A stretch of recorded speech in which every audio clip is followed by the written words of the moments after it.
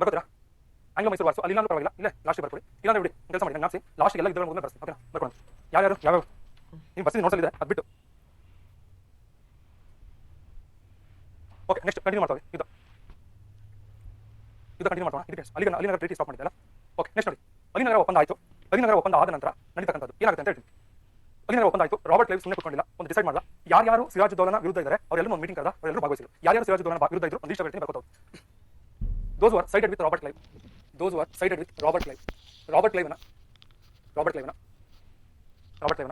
ಏನು ಕಡೆ ಸೈಡ್ ಅಂತ ಹೇಳಿದ್ರೆ ಕನ್ನಡ ಅವನ ಪರವಾಗಿದ್ದವರು ರಾಬರ್ಟ್ ಕ್ಲೈವ್ನ ಪರವಾಗಿ ನಿಂತವರು those who are sided with Robert Clive ಅದನ್ನು ಹೆಡಿಂಗ್ ಅಂಡರ್ಲೈನ್ ಮಾಡಿ ರಾಬರ್ಟ್ ಕ್ಲೈವ್ನ ಪರವಾಗಿ ನಿಂತವರು ಒಬ್ಬೊಬ್ಬರೇ ರಾಬರ್ಟ್ ಕ್ಲೈವ್ ಹೇಳಿದಂತೆ ಯಾರು ಸಿರಾಜುದ್ದೌಲನ ವಿರುದ್ಧ ಇದ್ದಾರೆ ಅವರೆಲ್ಲರೂ ಬನ್ನಿ ಅದು ನಾವು ಸೀಕ್ರೆಟ್ ಆಗಿ ಕರೀತಾನೆ ಮೊದಲನೇ ಬಂದಂಥ ವ್ಯಕ್ತಿ ಗಸಿಟಿ ಬೇಗಂ ಅವಳು ಹೇಳ್ತಾಳೆ ನಾನು ನಿಮಗೆ ಸಪೋರ್ಟ್ ಮಾಡ್ತೀನಿ ಅದರ ಒಂದು ಕಂಡೀಷನ್ ನನ್ನ ಮಗನ ಸಿಂಹಾಸನ ಮೇಲೆ ಕೂರಿಸಬೇಕು ಅಂತ ಹೇಳ್ತಾರೆ ಅವನು ನನಗೊಂದು ದುಡ್ಡು ಕೊಡಬೇಕು ಅಂತ ಹೇಳ್ತಾರೆ ಆಯ್ತು ಅಂತ ಹೇಳ್ತಾರೆ ನೆಕ್ಸ್ಟ್ ಎರಡನೇ ವ್ಯಕ್ತಿ ಬಹಳ ಜನ ಬರ್ತಾರೆ ಅದರಲ್ಲಿ ಎರಡನೇನು ಕೃಷ್ಣ ವಲ್ಲಭ ಅಂತ ಒಬ್ಬ ಕೃಷ್ಣ ವಲ್ಲಭ್ ಇವನೊಬ್ಬ ಮಿನಿಸ್ಟರ್ ಆಗಿದ್ದ ಕೃಷ್ಣ ವಲ್ಲಭ್ ನೆಕ್ಸ್ಟ್ ರಾಯ್ ವಲ್ಲಭ್ ದಿವಾನ್ ಆಗಿದ್ದ ನೆಕ್ಸ್ಟ್ ಮಾಣಿಕ್ ಚಂದ್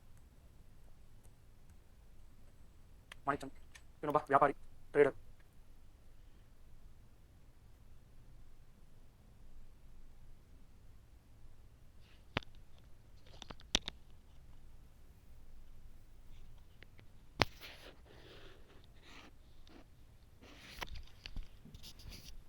ವಲ್ಲಭ ಮಂತ್ರಿ ರಾಯ್ ವಲ್ಲಭ ದಿವಾನ ಮಾಣಿಕ್ ಚಂದ್ ವ್ಯಾಪಾರಿ ಜಗತ್ ಸೇಠ್ ಶ್ರೀಮಂತ ಬ್ಯಾಂಕರ್ ಅವನು ಮೀರ್ ಜಾಫರ್ ಕಮಾಂಡರ್ ಇಷ್ಟು ಜನರು ಸೇರಿ ರಾಯ್ ವಲ್ಲಭ ದಿವಾನ ಮಾಣಿಕ್ ಚಂದ್ ಜಗತ್ ಸೇಠ್ ಇವನೊಬ್ಬ ಬ್ಯಾಂಕರ್ ಅಂದ್ರೆ ಶ್ರೀಮಂತ ನೆಕ್ಸ್ಟ್ ಮೀರ್ ಜಾಫರ್ ಕಮಾಂಡರ್ ಸೇನಾಪತಿ ಇಷ್ಟು ಜನ ಕೇಳಿದ ಅವರಷ್ಟು ಜನ ಬರ್ತಾರೆ ಗಸಿಟಿ ಬೇಗಂ ಕೃಷ್ಣ ವಲ್ಲಭ ಮಂತ್ರಿ ರಾಯ್ ವಲ್ಲಭ ದಿವಾನ ಮಾಣಿಕ್ ಚಂದ್ ವ್ಯಾಪಾರಿ ಜಗತ್ ಸೇಠ್ ಶ್ರೀಮಂತ ಬ್ಯಾಂಕರ್ ಅವನು ಮೀರ್ ಜಾಫರ್ ಕಮಾಂಡರ್ ಇಷ್ಟು ಜನರು ಸೇರಿ ಒಂದು ಗುಂಪು ಕಟ್ಕೊಂಡು ಗಸಿಟಿ ಬೇಗ ಹೇಳಿದಂತೆ ನನಗೆ ದುಡ್ಡು ಕೊಡಬೇಕು ನನ್ನ ಮಗನ ಅಧಿಕಾರ ತರಬೇಕು ಆಯ್ತು ಅಂತ ಸಪ್ರೇಟ್ ಮೀಟಿಂಗ್ ಮೀರ್ ಜಾಫರ್ ಜೊತೆ ಮಾತಾಡ ಇನ್ನು ನನಗೆ ಸಪೋರ್ಟ್ ಮಾಡು ಇದ್ದ ಟೈಮಲ್ಲಿ ನಾನು ಇನ್ನೂ ನವಾಬರನಾಗಿ ಮಾಡ್ತೀನಿ ಜಗತ್ ಸೇಟು ನನಗೆ ಇಷ್ಟು ದುಡ್ಡು ಬೇಕು ಅಂತ ಹೇಳ್ದ ಮಾಣಿಕ್ ಚಂದ್ ಇಷ್ಟು ದುಡ್ಡು ಬೇಕು ಅಂತ ಹೇಳ್ದ ರಾಯ್ ವಲ್ಲಭ ಕೃಷ್ಣ ವಲ್ಲಭ ಮಾತಾಡ್ತಾರೆ ಅದಾದಮೇಲೆ ಸ್ವಲ್ಪ ಸಮಯ ತಕ್ಷಣ ಯುದ್ಧಕ್ಕೆ ಕಾರಣ ಆಗುತ್ತೆ ಯುದ್ಧ ಪ್ರಾರಂಭ ಮಾಡ್ತಾರೆ ನೆಕ್ಸ್ಟ್ ಲಾಸ್ಟ್ ಇಮಿಡಿಯೇಟ್ ರೀಸನ್ಸ್ ಅಂತ ಒಂದು ತಕ್ಷಣದ ಕಾರಣಗಳು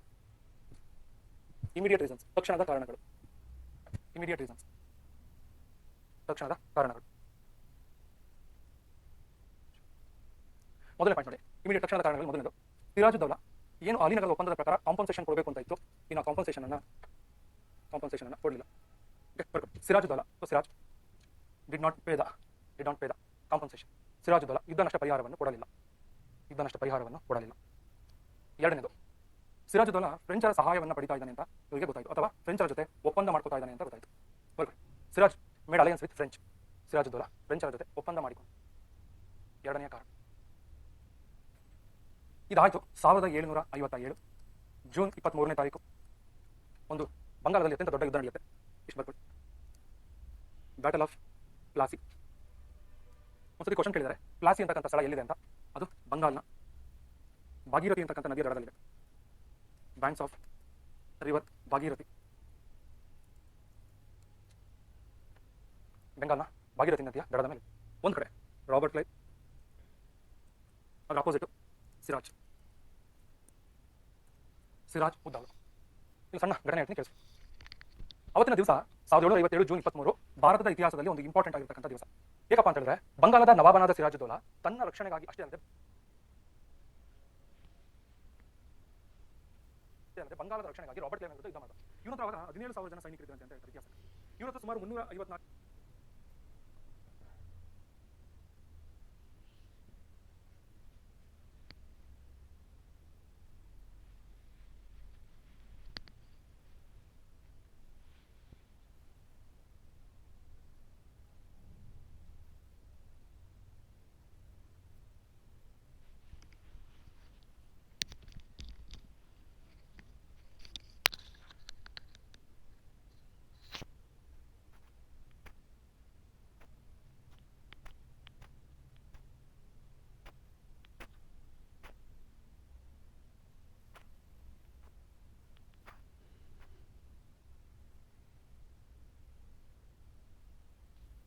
356 ಜನ ಸೈನಿಕರು 354 ಸೈನಿಕರು ಎಲ್ಲ 6 ಗನ್ಗಳನ್ನು ಬಳಸ್ತಾ ಇದ್ರು ಇವರು 17,000 ಜನ ಸೈನಿಕರು ನೀವು ಯಾರು ಹೇಳಿದ್ರು ಬೇಕಾದ್ರೆ ಹೇಳ್ತಾರೆ ಯಾರು ಗೆಲ್ತಾರೆ ಅಂದ್ರೆ ಸಿರಾಜುದ್ದೌಲಾ ಅಂತ ಹೇಳ್ತಾರೆ ಹೌದಂತೆ ಚಿಕ್ಕ ಮಕ್ಕಳು ಕೇಳಿದ್ರೆ ಹೇಳ್ತಾರೆ ಆದರೆ ಅವತ್ತು ಆಗಿದ್ದು ಬೇರೆ ಕಥೆ ಬೇರೆ ಆಯಿತು ಏನಾಯ್ತು ಅಂದ್ರೆ ರಾಬರ್ಟ್ ಕ್ಲೈವ್ನಿಗೆ ಯಾರು ಮೀರ್ ಜಾಫರ್ ಇವ್ರ ಪರವಾಗಿ ನಿಂತ್ಕೊಂಡ ಕರ್ಕೊಂಡಿದ್ದು ಮೀರ್ ಜಾಫರ್ ಇವರು ಪರವಾಗಿ ನಿಂತ್ಕೊಂಡ, ರಾಬರ್ಟ್ ಕ್ಲೈವ್ನ ಪರವಾಗಿ ನಿಂತ್ಕೊಂಡ. ಯುದ್ಧ ಪ್ರಾರಂಭ ಆಯಿತು. ರಾಬರ್ಟ್ ಕ್ಲೈವ್ ಹೇಳಿದ ಏನಪ್ಪ ಅಂದ್ರೆ ಯುದ್ಧದಲ್ಲಿ ಫಿರಂಗಿಗಳನ್ನು ನಮ್ಮ ಮೇಲೆ ಚಲಾಯಿಸವಾಗಿಲ್ಲ, ಒಂದು ನಮ್ಮ ಸೈನಿಕರನ್ನು ಶೂಟ್ ಮಾಡವಾಗಿಲ್ಲ, ಹೇಗಾದ್ರು ಮಾಡಿ ಇನ್ನು ಕಂಟ್ರೋಲ್ ಮಾಡಬೇಕು ಅಂತ ಹೇಳ್ತಾನೆ. ಸಿರಾಜುದ್ದೌಲನಿಗೆ ಇಷ್ಟೆಲ್ಲ ಜನ ಇವರು ಒಪ್ಪಂದ ಮಾಡ್ಕೊಂಡಿದ್ದಾರೆ ಅಂತ ಗೊತ್ತಿಲ್ಲ, ಇಷ್ಟ ಜನ ಅವನೊಬ್ಬ ಮುಗ್ಧನಾಗಿದ್ದ.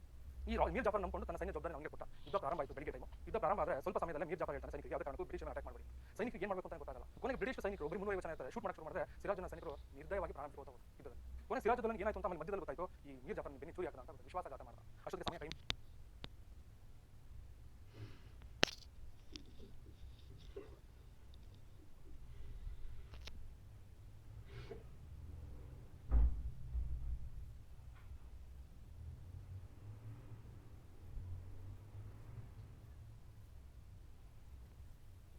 ಟೈಮ್ ಹೋಗಿ ಏನು ಮಾಡೋಕ್ಕಾಗಲ್ಲ. ರಾಬರ್ಟ್ ಕ್ಲೈವ್ ಹೇಗಾದ್ರು ಮಾಡಿ ಸಿರಾಜುದ್ದೌಲನ ಇಳಿಸಬೇಕು ಅಂತ ಆರ್ಡರ್ ಮಾಡ್ತಾನೆ. ಸಿರಾಜುದ್ದೌಲ ಯುದ್ಧ ಮಾಡ್ತಾನೆ, ಕೊನೆ ಸೋತಿ ನಿಂತ ತಪ್ಪಿಸ್ಕೊಂಡು ಹೋಗ್ಬೇಕಾದ್ರೆ ಈ ಮೀರ್ ಜಾಫರ್ನಿಗೆ ಒಬ್ಬ ಮಗ ಇದ್ದ, ಮಿರಾರ್ ಅಂತ ಒಬ್ಬ ಮಗ ಇದ್ದ.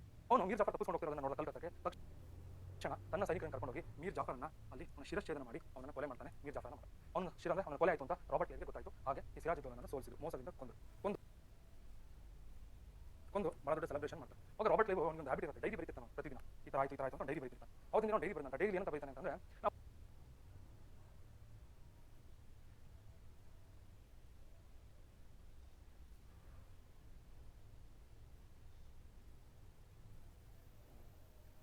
ಬರೀ 350 ಜನ 17,000 ಜನ ಸೈನಿಕರನ್ನು ಸೋಲಿಸಿದ್ವಿ ಅಂತ ತನ್ನ ದಾಖಲೆಗಳಲ್ಲಿ ಬರ್ಕೊಂಡ. ಆಮೇಲೆ ಹೇಳ್ತಾನೆ ಒಂದ್ಸಲ ಅವತ್ತು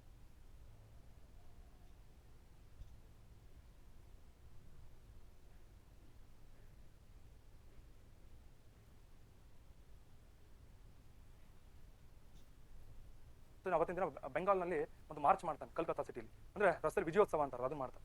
ಅವಾಗ ಅವ್ನು ಕಾರಲ್ಲಿ ಕುತ್ಕೊಂಡು ಜೀಪಲ್ಲಿ ಕುತ್ಕೊಂಡು ಹೋಗ್ತಿರ್ತಾನೆ, ಅವ್ನು ಸೈನಿಕರೆಲ್ಲ ನಡ್ಕೊಂಡು ಹೋಗ್ತಿರ್ತಾರೆ. ಹೇಳ್ತಾನೆ, ನಾವು ವಿಜಯೋತ್ಸವ ಮಾಡ್ತಿದ್ರೆ ಭಾರತೀಯ ಜನರು ಹೆದರು ಪುಕ್ಕಲರು ಕಿಟಕಿಗಳಂತ ಬಾಗಿಲು ತೆಗೆದು ಇಣಿಕಿಣಿಕ್ ನಮ್ಮನ್ನು ನೋಡ್ತಾ ಇದ್ರು. ಭಾರತೀಯ ಜನರು ಅಂದ್ರೆ ಹೇಡಿಗಳು, ಆಮೇಲೆ ಪುಕ್ಕಲರು, ನಪುಂಸಕರು ಅಂತಾರೆ, ಈ ಥರ ಎಲ್ಲ ತನ್ನ ದಾಖಲೆಗಳಲ್ಲಿ ರಾಬರ್ಟ್ ಕ್ಲೈವ್ ಬರ್ಕೊಂಡು ಹೇಳ್ತಾನಂತೆ. ಅವರೆಲ್ಲ ಮನ್ಸು ಮಾಡಿದ್ರೆ ಹೊರಗಡೆ ಬಂದು ನಮ್ಮ ಮೇಲೆ ಒಂದು ಕಲ್ಲು ಹಾಕಿದ್ರು ನಾವು ಸತ್ತೋಗ್ಬಿಡ್ತಿದ್ವಿ, ಬರೀ 350 ಜನ ಇದ್ವಿ, ಆದರೆ ಭಾರತೀಯರಿಗೆ ಬ್ರಿಟಿಷರನ್ನು ಎದುರಿಸುವಷ್ಟು ಧೈರ್ಯ ಮುಂಚೆಯಿಂದನೂ ಇಲ್ಲ ಅಂತ ಹೇಳಿ ತನ್ನ ಸಾಧನೆಗಳನ್ನು ಬರ್ಕೊಂಡ, ಕೃತಿಗಳಲ್ಲಿ ಬರ್ಕೊಂಡು ಕೊನೆಗೆ ಆ ಸಿರಾಜುದ್ದೌಲನನ್ನು ಕೊಲೆ ಮಾಡಿಸಿ ಆ ಮೀರ್ ಜಾಫರನನ್ನು ಅಧಿಕಾರಕ್ಕೆ ತರ್ತಾರೆ. ಅದಾದ್ಮೇಲೆ ಒಂದಿಷ್ಟು ಇಂಪಾರ್ಟೆಂಟ್ ವಿಚಾರಗಳಿದೆ, ಹೇಳ್ತೀನಿ, ಬರ್ಕೊಂಡ್ಬಿಡಿ. ನೆಕ್ಸ್ಟ್ ಯುದ್ಧ ಬರ್ಕೊಂಡ್ರ. ಅದಾದ್ಮೇಲೆ ಗೆದ್ದವ್ರು ಯಾರು ಸೋತವ್ರು ಯಾರು ಮೆನ್ಷನ್ ಮಾಡ್ಕೊಳ್ಳಿ. ನೆಕ್ಸ್ಟ್ ಮೀರ್ ಜಾಫರ್ ಬಿಟ್ರೆ ಹಿಡ್ದ ಸಿರಾಜುದ್ದೌಲ ಮೀರ್ ಜಾಫರನ್ನು ಸಿರಾಜುದ್ದೌಲಂಗೆ ಮೋಸ ಮಾಡಿದ. ಬಿಟ್ರೆ ಹಿಡ್ ಸಿರಾಜುದ್ದೌಲ. ನೆಕ್ಸ್ಟ್ ಎರಡನೇ point, Sirajuddaulah was killed by Mir Jafar son Miran. ಸಿರಾಜುದ್ದೌಲನನ್ನು ಮೀರ್ ಜಾಫರನ ಪುತ್ರ ಮಿರಾರ್ ಹತ್ಯೆ ಮಾಡಿದ.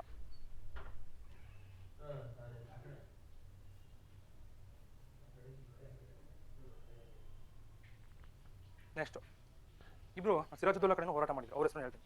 ಮೋಹನ್ ಲಾಲ್ ಮತ್ತು ಮೀರ್ ಮದನ್, ಇಬ್ಬರು ವ್ಯಕ್ತಿಗಳು. ಮೋಹನ್ ಲಾಲ್ ಆ್ಯಂಡ್ ಮೀರ್ ಮದನ್. ಮೋಹನ್ ಲಾಲ್ ಮತ್ತು ಮೀರ್ ಮದನ್ ಅವರು ಇಬ್ಬರು ವ್ಯಕ್ತಿಗಳು. ಮೋಹನ್ ಲಾಲ್ ಮತ್ತು Mir Madan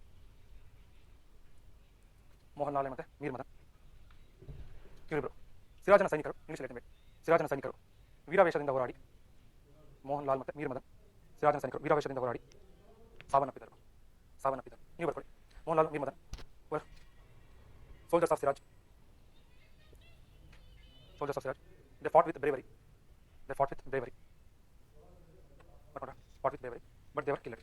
They were died. Next, impact of Plassey War. ಯುದ್ಧದ ಪರಿಣಾಮ. ಪ್ಲಾಸಿ ಕದನದ ಪರಿಣಾಮ. ಇಂಪ್ಯಾಕ್ಟ್ಸ್ ಆಫ್ ವಾರ್, ಯುದ್ಧದ ಪರಿಣಾಮ. ಮೊದಲನೇದು ಏನಾಗುತ್ತೆ? ಮೊದಲನೇದು ಆ ಮೀರ್ ಜಾಫರ್ ಅಂತವನನ್ನು ಕರ್ಕೊಂಡು ಬಂದು ಬಂಗಾಳದ ನವಾಬನನ್ನಾಗಿ ಮಾಡಲಾಯಿತು. ಮೀರ್ ಜಾಫರ್ ಬಂಗಾಳದ ನವಾಬನಾದ. Mir Jafar becomes the nawab of Bengal. Mir Jafar ಬಂಗಾಳದ ನವಾಬನಾದ. ಆದರೆ ಆಡಳಿತವನ್ನು ಬ್ರಿಟಿಷರು ನಡೆಸುತ್ತಿದ್ದರು. But administration was controlled by British. ಆದರೆ ಆಡಳಿತವನ್ನು ಬ್ರಿಟಿಷರು ನಡೆಸಿದರು.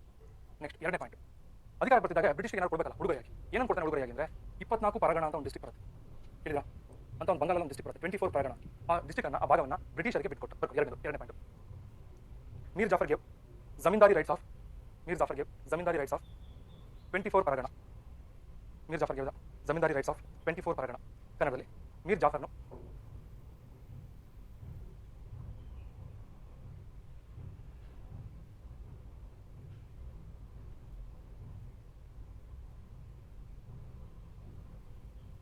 ಪರಗಣ ಅನ್ನೋದು ಜಿಲ್ಲೆ, 24 ಪರಗಣ ಜಿಲ್ಲೆಯ ಜಮೀನ್ದಾರಿ ಹಕ್ಕುಗಳನ್ನು ಬ್ರಿಟಿಷರಿಗೆ ನೀಡಿದ.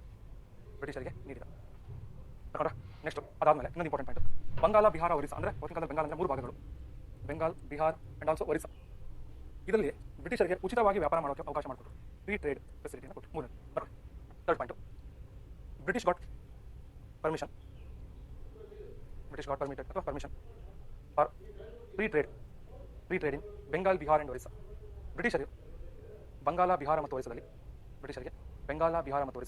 ತೆರಿಗೆ ಮುಕ್ತ ವ್ಯಾಪಾರ ಮಾಡಲು ಅವಕಾಶ ನೀಡಲಾಯಿತು.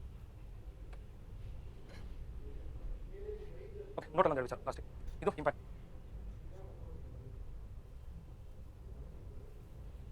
ಆಯಿತು. ಮೊದಲನೇದು, ಏನಾದರೂ ಫ್ರೆಂಚ್ ಬೇಸ್ಗಳು ಬೆಂಗಾಲದಲ್ಲಿತ್ತು, ಆ ಎಲ್ಲ ಫ್ರೆಂಚರ ಬೇಸ್ ಅಂದರೆ ವ್ಯಾಪಾರ ಕೇಂದ್ರಗಳು ಬ್ರಿಟಿಷರ ವಶವಾದವು. ಬೆಂಗಾಲ್ನಲ್ಲಿ ಫ್ರೆಂಚರ ವ್ಯಾಪಾರ ಕೇಂದ್ರಗಳು ಬ್ರಿಟಿಷರ ವಶವಾದವು. French trade centres in Bengal were captured by British. ಒಂದು, ಬೆಂಗಾಲ್ನಲ್ಲಿ ಫ್ರೆಂಚರ ವ್ಯಾಪಾರ ಕೇಂದ್ರಗಳು ಬ್ರಿಟಿಷರ ಕೈವಶವಾದವು. ನೆಕ್ಸ್ಟ್ ಎರಡನೇ ಪಾಯಿಂಟ್, 1757ರಲ್ಲಿ ಕಲ್ಕತ್ತಾದಲ್ಲಿ ನಾಣ್ಯಗಳನ್ನು ಮುದ್ರಿಸೋದಕ್ಕೆ ಅವಕಾಶವನ್ನು ಮಾಡಿಕೊಡಲಾಯಿತು. ಅವತ್ತಿನಿಂದ ಅಲ್ಲೊಂದು ಟಂಕಸಾಲೆಯನ್ನು ಪ್ರಾರಂಭ ಮಾಡಬಹುದು. But in 1757 British coin minting centre started at Calcutta. ಕನ್ನಡದಲ್ಲಿ 1757ರಲ್ಲಿ ಬ್ರಿಟಿಷರು ಕಲ್ಕತ್ತಾದಲ್ಲಿ ಟಂಕಸಾಲೆಯನ್ನು ಪ್ರಾರಂಭಿಸಿದರು. Last one, mister Robert Clive ಏನಿದ್ದ, ಈ ರಾಬರ್ಟ್ ಕ್ಲೈವನನ್ನು ಬಂಗಾಲದ ಮೊದಲ ಗವರ್ನರ್ ಆಗಿ ಆಯ್ಕೆ ಮಾಡಲಾಯಿತು, ಅಥವಾ ಮೊದಲ governor. Important, Robert Clive becomes first governor.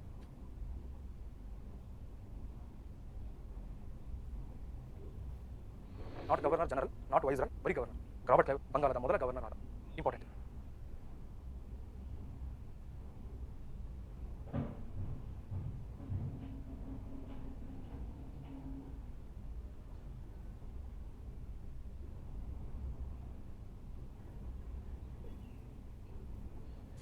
ಮೊದಲ ಗವರ್ನರ್ ಆದ. ಆಯ್ತಾ, ಇಷ್ಟು ಇಲ್ಲಿಗೆ ಕ್ಲಾಸಿಕ್ ಕದನ ಅಂತಕ್ಕಂಥದ್ದು ಮುಗಿಯುತ್ತೆ.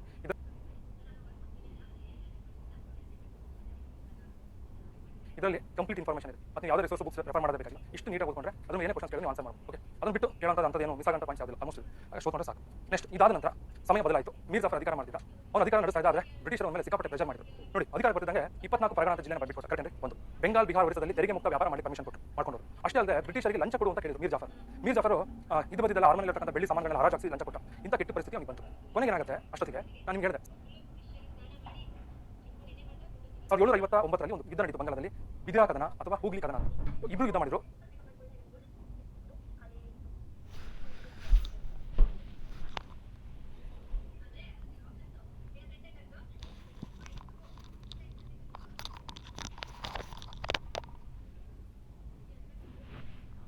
ಬ್ರಿಟಿಷ್ ಮತ್ತೆ ಡಚ್. ಅದು ಡಚ್ಚರ ಪರವಾಗಿ ಯಾರು ನಿಂತ್ಕೊಂಡಿದ್ದ ಅಂದ್ರೆ ಮೀರ್ ಜಾಫರ್ ಹೋಗಿದ್ದ. ಕರೆಕ್ಟ್. ಯಾವಾಗ ಮೀರ್ ಜಾಫರ್ ಡಚ್ಚರ ಪರವಾಗಿ ಹೋಗಿದ್ದ, ರಾಬರ್ಟ್ ಕ್ಲೈವ್ ಅವರನ್ನು ಸೋಲಿಸಿ ಡಚ್ಚರು ಭಾರತದಲ್ಲಿ ಸೋತೋದ್ರು.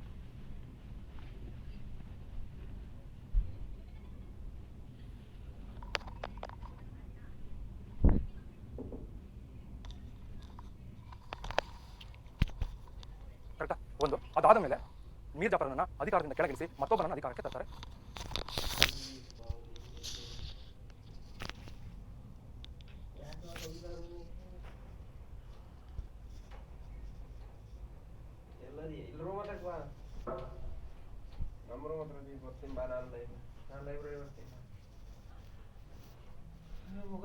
ತಡಿ, ಅಲ್ಲೇ ಬರ್ತೀನಿ.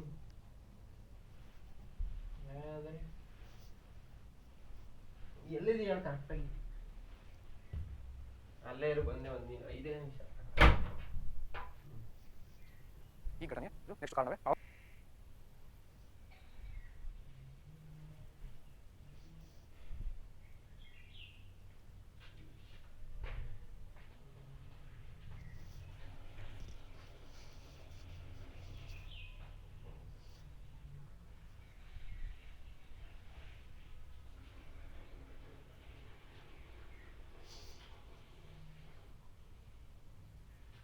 ಇನ್ನೊಬ್ಬ ಬಂದ, ಅವನು ಮೀರ್ ಕಾಸಿಮ್ ಅಂತ ಕರೀತಾರೆ. ಬರ್ಕೊಂಡ್ರೆ ನೋಡಿ, ಅದೆಲ್ಲ ಹೇಳಿದೆ.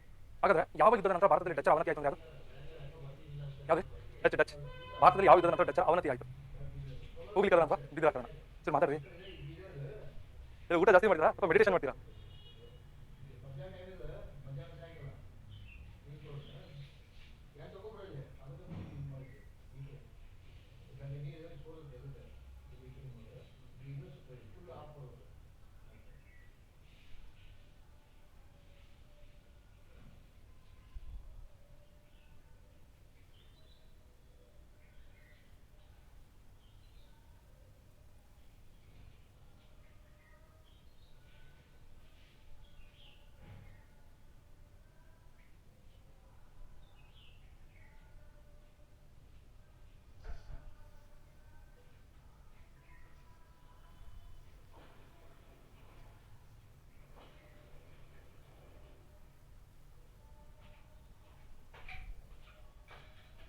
ಇನ್ನೊಬ್ಬ ಬಂದ, ಅವನ ಹೆಸರು ಮೀರ್ ಕಾಸಿಮ್ ಅಂತ ಕರೀತಾರೆ. ಬರ್ಕೊಂಡ್ರ ಇಲ್ಲಿ ನೋಡಿ, ಅದೆಲ್ಲ ಹೇಳಿದೆ.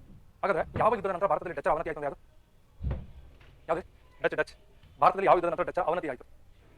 ಹೋಗ್ಲಿಕ್ಕೆ ಅಂತ ಬಿದ್ದು ಹಾಕೋಣ. ಸರಿ ಮಾತಾಡ್ರಿ.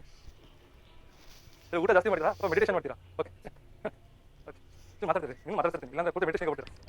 ಮೋಸ್ಟ್ಲಿ ನನ್ನ ಪ್ರಕಾರ ನಿಮಗೆ ಬುದ್ಧ ಅಂದ್ರೆ ಭಾಳ ಅನ್ಸುತ್ತೆ. ಓಕೆ ಅದು ಊಟ ಆದಮೇಲೆ ಓಕೆ ಬುದ್ಧ ಥರ ಬಿಡ್ತೀರಾ, ಮಾತಿಲ್ಲ ಕಥೆ ಇಲ್ಲ, ಫುಲ್ ಸೈಲೆಂಟ್. ಓಕೆ ಆಮೇಲೆ ಯಾವ ಕದನದ ನಂತರ ಭಾರತದಲ್ಲಿ ಫ್ರೆಂಚ್ ಅವನತಿ ಆಯ್ತು ಅಂದ್ರೆ ಯಾವ್ದ್ರಿ? ವಾಂಡಿ ವಾಶ್ ಹೌದೇನ್ರಿ? Okay 2 battles. Okay next heading ಬರ್ಕೊಳ್ಳಿ. ನೆಕ್ಸ್ಟ್ ಬ್ಯಾಟಲ್ ಆಫ್ ಬಕ್ಸರ್, ಅಲ್ಲಿಂದ ಕಂಟಿನ್ಯೂ ಮಾಡಿ, ತೊಂದರೆ ಏನಿಲ್ಲ. ಬ್ಯಾಟಲ್ ಆಫ್ ಬಕ್ಸರ್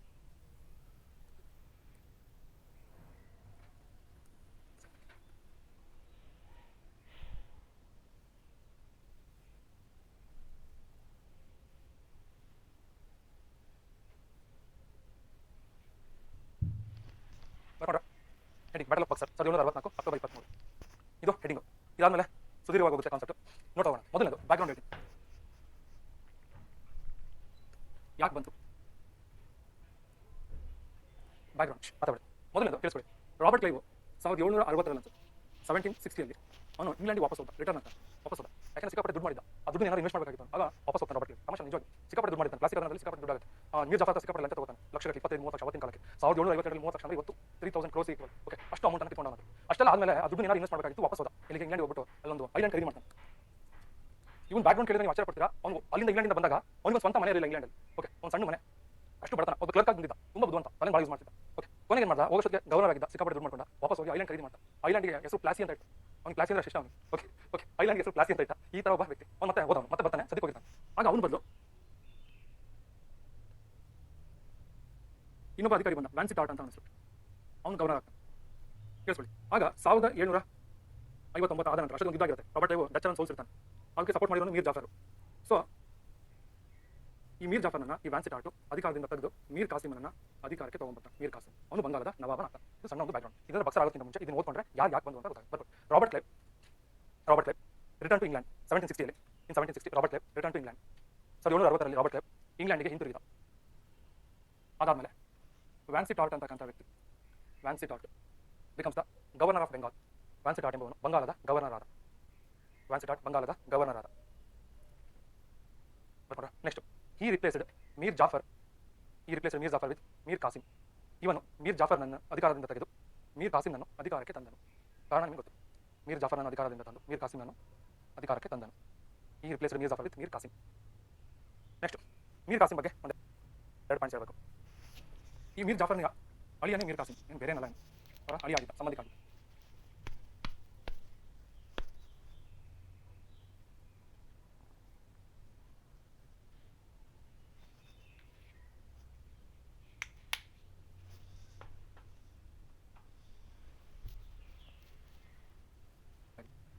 ಮೀರ್ ಕಾಸಿಮ್ ಅಧಿಕಾರಕ್ಕೆ ಬಂದ.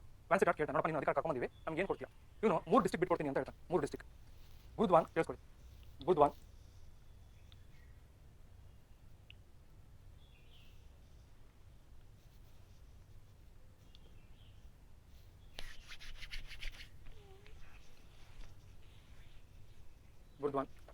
ಮಿಡ್ನಾಪುರ್ ಇಲ್ಲ,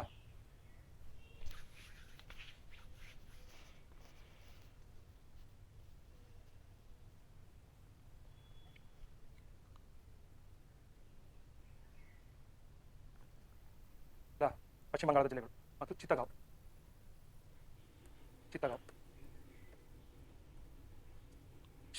ಬಸ್ ಬುರ್ದ್ವಾನ್, ಮಿಡ್ನಾಪುರ್ ಮತ್ತು ಚಿತ್ತಗಾಂವ್ 3 ಜಿಲ್ಲೆಗಳ ಜಾಗೀರ್ಸನ ಅಥವಾ ಜಮೀನ್ದಾರಿ ಹಕ್ಕುಗಳನ್ನು ಅವರಿಗೆ ಬಿಟ್ಕೊಟ್ಟು ಬರ್ಕೊಳ್ಳಿ. ಫಸ್ಟ್ ಪಾಯಿಂಟ್ ಬರ್ಕೊಳ್ಳಿ. ಇವನು ಬುರ್ದ್ವಾನ್, ಮಿಡ್ನಾಪುರ್, ಚಿತ್ತಗಾಂವ್ 3 ಜಿಲ್ಲೆಗಳು ಬರ್ಕೊಂಡು ಅದೊಂದು ಫ್ಲವರ್ ಬ್ರಾಕೆಟ್ ಹಾಕೊಳ್ಳಿ ಅಥವಾ ಲೈನ್ಸ್ ಎಲ್ಲರೂ ಬರ್ಕೊಳ್ಳಿ. ಈ 3 ಜಿಲ್ಲೆಗಳ ಜಾಗೀರನ್ನು ಬ್ರಿಟಿಷರಿಗೆ ಬಿಟ್ಟುಕೊಟ್ಟನು. ಬುರ್ದ್ವಾನ್, ಮಿಡ್ನಾಪುರ್, ಚಿತ್ತಗಾಂವ್ ಅಂತಕ್ಕಂಥ 3 ಜಿಲ್ಲೆಗಳ ಜಾಗೀರನ್ನು ದುಡ್ಡು ಕಲೆಕ್ಟ್ ಮಾಡುವಂಥ ಜಾಗೀರನ್ನು ಬ್ರಿಟಿಷ್ಗೆ ಅಥವಾ ಈಸ್ಟ್ ಇಂಡಿಯಾ ಕಂಪನಿಗೆ ಕೊಟ್ಟ. ಬರ್ಕೊಂಡು ನೀವು ಬರ್ಕೊಳ್ಳಿ ಇಂಗ್ಲೀಷಲ್ಲಿ 3 ಬರ್ಕೊಂಡಂದ್ರೆ jagir was given 3 districts. Jagir was given to jagir ಅಂದರೆ ಗೊತ್ತಲ್ಲ, ಜಾಗೀರ್ ಗೊತ್ತಾ? ಅದನ್ನು ಕೊಟ್ಟಾಗ ಅದಕ್ಕೊಂದಿಷ್ಟು ದುಡ್ಡು ಬರುತ್ತೆ. ಓಕೆ ಇದನ್ನು ಕೊಟ್ಟಾಗ ಇದೊಂದಿಷ್ಟು ಟ್ಯಾಕ್ಸ್ ಕಲೆಕ್ಟ್ ಮಾಡೋದು ಬ್ರಿಟಿಷ್ ಕೊಡ್ತಾರೆ. 3 districts jagir was given to British ಅಥವಾ ಈಸ್ಟ್ ಇಂಡಿಯಾ ಕಂಪನಿ. ನೆಕ್ಸ್ಟ್ ಎರಡನೇದು ಮತ್ತೊಂದು ಹೇಳ್ತಾನಂತೆ ವ್ಯಾನ್ಸಿಟಾರ್ಟ್. ನೋಡಪ್ಪ ದಕ್ಷಿಣದಲ್ಲಿ ಯುದ್ಧ ಮಾಡ್ತಿದ್ವಿ 1760. ಯಾವ ಯುದ್ಧ ನಡೀತಾಯಿತು? ವಾಂಡಿ ವಾಶ್ 3ನೇ ಕರ್ನಾಟಕ ಯುದ್ಧ ನಡೀತು. ಕರೆಕ್ಟ್. ಅದು ಸಿಕ್ಕಾಪಟ್ಟೆ ದುಡ್ಡು ಬೇಕಾಗಿತ್ತು. ಹೇಳ್ತಾನೆ ನಾವು ದಕ್ಷಿಣದಲ್ಲಿ ಯುದ್ಧ ಮಾಡಬೇಕು, ದುಡ್ಡಿನ ಅವಶ್ಯಕತೆ ಸಿಕ್ಕಾಪಟ್ಟೆ ಇದೆ, ಒಂದು 5 ಲಕ್ಷ ರೂಪಾಯಿನ ಕೊಡು ಅಂತ ಹೇಳಿ. ಹಾಗಾಗಿ 5 ಸಾಲ ಅಲ್ಲ, ಗಿಫ್ಟ್ ಆಗಿ. ಸಾಲ ಅಂತ ಬ್ರಿಟಿಷ್ ಯಾರು ತಗೊಂಡಿಲ್ಲ, ಬುದ್ಧಂತರು. ಓಕೆ ನೀವು ಅಷ್ಟೇ ಯಾರು ಸಾಲ ಅಂತ ತೊಗೊಂಬಿಡಿ, ತಗೊಳ್ಳಿ ಅಷ್ಟೇ. ಓಕೆ ಕೊಡಕ್ಕೆ ಹೋಗ್ಬಿಡಿ. ನೆಕ್ಸ್ಟ್ ವರ್ಕಲ್ಲಿ also gave Mir Qasim voice ಬರ್ಕಲ್ಲಪ್ಪ. ಮೀರ್ ಕಾಸಿಂಗೆ 5 lakh rupees ಫಾರ್ ಮೀರ್ ಕಾಸಿಂಗೆ 5 lakh rupees for British 5 lakh rupees for British for Deccan wars for Deccan wars for Deccan wars. ಕನ್ನಡದಲ್ಲಿ ಮೀರ್ ಕಾಸಿಮನು 5 ಲಕ್ಷ ರೂಪಾಯಿಗಳನ್ನು ಬ್ರಿಟಿಷರ ದಕ್ಷಿಣದ ಯುದ್ಧಗಳಿಗೆ ನೀಡಿದನು. 5 ಲಕ್ಷ ರೂಪಾಯಿಗಳನ್ನು ಬ್ರಿಟಿಷರ ದಕ್ಷಿಣದ ಯುದ್ಧಗಳಿಗೆ ನೀಡಿದನು. ಓಕೆ, ಹೆಸರಿಲ್ಲ. ಮೀರ್ ಕಾಸಿಂ 5 ಲಕ್ಷ ರೂಪಾಯಿಗಳನ್ನು ಬ್ರಿಟಿಷರಿಗೆ ದಕ್ಷಿಣದ ಯುದ್ಧಗಳಿಗಾಗಿ ನೀಡಿದನು, ಉಡುಗೊರೆಯಾಗಿ ನೀಡಿದನು ಅಥವಾ ನೀಡಿದನು.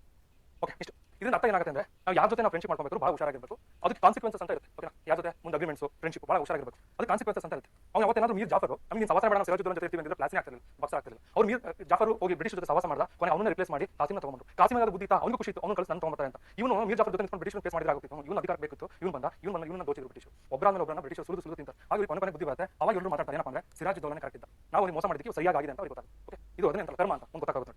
ನೆಕ್ಸ್ಟ್ ಇದಾದ ನಂತರ ಕಾರಣಗಳು ನೋಡ್ತಾವೆ. ರೀಸನ್ಸ್ ಯುದ್ಧಕ್ಕೆ, causes for the battle of Buxar. Buxar ಯುದ್ಧಕ್ಕೆ ಕಾರಣಗಳು, ಕಾಸಸ್ ಆರ್ ರೀಸನ್ಸ್. ಬಕ್ಸರ್ ಯುದ್ಧಕ್ಕೆ ಕಾರಣಗಳು, causes for the battle of Buxar. Next ಮೊದಲನೇದು ಪೊಲಿಟಿಕಲ್ ರೀಸನ್ಸ್, ರಾಜಕೀಯ ಕಾರಣ.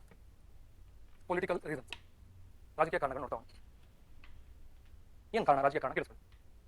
ಈ ಮೀರ್ ಕಾಸಿಂ ಏನಿದ್ದಾನೆ ರೀಸನ್, ಮೀರ್ ಕಾಸಿಂ ಅವ್ನು ಹೇಳ್ತಾನಂತೆ ನೋಡಿ, ಮೊದಲು ಬ್ರಿಟಿಷ್ ಹೇಳಿದಾಗೆ ಕೇಳ್ತಿದ್ದ ಮೀರ್ ಕಾಸಿಂ. ಅವ್ರು ಹೇಳ್ತಾರೆ ಹಾಗೆ ಇಷ್ಟು ದುಡ್ಡು ಅಂದ್ರೆ ಅಷ್ಟು ದುಡ್ಡನ್ನ ಲ್ಯಾಕ್ಸ್ ಅಷ್ಟು ಹುಡುಗರ ದುಡ್ಡು ಲಂಚ್ ಆಗಿ ಕೊಟ್ಟ. ಅದಾದ್ಮೇಲೆ ಬೇಕಾದಷ್ಟು ಜಾಗೀರ್ಸ್ಗಳನ್ನ ಕೊಟ್ಟ. ಓಕೆ, ಜಾಗೀರ್ಸ್ಗಳನ್ನ ಕೊಟ್ಟ, ಇವಾಗ ಬರ್ಕೊಂಡು ಜಾಗೀರ್ಸ್ ಕೊಟ್ಟ, ದುಡ್ಡು ಕೊಟ್ಟ, ಎಲ್ಲ ಕೊಟ್ಟ. ಅವ್ನಿಗೆ ಎಷ್ಟು ಅಧಿಕಾರಿಗಳು ಲಂಚ ಕೇಳ್ತಾರೆ ಎಲ್ಲ ಕೊಟ್ಟ ಪ್ರಾರಂಭದಲ್ಲಿ. ಕೊನೆ ಬರ್ತಾ ಗೊತ್ತಾಯ್ತು ಇವ್ರು ನಮ್ಮನ್ನ ಉದ್ಧಾರ ಮಾಡ್ತಿಲ್ಲ. ಯಾರು ಕಾಸಿಂನ ನಮ್ಮನ್ನ ಕೊನೆ ಒಂದಿನ ನಾನು ಬೀದಿ ಬರೋದಂತೂ ಗ್ಯಾರಂಟಿ. ಪರಿಸ್ಥಿತಿ ಇತ್ತು, ಹೇಗಿತ್ತು ಈ ಪರಿಸ್ಥಿತಿ ಬಂಗಾಳ ನವಾಬರು ಅಂದ್ರೆ ಸಿರಾಜುದ್ದೌಲಾ ಟೈಮ್ ಚೆನ್ನಾಗಿದ್ದಂತವರು ಬ್ರಿಟಿಷ್ ಕೈಯಲ್ಲಿ ಹೆಂಗಾಗ್ಬಿಡ್ತಾರೆ ಅಂತ ಹೇಳಿದ್ರೆ ಜಾಸ್ತಿ ಡಿಫರೆನ್ಸ್ ಇಲ್ಲ. ಒಬ್ಬ ಬ್ರಿಟಿಷ್ ಕಂಪನಿ ಎಂಪ್ಲಾಯಿಗೂ ನವಾಬನಿಗೂ ಸೇಮ್ ಪೊಸಿಷನ್ ಆಗುತ್ತೆ. ಬ್ರಿಟಿಷ್ ಬಂದ್ರೆ ಎದ್ಕೊಂಡು ನಮಸ್ಕಾರ ಮಾಡಬೇಕಾಯ್ತು, ಅವ್ರು ಬ್ರಿಟಿಷ್ ಕಪ್ಪಿ ತಗೊಂಡ್ಬರೋ ಪಾಪ. ಆ ಪರಿಸ್ಥಿತಿಯಲ್ಲಿ ಕಾಸಿಮ್ನ ಪರಿಸ್ಥಿತಿ ಆಗಿತ್ತು. ಕೊನೆಗೇನಾಯ್ತು, ಹಿಂಗಾದ್ರೆ ಆಗಲ್ಲ ಅಂತ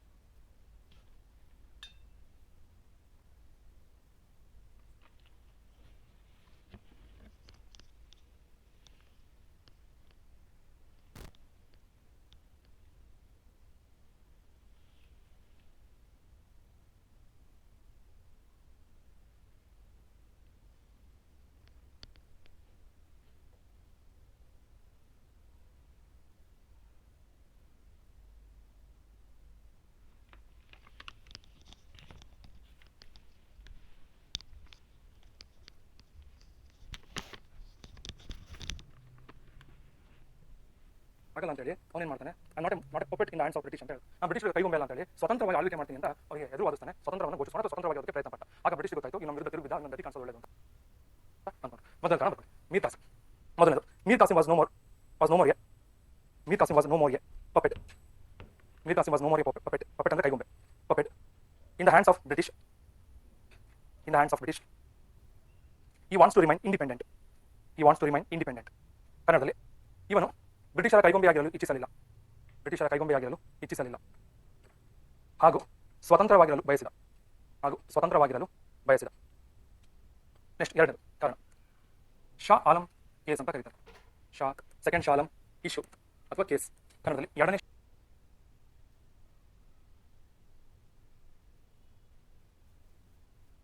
ಶಾ ಆಲಂನ ಪ್ರಕರಣ.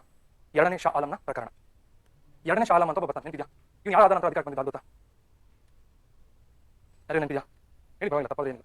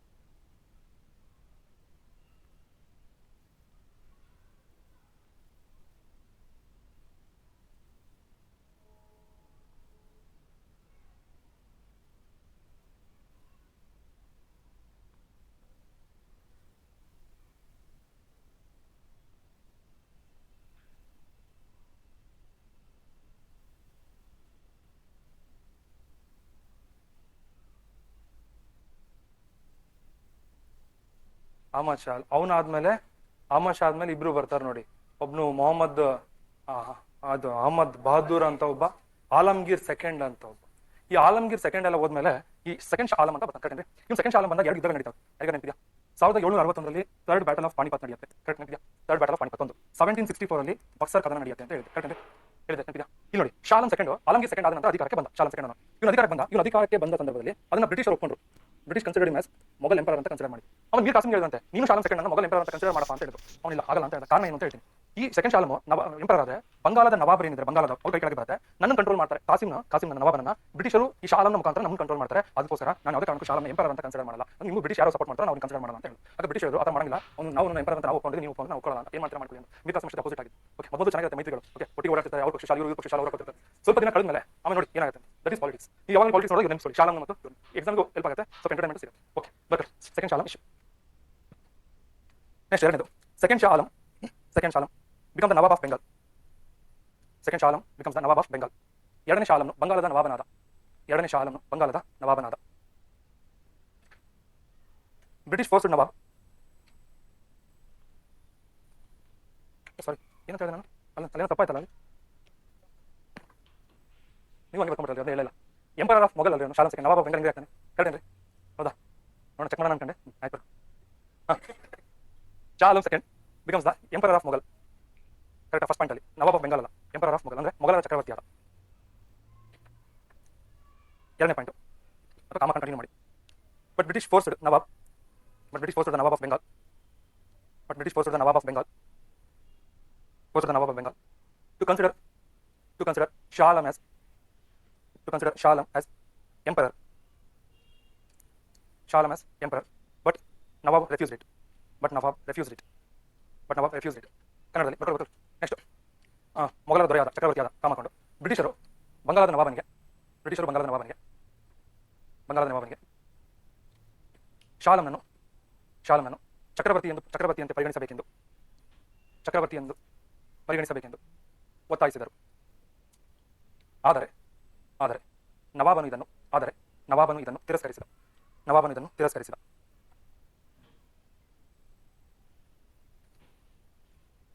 ನೆಕ್ಸ್ಟ್ ಮೂರನೇದು ದಿವಾನ್ ರಾಮ್ ನಾರಾಯಣ್ ಇಶ್ಯೂ. ದಿವಾನ್ ರಾಮನಾರಾಯಣ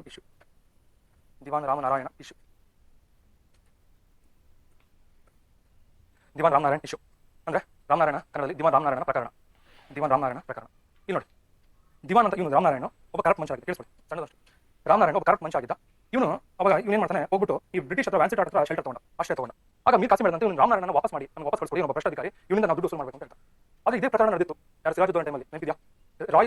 ರಾಯ್ ವಲ್ಲಭ ಮತ್ತು ಕೃಷ್ಣ ವಲ್ಲಭ ಹೋಗಿದ್ರು, ಆದರೆ ಕಳಿಸ್ಕೊಟ್ಟಿರಲಿಲ್ಲ ಬ್ರಿಟಿಷ್. ಅದು ಇಲ್ಲೇನಾಯ್ತು, ದಿವಾನ್ ರಾಮನಾರಾಯಣ ಹೋದಾಗ ವ್ಯಾನ್ಸಿಟ್ ಆಟು ಅವನ ಮೇಲೆ ಅವನು ಆಯ್ತು ಅಂತ ಹೇಳಿ ವಾಪಸ್ ಅವನ್ನ ಕಳಿಸ್ಕೊಟ್ಟ. ಯಾರನ್ನ? ಈ ರಾಮನಾರಾಯಣ ಬಂದ್ರೆ ಅವನ ತನಿಖೆ ಒಳಪಡಿಸಿ ಶಿಕ್ಷೆ ಕೊಟ್ಟ. ಯಾರು? ಈ ವ್ಯಕ್ತಿ. ಅವಾಗ ಇನ್ನೊಂದು ಕಾನ್ಫಿಡೆನ್ಸ್ ಬಂತು ಮೀರ್ ಕಾಸಿಂಗೆ. ಏನಪ್ಪ ಅಂದ್ರೆ, ನಾನು ಕಳಿಸ್ಕೊಡುವ ತಕ್ಷಣ ಕಳಿಸ್ಕೊಟ್ಟಲ್ಲ, ಅದರ ಅರ್ಥ ಬ್ರಿಟಿಷರು ವೀಕ್ ಆಗಿದ್ದಾರೆ, ಅದು ನನಗೆ ಎದುರ್ಕೋತಾರೆ, ನಾನು ಅವ್ರಿಗಿಂತ ಸ್ಟ್ರಾಂಗ್ ಅಂತಕ್ಕಂಥ ಭ್ರಮೆ ಅವನಿಗೆ ಬಂತು. So this was one of the reason ಅಂತ ಕರೀತಾರೆ.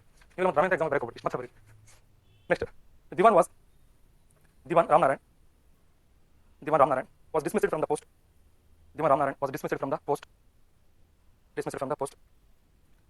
But British gave shelter to him.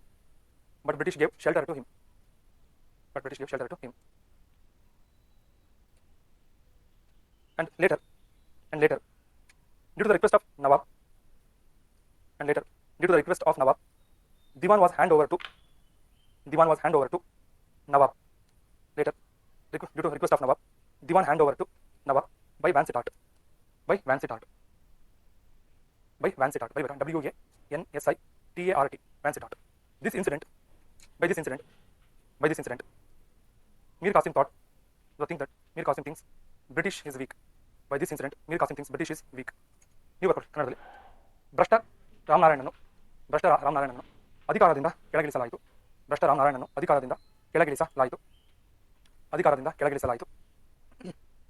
ಇವನಿಗೆ ಬ್ರಿಟಿಷರು ಆಶ್ರಯ ನೀಡಿದರು.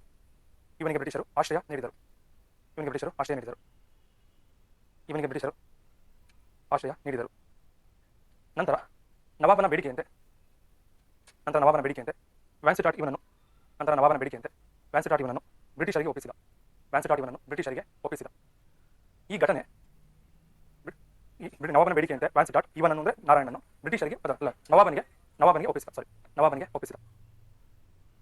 ಒಪ್ಪಿಸಿದ. ಈ ಘಟನೆಯಿಂದ ಬ್ರಿಟಿಷರು ದುರ್ಬಲರೆಂದು ಈ ಘಟನೆಯಿಂದ ಬ್ರಿಟಿಷರು ದುರ್ಬಲರೆಂದು ಮೀರ್ ಕಾಸಿಂ ಭಾವಿಸಿದ. Next Mir Qasim's administration reforms. Mir ಕಾಸಿಮನ ಆಡಳಿತಾತ್ಮಕ ಸುಧಾರಣೆಗಳು.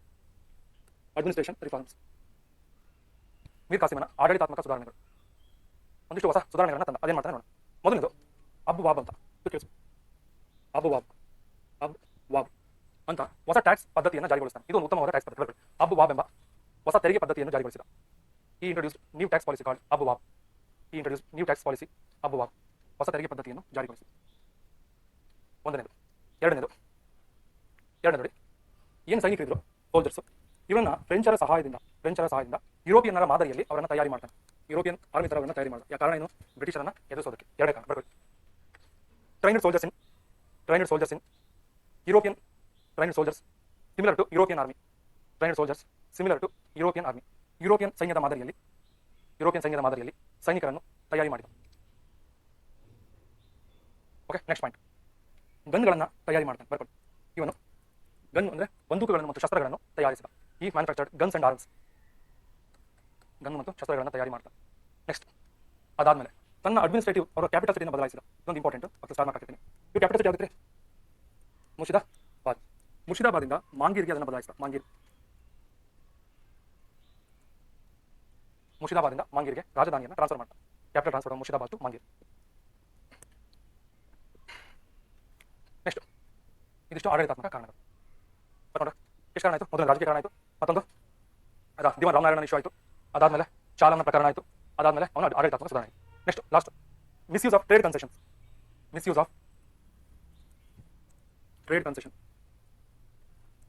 ಕನ್ನಡದಲ್ಲಿ ವ್ಯಾಪಾರಿ ಸೌಲಭ್ಯಗಳ ದುರ್ಬಳಕೆ. ಅದೇನು ಅಂತ ಡಿಸ್ಕಸ್ ಮಾಡಿ. ವ್ಯಾಪಾರಿ ಸೌಲಭ್ಯಗಳ ದುರ್ಬಳಕೆ. ಬರ್ಕೊಡ್ರಿ. ನೆಕ್ಸ್ಟ್ ಇಲ್ಲಿ ನೋಡಿ, ಮೊದಲನೇದು ಈ ದಸ್ತಕಗಳಂತ ಕೊಟ್ಟಿದ್ರು. ನೆನಪಿದೆಯಾ? ಇದನ್ನ ಮಿಸ್ಯೂಸ್ ಮಾಡ್ತಾ ಇದ್ದಾರೆ ಅಂತ ಯಾರು ವಿರೋಧ ಮಾಡಿದ್ರು? ಸಿರಾಜುದ್ದೌಲಾ ವಿರೋಧ ಮಾಡಿದ್ರು. ಇವ್ರೇನ್ ಮಾಡ್ತಾರೆ ಅಂತ ಕೇಳಿಸ್ಕೊಳ್ಳಿ. ಈ ದಸ್ತಕ ಅಂತ ಕೊಟ್ಟಿದ್ರು, ಇದು ಕಂಪನಿ ಯೂಸ್ ಕೊಟ್ಟಿದ್ರು. ಇವ್ರೇನ್ ಮಾಡಿದ್ರು? ಇದನ್ನ ತಮ್ಮ ಕಂಪನಿಯ ವ್ಯವಹಾರಕ್ಕೋಸ್ಕರ ಕಂಪನಿ ಎಂಪ್ಲಾಯಿಗಳು ಬಳಸ್ಕೊಂಡ್ರು. ಪ್ರೈವೇಟ್ ಎಂಪ್ಲಾಯೀಸ್ ಸ್ವಲ್ಪ ಕೇಳಿಸ್ಕೊಳ್ಳಿ, ಗಮನ ಕೊಟ್ಟು ಅದನ್ನ ತಾವು ಬಳಸ್ಕೊಂಡ್ರು. ಒಂದು. ಎರಡನೇದು ಕೇಳಿಸ್ಕೊಳ್ಳಿ, ಎರಡನೇ ಕಾರಣ ಭಾಳ ಇಂಪಾರ್ಟೆಂಟ್. ಇದನ್ನ ಫ್ರೀಗಾಗಿ ಕೊಟ್ಟಿದ್ರು. ಯಾರು ಕೊಟ್ಟಿದ್ರು? ಮೊಬೈಲ್ ಎಂಪ್ಲಾಯರ್ಸ್ ಕೊಟ್ಟಿದ್ರು. ಫಾರ್ ಎಕ್ಸಾಂಪಲ್ ನೆಕ್ಸ್ಟ್ ಬಂದು ಕೊಟ್ಟರು. ಇದು ಯಾವ ತರ ಗೊತ್ತಂದ್ರೆ, ಇವಾಗ ಯಾರೋ ನಿಮಗೆ ಸಿನಿಮಾ ಟಿಕೆಟ್ ಕೊಡ್ತಾರೆ. ಓಕೆನಾ? ಇಂಥದ್ದೊಂದು ಟಿಕೆಟ್ ಕೊಟ್ಟರು, ನಿಮಗೆ ಫ್ರೀ ಆಗೋಪ್ಪ ಅಂತ ಕೊಟ್ಟರು. ಫ್ರೀ ಪಾಸ್ ಕೊಟ್ಟರು. ನೀವು ಅವ್ರ ಹತ್ರ ಫ್ರೀ ತಗೊಂಡು ಇನ್ನೊಬ್ರು ದುಡ್ಡಿ ಮಾಡ್ಕೊಂಡಂಗೆ ಆಯ್ತು. ಆಗ ಯಾರಿಗೆ ಲಾಸು? ಕೊಟ್ಟವನಿಗೆ ಕೊಟ್ಟಿದ್ದ ಪಾಪ. ಬಟ್ ಅಲ್ಲಿ ಯಾರು ನಿಮ್ಗೆ ಅದನ್ನ ಕಾರ್ಯಕ್ರಮ ಅರೇಂಜ್ ಮಾಡಿರ್ತಲ್ಲ, ಅವ್ನಿಗೆ ನಷ್ಟ. ಕರೆಕ್ಟಾ? ಅವನು ಉಚಿತವಾಗಿ ಕೊಟ್ಟಿದ್ದನ್ನ ನೀವು ದುಡ್ಡು ಮಾಡ್ಕೊಂಡಂಗಾಯ್ತು, ನಿಮಗೆ ಲಾಭ ಆಯಿತು, ಅವ್ನಿಗೆ ನಷ್ಟ ಆಯಿತು. ಇಲ್ಲೇನಾಗುತ್ತೆ? ಸಿಮಿಲರ್ ದಸ್ತಕಗಳನ್ನ ಕಂಪನಿ ಕೊಟ್ಟರು, ಕಂಪನಿಯವರು ಅದನ್ನ ಪ್ರೈವೇಟ್ ಎಂಪ್ಲಾಯ್ಸ್ ತಾವು ಬಳಸ್ಕೊಂಡ್ರು, ಕಂಪನಿಗೂ ನಷ್ಟ ಆಯಿತು, ಕಂಪನಿ ಇಂಡೈರೆಕ್ಟ್ಲಿ ನವಾಬರಿಗೆ ನಷ್ಟ ಆಯಿತು. ಒಂದು. ಇವ್ರು ಬುದ್ಧಿವಂತರು ಬ್ರಿಟಿಷ್ ಎಂಪ್ಲಾಯ್ಸ್ ತಗೊಂಡೇನ್ ಮಾಡ್ತಿದ್ರು? ಭಾರತದ ವ್ಯಾಪಾರಿಗಳ ಹತ್ರ ಹೋಗೋರು. ಭಾರತದ ವ್ಯಾಪಾರಿಗಳಿಗೆ ಹೇಳೋರು, ದಸ್ತಕ ಇದು ಇದನ್ನು ಇಷ್ಟು ಲಾಭ ಆಗುತ್ತೆ. ಫಾರ್ ಎಕ್ಸಾಂಪಲ್ ಇದನ್ನು ಗುಡ್ಸ್ಕೊಂಡ್ರೆ ನಿಮಗೆ 500 ರೂಪಾಯಿ ದುಡ್ಡು ಇರುತ್ತೆ, ನನಗೆ 200 ರೂಪಾಯಿ ಕೊಡು, ನೀನು ದಸ್ತಕ ಇಟ್ಟು ಅಂತ ಭಾರತೀಯ ವ್ಯಾಪಾರಿಗಳು ದಸ್ತಕ ತಗೊಂಡು ಅವ್ರಿಗೆ ದುಡ್ಡು ಕೊಟ್ಟು ತಗೊಂತಿದ್ರು. ಕೊನೆಗೇನಾಯ್ತು? ಭಾರತದ ವ್ಯಾಪಾರಿಗಳು ಎಲ್ಲಿಂದ ಒಂದು ಗುಡ್ಸ್ ತಗೊಂಡು ದಸ್ತಕಗಳು ಕೊಟ್ಟು ಟ್ಯಾಕ್ಸ್ ಅವಾಯ್ಡ್ ಮಾಡ್ತಿದ್ರು. ಯಾರಿಗೆ ನಷ್ಟ ಆಯಿತು? ನವಾಬನಿಗೆ ನಷ್ಟ ಆಯಿತು. ಈಗ ಭಾರತ ವ್ಯಾಪಾರಿಗಳಿಗೆ ನಷ್ಟ, ಈಗ ನವಾಬನಿಗೆ ಇಂಡೈರೆಕ್ಟ್ಲಿ ದೊಡ್ಡ ಪ್ರಮಾಣದ ನಷ್ಟ. ಕೊನೆಗೆ ಆಲೋಚನೆ ಮಾಡಿದ ಮೀರ್ ಕಾಸಿಮ್, ಇದಕ್ಕೊಂದು ಸೊಲ್ಯೂಷನ್ ಕಂಡುಹಿಡಿಯಬೇಕು ಅಂದ್ರೆ ಏನಪ್ಪ ಅಂದ್ರೆ ಭಾರಿ ಕೋಪ ಬಂದಿತ್ತು. ಅವ್ನು ಹೇಳ್ದ, ಇನ್ಮೇಲೆ ಭಾರತದ ವ್ಯಾಪಾರಿಗಳಿಗೂ ಉಚಿತ ವ್ಯಾಪಾರ, ಬ್ರಿಟಿಷ್ ವ್ಯಾಪಾರಿಗಳಿಗೂ ಉಚಿತ ವ್ಯಾಪಾರ. ನಿಮಗೂ ದಸ್ತಕ್ಕೂ ಭಾರತೀಯರು ದಸ್ತಕ ಹೆಂಗಾರು ಮಾಡ್ಕೊಂಡು ಹಾಳಾಗೋಗ್ರಿ ಅಂತ. ಇದು ಬ್ರಿಟಿಷರಿಗೆ ಭಾರಿ ಕೋಪ ಬಂತು. ಯಾಕಂದ್ರೆ ಅವ್ರು ಹೇಳಿದ್ರು, ಇದು ನಮಗೆ ಮಾತ್ರ ಕೊಡಬೇಕು ದಸ್ತಕ, ನೀವು ಭಾರತದಲ್ಲಿ ಕೊಡಂಗಿಲ್ಲ ಅಂತ ಹೇಳ್ದ. ಅವನಿಲ್ಲ, ನಮ್ಮವರು ಉದ್ದಾರ ಆಗಲಿ, ನೀವು ಉದ್ದಾರ ಆಗ್ತದೆ, ಅವರೇ ಉದ್ದಾರ ಆಗಲ್ಲ, ಅವ್ರಿಗೆ ಮೇಲೆ ಫ್ರೀ ಅಂತ ಹೇಳ್ದ. ಅವ್ರು ಹೇಳ್ತಾರೆ, ಇಲ್ಲ ವಾಪಸ್ ತಗೊಂತ ನಾನು ತಗೊಳ್ಳಲ್ಲ, ಏನು ಮಾಡ್ತೀರಾ ಅಂತ. ಅದು ಏನು ಮಾಡ್ತೀರಾ ಅಂತ ಯುದ್ಧ ಶುರು ಆಯ್ತು. ಮತ್ತೆ ಎಕ್ಸಾಮ್ ಎಲ್ಲ ಬರಂಗಿಲ್ಲ ಇಷ್ಟು ಮಾತ್ರ. Next misuse of trade concessions. Company workers first company workers participated in trade. ಖಾಸಗಿ ಇದು ಕಂಪನಿಯ ಎಂಪ್ಲಾಯ್ಸ್ ಅಂತ ಏನಂತೀರಾ? ಕಾರ್ಮಿಕರನ್ನಲ್ಲ, ನೌಕರರು. ಕಂಪನಿಯ ನೌಕರರು ಖಾಸಗಿ ವ್ಯವಹಾರದಲ್ಲಿ ಭಾಗವಹಿಸಿದರು. ಯಾಕಂದ್ರೆ ಸೆಕೆಂಡ್ರಲ್ಲಿ ಓಕೆ, ಕಂಪನಿಯ ನೌಕರರು ಖಾಸಗಿ ವ್ಯವಹಾರದಲ್ಲಿ ಭಾಗವಹಿಸಿದರು. ಒಂದು. ಎರಡನೇದು misuse of the dastaks by selling to Indian traders. British misused the dastaks by selling to Indian traders. British ಇಂದ ಶುರು ಮಾಡಿ. British misused the dastaks to Indian traders. ಕನ್ನಡದಲ್ಲಿ ಬ್ರಿಟಿಷರು ದಸ್ತಕಗಳನ್ನು ಭಾರತೀಯ ವ್ಯಾಪಾರಿಗಳಿಗೆ ಮಾರಿದರು. Last immediate reasons. ಅನ್ನು ಹೇಳಿದ ಲಾಸ್ಟ್ ತಕ್ಷಣದ ಕಾರಣ. Immediate reasons. To stop the misuse of dastaks. Nawab extended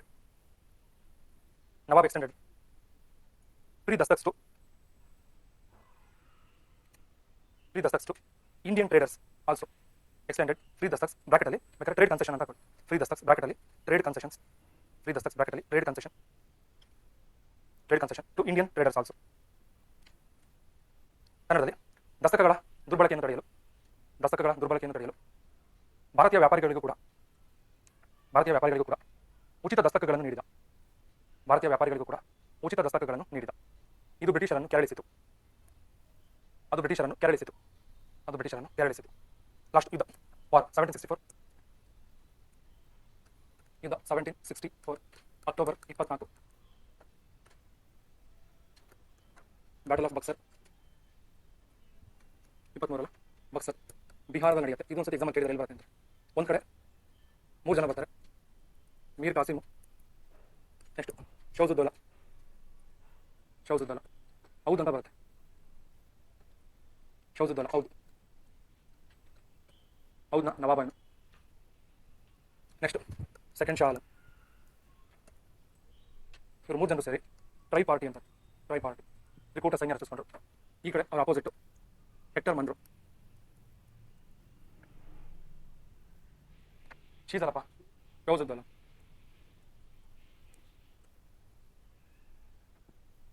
ಒಂದು ಕ್ವಶನ್, ಬಕ್ಸರ್ ಯುದ್ಧದಲ್ಲಿ ಭಾಗವಹಿಸಿದ ಹೆಕ್ಟರ್ ಮನ್ರೋ ಯಾವ ಆಂಗ್ಲೋ ಮೈಸೂರು ಯುದ್ಧದಲ್ಲಿ ಭಾಗವಹಿಸಿದ? ಹೆಕ್ಟರ್ ಮನ್ರೋ ಆ ಕಡೆ ನೋಡಿ, ಹೆಕ್ಟರ್ ಮನ್ರೋ ಅವನು ಯಾವ ಯುದ್ಧದಲ್ಲಿ ಭಾಗವಹಿಸಿದ? ಥರ್ಡ್ ಇನ್ನೊಂದು 2 ಫಸ್ಟ್ ಸೆಕೆಂಡ್ 4 ಮುಗಿತು. ಸೆಕೆಂಡ್ ಆಂಗ್ಲೋ ಮೈಸೂರಲ್ಲಿ ಫಸ್ಟ್ ಯುದ್ಧ ಯಾವ್ದು ಗೊತ್ತಾ? ನೆನಪಿದ್ಯಾ? ಒಂದು ಯುದ್ಧ ಮಾಡ್ತಾರೆ ಅಲ್ಲಿ, ಪಾಲಿಲೂರು ಕದನ ಅಂತ, ಬ್ಯಾಟಲ್ ಆಫ್ ಪಾಲಿಲೂರು. ಇದರಲ್ಲಿ ಅವನ ಅಪೋಸಿಟ್ ಇದ್ರು ಹೆಕ್ಟರ್ ಮನ್ರೋ, ಕರ್ನಲ್ ಬೇಲಿ ಅಂತ. ಹಾಗೆ ಸೆಕೆಂಡ್ ಆಂಗ್ಲೋ ಮೈಸೂರು ಯುದ್ಧದಲ್ಲಿ ಭಾಗವಹಿಸಿದ. ಇಂಥ ಪ್ರಶ್ನೆಗಳನ್ನು ಕೇಳ್ತಾರೆ. ಓಕೆ, ಅವತ್ತು ಯುದ್ಧ ಏನಾಗುತ್ತೆ ಅಂತ ಹೇಳ್ತೀನಿ ಕೇಳಿಸ್ಕೊಳ್ಳಿ. 3 ಜನ ಇದ್ರು, ಮೀರ್ ಕಾಸಿಮ್, ಅವ್ನ ಫ್ರೆಂಡ್ ಶೌಜುದ್ದೌಲಾ ಹೌದಾ ನವಾಬ, ಮತ್ತೆ 2ನೇ ಶಾ ಆಲಂ. ಒಂದು ಟೈಮ್ ಇವನ್ನ ದ್ವೇಷಿಸಿದ, ಇವಾಗ ಅವನು ಸ್ನೇಹನ ಕೇಳ್ಕೊಂಡು 3 ಜನ ಸೇರ್ಕೊಂಡ್ರು. ಶಾ ಆಲಂ ಸೆಕೆಂಡ್ ಹೇಳ್ತಾನೆ, ನಾನು ಬ್ರಿಟಿಷರನ್ನ ಎದುರಿಸೋ ಕಷ್ಟ, ಯಾಕಂದ್ರೆ ನನಗೆ ಸಹಾಯ ಮಾಡಿದ್ರು ಅವನಿಗೆ, ಮತ್ತೆ ಆಮೇಲೆ ಅವ್ರ ಒತ್ತಡ ಇತ್ತು, ಅದಕ್ಕೋಸ್ಕರ ಅವ್ರ ಜೊತೆ ಸೇರ್ಕೊಂಡ. ಶೌಜುದ್ದೌಲಾ ಕೂಡ ಹೌದನ್ನ ಕಂಟ್ರೋಲ್ ಮಾಡ್ತಿದ್ರು, ಆಗ ಅವ್ರನ್ನ ಎದುರಿಸೋ 3 ಜನ ಒಟ್ಟಿಗೆ ಸೇರ್ಕೊಂಡ್ರು. ಯುದ್ಧ ಪ್ರಾರಂಭ ಆಯಿತು. ಯುದ್ಧ ಪ್ರಾರಂಭ ಆಗ್ತಿದ್ದಾಗ ಯುದ್ಧದಲ್ಲಿ ಒಂದು ಹಂತದಲ್ಲಿ ಶಾ ಆಲಂ ನನ್ನ ಜೊತೆ ಬ್ರಿಟಿಷ್ ಅಧಿಕಾರಿಗಳು ಮಾತಾಡ್ತಾರೆ, ನಿನ್ನ ಬುದ್ಧಿ ಹೋಗಿ ಜೊತೆ ಸೇರ್ಕೊಂಡಿಲ್ಲ, ಓಕೆ ನೀ ಹೇಗಿದ್ರು ಸೋಲ್ತಾರೆ, ನೀನು ನಮ್ಮ ಜೊತೆ ಬಾ ಅಂತ. ಯುದ್ಧದಲ್ಲಿ ಭಯದಿಂದ ಶಾ ಆಲಂ ಯುದ್ಧದ ಮಧ್ಯೆ ಬ್ರಿಟಿಷರ ಜೊತೆ ಸೇರ್ಕೊಂಡ್ಬಿಟ್ಟ. ಉಳಿದವರು ಇಬ್ಬರೇ ಪಾಪ, ಮೀರ್ ಕಾಸಿಮ್, ಶೌಜುದ್ದೌಲಾ. ಈ ಶೌಜುದ್ದೌಲಾ ಒಂಥರ ವಿಚಿತ್ರ ಮನುಷ್ಯ ಅಂತ ಅಲ್ಲ, ತಾನು ಯುದ್ಧವನ್ನು ಮುನ್ನಡೆಸ್ತಾನೆ, ಅದರ ಪರಿಸ್ಥಿತಿ ಹೀಗೆ ಇರಲ್ಲ. ಕೊನೆಗೆ ಯುದ್ಧದಲ್ಲಿ ಸೋಲ್ಬೇಕಾಯ್ತು. ಶೌಜುದ್ದೌಲಾ ಸೋತು ಶರಣಾಗತನಾದ. ಮೀರ್ ಕಾಸಿಮ್ ತಪ್ಪಿಸ್ಕೊಂಡು ಕೊನೆ ಬ್ರಿಟಿಷ್ ಕೈ ಸಿಗಬಾರ್ದು ಅಂತ ಡೆಲ್ಲಿ ಓಡುತ್ತಾನೆ. ಡೆಲ್ಲಿ ಓಡೋಗಿ ಡೆಲ್ಲಿಯಲ್ಲಿ ಬ್ರಿಟಿಷ್ ಅಂದ್ರೆ ಶಾ ಆಲಂ ಸೆಕೆಂಡ್ ರೂಲ್ ಮಾಡ್ತಿರ್ತಾನೆ. ಡೆಲ್ಲಿ ಓಡ್ಬಿಟ್ಟು ಡೆಲ್ಲಿ ಸಣ್ಣ ಹಳ್ಳಿ ಹೋಗಿ ಪ್ರಾಣವನ್ನು ಉಳಿಸ್ಕೊಂಡ. ಇತಿಹಾಸಕಾರರು ಬರೀತಾರೆ ಏನಪ್ಪ ಅಂದ್ರೆ, ಮೀರ್ ಕಾಸಿಮ್ ಬಕ್ಸರ್ ಕದನದಲ್ಲಿ ತಪ್ಪಿಸ್ಕೊಂಡು ಯಾವ್ದು ಹಳ್ಳಿ ಹೋದ ಡೆಲ್ಲಿ ಹತ್ರ ಊಟ ಮಾಡ್ಕೊಂಡು ಒಂದು ಊಟ ಗೊತ್ತಿರಲಿಲ್ಲ ಮೀರ್ ಕಾಸಿಮ್ ನವಾಬನಿಗೆ. ಒಂದು ಹಳ್ಳಿ ವಾಸ ಮಾಡ್ತಿದ್ದ, ಸಣ್ಣ ಗುಡಿಸಲ್ಲಿ ತುಂಬಾ ಕಡು ಬಡತನದಲ್ಲಿ, ಊಟಕ್ಕೂ ಗೊತ್ತಿಲ್ಲದೆ ಮೀರ್ ಕಾಸಿಮ್ ತೀರ್ಕೋತಾನೆ ಸ್ವಲ್ಪ ವರ್ಷದಲ್ಲಿ. ಆದ ಪರಿಸ್ಥಿತಿ ಮೀರ್ ಕಾಸಿಮ್ ಬಂತು. ಶೌಜುದ್ದೌಲಾ ಸೋತು ಶರಣಾಗತನಾದ. ಶಾ ಆಲಂ ಮುಂಚಿನ ಅವರಿಗೆ ಸರೆಂಡರ್ ಆಗಿದ್ದ. ಕೊನೆಗೆ ಹೆಕ್ಟರ್ ಮನ್ರೋ ವಿಜಯವನ್ನು ಕಂಡ. ಹೀಗೆ 2 ಮಹಾಯುದ್ಧಗಳಲ್ಲಿ ಅವರು ಭಾರತದಲ್ಲಿ ದಿಗ್ವಿಜಯವನ್ನು ಕಂಡರು. ಓಕೆ, ಬರ್ಕೊಳ್ಳಿ ಲಾಸ್ಟ್ ಏನಾಯಿತು ಅದು ಗೆದ್ದು ಯಾರು ಸೋತರು ಮೆನ್ಷನ್ ಮಾಡ್ಕೊಳ್ಳಿ. Next Shah Alam join the British army. Shah Alam join the British army. British army ಅಥವಾ ಬ್ರಿಟಿಷ್ ಆರ್ಮಿ ಕೂಡ ಬ್ರಿಟಿಷ್ ಅಂತ ಬರ್ಕೊಂಡು sir, British. Next Shujauddaula was defeated. Shujauddaula ಸೋಲನ್ನಪ್ಪಿದ. 2ನೇ ವ್ಯಕ್ತಿ ಶೌಜುದ್ದೌಲಾ ಸೋಲನ್ನಪ್ಪಿದ. ಕೊನೆಯ ವ್ಯಕ್ತಿ ಮೀರ್ ಕಾಸಿಮ್ ದೆಹಲಿಗೆ ತಪ್ಪಿಸಿಕೊಂಡು ಹೋದನು. Mir Qasim ran away to Delhi. Shah Alam ಒಂದು ಬ್ರಿಟಿಷ್ ಸೇರ್ಕೊಂಡ್ಬಿಡ. ಓಕೆನಾ? ಈ ಥರ ಯುದ್ಧದಲ್ಲಿ ಸಂಪೂರ್ಣವಾಗಿ ಸೋತೋಯ್ತು ಪಕ್ಷ. Next impact of the war ಅಂತ ಕರೀತಾರೆ, ಅಂದ್ರೆ ಯುದ್ಧದ ಪರಿಣಾಮ. ಇಂಪ್ಯಾಕ್ಟ್ ಆಫ್ ದ ವಾರ್ ಏನೇನಾಯಿತು ಯುದ್ಧದ ನಂತರ? ಓಕೆ, ಫಸ್ಟ್ ಪಾಯಿಂಟ್ ಇಲ್ಲಿ ನೋಡಿ. ಮೀರ್ ಕಾಸಿಮ್ ಓಡೋದ, ಕೊನೆಗೆ ಮೀರ್ ಜಾಫರ್ನಿಗೆ ಹೇಳಿದ್ರು, ಮೀರ್ ಜಾಫರ್ ಫ್ರೀ ಏನಪ್ಪ ಅಂತ ಅವನ ಹೆಸರು ಅಂತ ಬ್ರಿಟಿಷ್. ಆಗ ನಿನ್ನ ನವಾಬ್ ಮಾಡ್ತೀನಿ ಅಂತ ಅದೇನಂತಲ್ಲ, ಲಡ್ಡು ಬಂದು ಬಾಯಿ ಬಿತ್ತು. ಅವ್ನು ತೆಗೆದು ಓಡಿಸಿದ್ರು, ಮತ್ತೆ ಇವನ್ನೇ ಕರ್ಕೊಂಡ್ಬಂದ್ರು. ಆಯ್ತು ನಾನು ರೆಡಿ ಆಗ್ತೀನಿ ಅಂತ ರೆಡಿ ಪೇಟೆಗೆ ಕರ್ಕೊಂಡ್ಬಂದ. ಅವ್ನು ಕರ್ಕೊಂಡು ಮಾತು ಕೊಡ್ತು. 2ನೇ ಸತಿ ನವಾಬ ಬರ್ಕೊಂಡು Mir Jafar becomes Mir Jafar again become the nawab of Bengal. Mir Jafar ಮತ್ತೊಮ್ಮೆ ಬಂಗಾಳದ ನವಾಬನಾದ.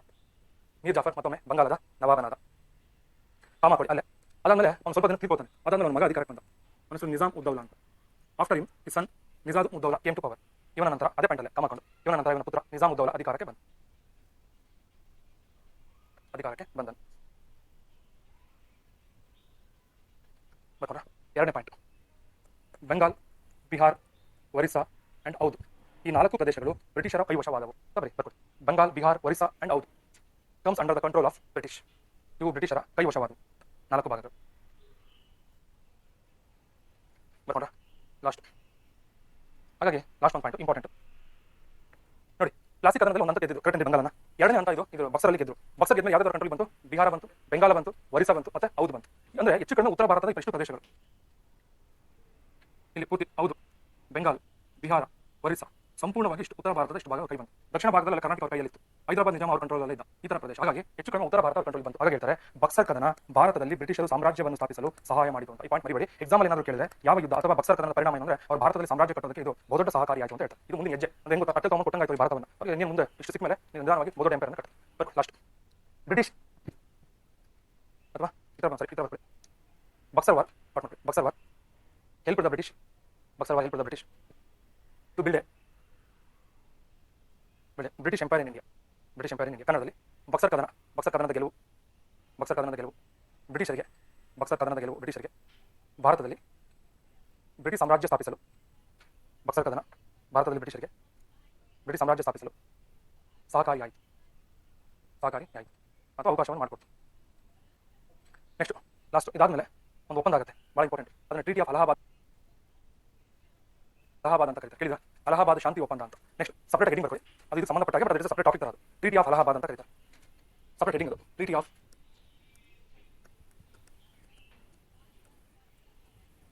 Allahabad 1765, 1765 treaty of Allahabad. Okay, ಇಲ್ಲಿ ನೋಡಿ, ರಾಬರ್ಟ್ ಕ್ಲೈವ್ 1760ಕ್ಕೆ ಹೋಗಿದ್ದ ಇಂಗ್ಲೆಂಡ್ಗೆ. 1765ರಲ್ಲಿ ವಾಪಸ್ ರಿಟರ್ನ್ ಆಗ್ತಾನೆ 5 ವರ್ಷಗಳ ನಂತರ. 5 ವರ್ಷಗಳ ನಂತರ ವಾಪಸ್ ಕರ್ಸ್ಕೊಂಡು ಏನು ಕರ್ಸ್ಕೊಂಡು ಅಂದ್ರೆ ಅಲಹಾಬಾದ್ ಒಪ್ಪಂದಕ್ಕೋಸ್ಕರ ಕರ್ಸ್ಕೊಂಡು. ಭಾಳ ಇದು ಇಂಪಾರ್ಟೆಂಟ್ ಒಂದು ಒಪ್ಪಂದ, ಇದು ಸಣ್ಣ ಪುಟ್ಟ ಅಲ್ಲ, ಇಂಪಾರ್ಟೆಂಟ್ ಇದು. ಇದು ಒಪ್ಪಂದಕ್ಕೆ ತುಂಬ ಬುದ್ಧಿವಂತ ವ್ಯಕ್ತಿ ಬೇಕಾಗಿತ್ತು, ಅದಕ್ಕೋಸ್ಕರ ಅವ್ನು ಕರ್ಸ್ಕೊಂಡು. ಇದು ದೊಡ್ಡ ಪುಸ್ತಕದಲ್ಲಿ ಸದಾಶಿವ ಸರ್ ಪುಸ್ತಕದಲ್ಲಿ ಇದನ್ನು 4 ಪೇಜ್ ಕೊಟ್ಟಿದ್ದಾರೆ, ಟ್ರೀಟಿ ಆಫ್ ಅಲಹಾಬಾದ್. ನಿಮಗೆ 10 ಪೇಜ್ ಆಗುತ್ತೆ, ನಾನು 1 ಪೇಜ್ ಅಷ್ಟೇ ಕಂಟೆಂಟ್ ಬೇಕಾದ್ರೆ ಅನ್ನೆಸರಿ ಭಾಳ ಇರ್ತಾವೆ, ಅದ್ರ ಇಂಪಾರ್ಟೆಂಟ್ ಅಷ್ಟೇ ನೋಡೋಣ. ಅಂದ್ರೆ ಅಷ್ಟು ದೊಡ್ಡ ಪ್ರಾಮುಖ್ಯತೆ ಪಡೆದಂಥ ಒಂದು ಒಪ್ಪಂದ. ಅದಕ್ಕೋಸ್ಕರ ರಾಬರ್ಟ್ ಕ್ಲೈವ್ನ ಕರ್ಸ್ಕೊಂಡು ವಾಪಸ್ ಬಂದ. 2 ಬಣಗಳಿತ್ತು, ಒಂದು ಕಡೆ ರಾಬರ್ಟ್ ಕ್ಲೈವ್, ಈ ಕಡೆ ಇಬ್ಬರು ವ್ಯಕ್ತಿಗಳು, ಸೆಕೆಂಡ್ ಶಾ ಆಲಮ್, ಇನ್ನೊಬ್ಬ ಶೂಜದ್ದೌಲ್. ನೆನ್ಪಿಟ್ಕೊಂಡಿರಲಿ, ಟ್ರೀಟಿ ಆಫ್ ಅಲಹಾಬಾದ್ ಇಬ್ಬರು ವ್ಯಕ್ತಿಗಳ ಜೊತೆ ಆಯಿತು, ಒಂದು ಶಾ ಆಲಮ್, ಇನ್ನೊಬ್ಬ ಶೂಜದ್ದೌಲ್. ಇದಕ್ಕೆ ಮೀಡಿಯೇಟರ್ ಆಗಿದ್ದವನು, ಮಧ್ಯಸ್ಥಿಕೆ ವಹಿಸಿದವನು ಬಂದು ರಾಜಾ ಸೀತಾಬ್ ರಾಯ್ ಅಂತ. ರಾಜಾ ಸೀತಾಬ್ ರಾಯ್, ಮಧ್ಯಸ್ಥಿಕೆ ರಾಜಾ ಸೀತಾಬ್ ರಾಯ್, ಇನ್ನೊಬ್ಬ ದಿವಾನಿ ರಾಜಾ ಸೀತಾಬ್ ರಾಯ್, ಅವನ ಮಧ್ಯಸ್ಥಿಕೆ ವಹಿಸಿದ ಇಬ್ಬರು ವ್ಯಕ್ತಿಗಳು, ಶಾ ಆಲಂ ಸೆಕೆಂಡ್ ಮತ್ತು ಶೂಜದ್ದೌಲ್. ಹೀಗೆ ಒಪ್ಪಂದ ಆಯಿತು. ಬರ್ಕೊಳ್ಳಿ, mediator Raja Sitab Rai, Robert Clive ಮತ್ತು ಶಾ ಆಲಂ ಸೆಕೆಂಡ್.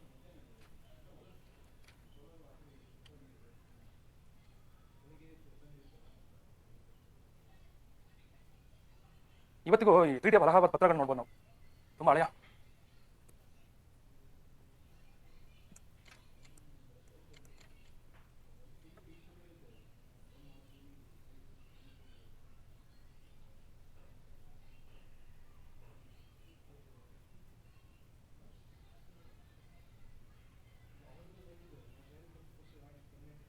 ನೋಡಿ, ಕ್ಲೈವ್ ಅಂತ ಕಾಣಿಸ್ತಿದೆಯಾ? ಓಕೆ, CLIV ಕ್ಲೈವ್, ಕ್ಲಾರಿಟಿ ಇಲ್ಲ ಇದು. ಕ್ಲೈವ್ ಅಂತ ಸಿಗ್ನೇಚರ್ ಕಾಣಿಸ್ತಿದೆ, ರಾಬರ್ಟ್ ಕ್ಲೈವ್ನ ಸಿಗ್ನೇಚರ್. ಪಕ್ಕದಲ್ಲಿ ಮೋಹರ್ ಸಿಂಬಲ್ಸ್, ಮೊಘಲ್ ಎಂಪೈರ್ದು ಮತ್ತು ಬೇರೆ ಬೇರೆ. ನೋಡಿ, ಇನ್ನೊಬ್ಬ ಜಾನ್ ಕರ್ನಾಕ್ ಅಂತ ಒಬ್ಬ ಬ್ರಿಟಿಷ್ ಆಫೀಸರ್. ಈ ಕ್ಲೈವ್ ಸಿಗ್ನೇಚರ್ ಮೇಲ್ಭಾಗದಲ್ಲಿ original document of treaty of Allahabad. Okay, ಇದಾಗುತ್ತವಾಗ ಚಿತ್ರದಲ್ಲಿ ಇದನ್ನೇ ಟ್ರೀಟಿ ಆಫ್ ಅಲಹಾಬಾದ್ ಅಂತ ಕರೀತಾರೆ. ಚಿತ್ರ ಆಯಿಲ್ ಪೇಂಟಿಂಗ್ ಅದು. ಸೆಕೆಂಡ್ ಶಾ ಆಲಮ್ ರಾಬರ್ಟ್ ಕ್ಲೈವ್ಗೆ ಪತ್ರವನ್ನು ಕೊಡ್ತಾರೆ, ಸಿಗ್ನೇಚರ್ ಮಾಡಿ.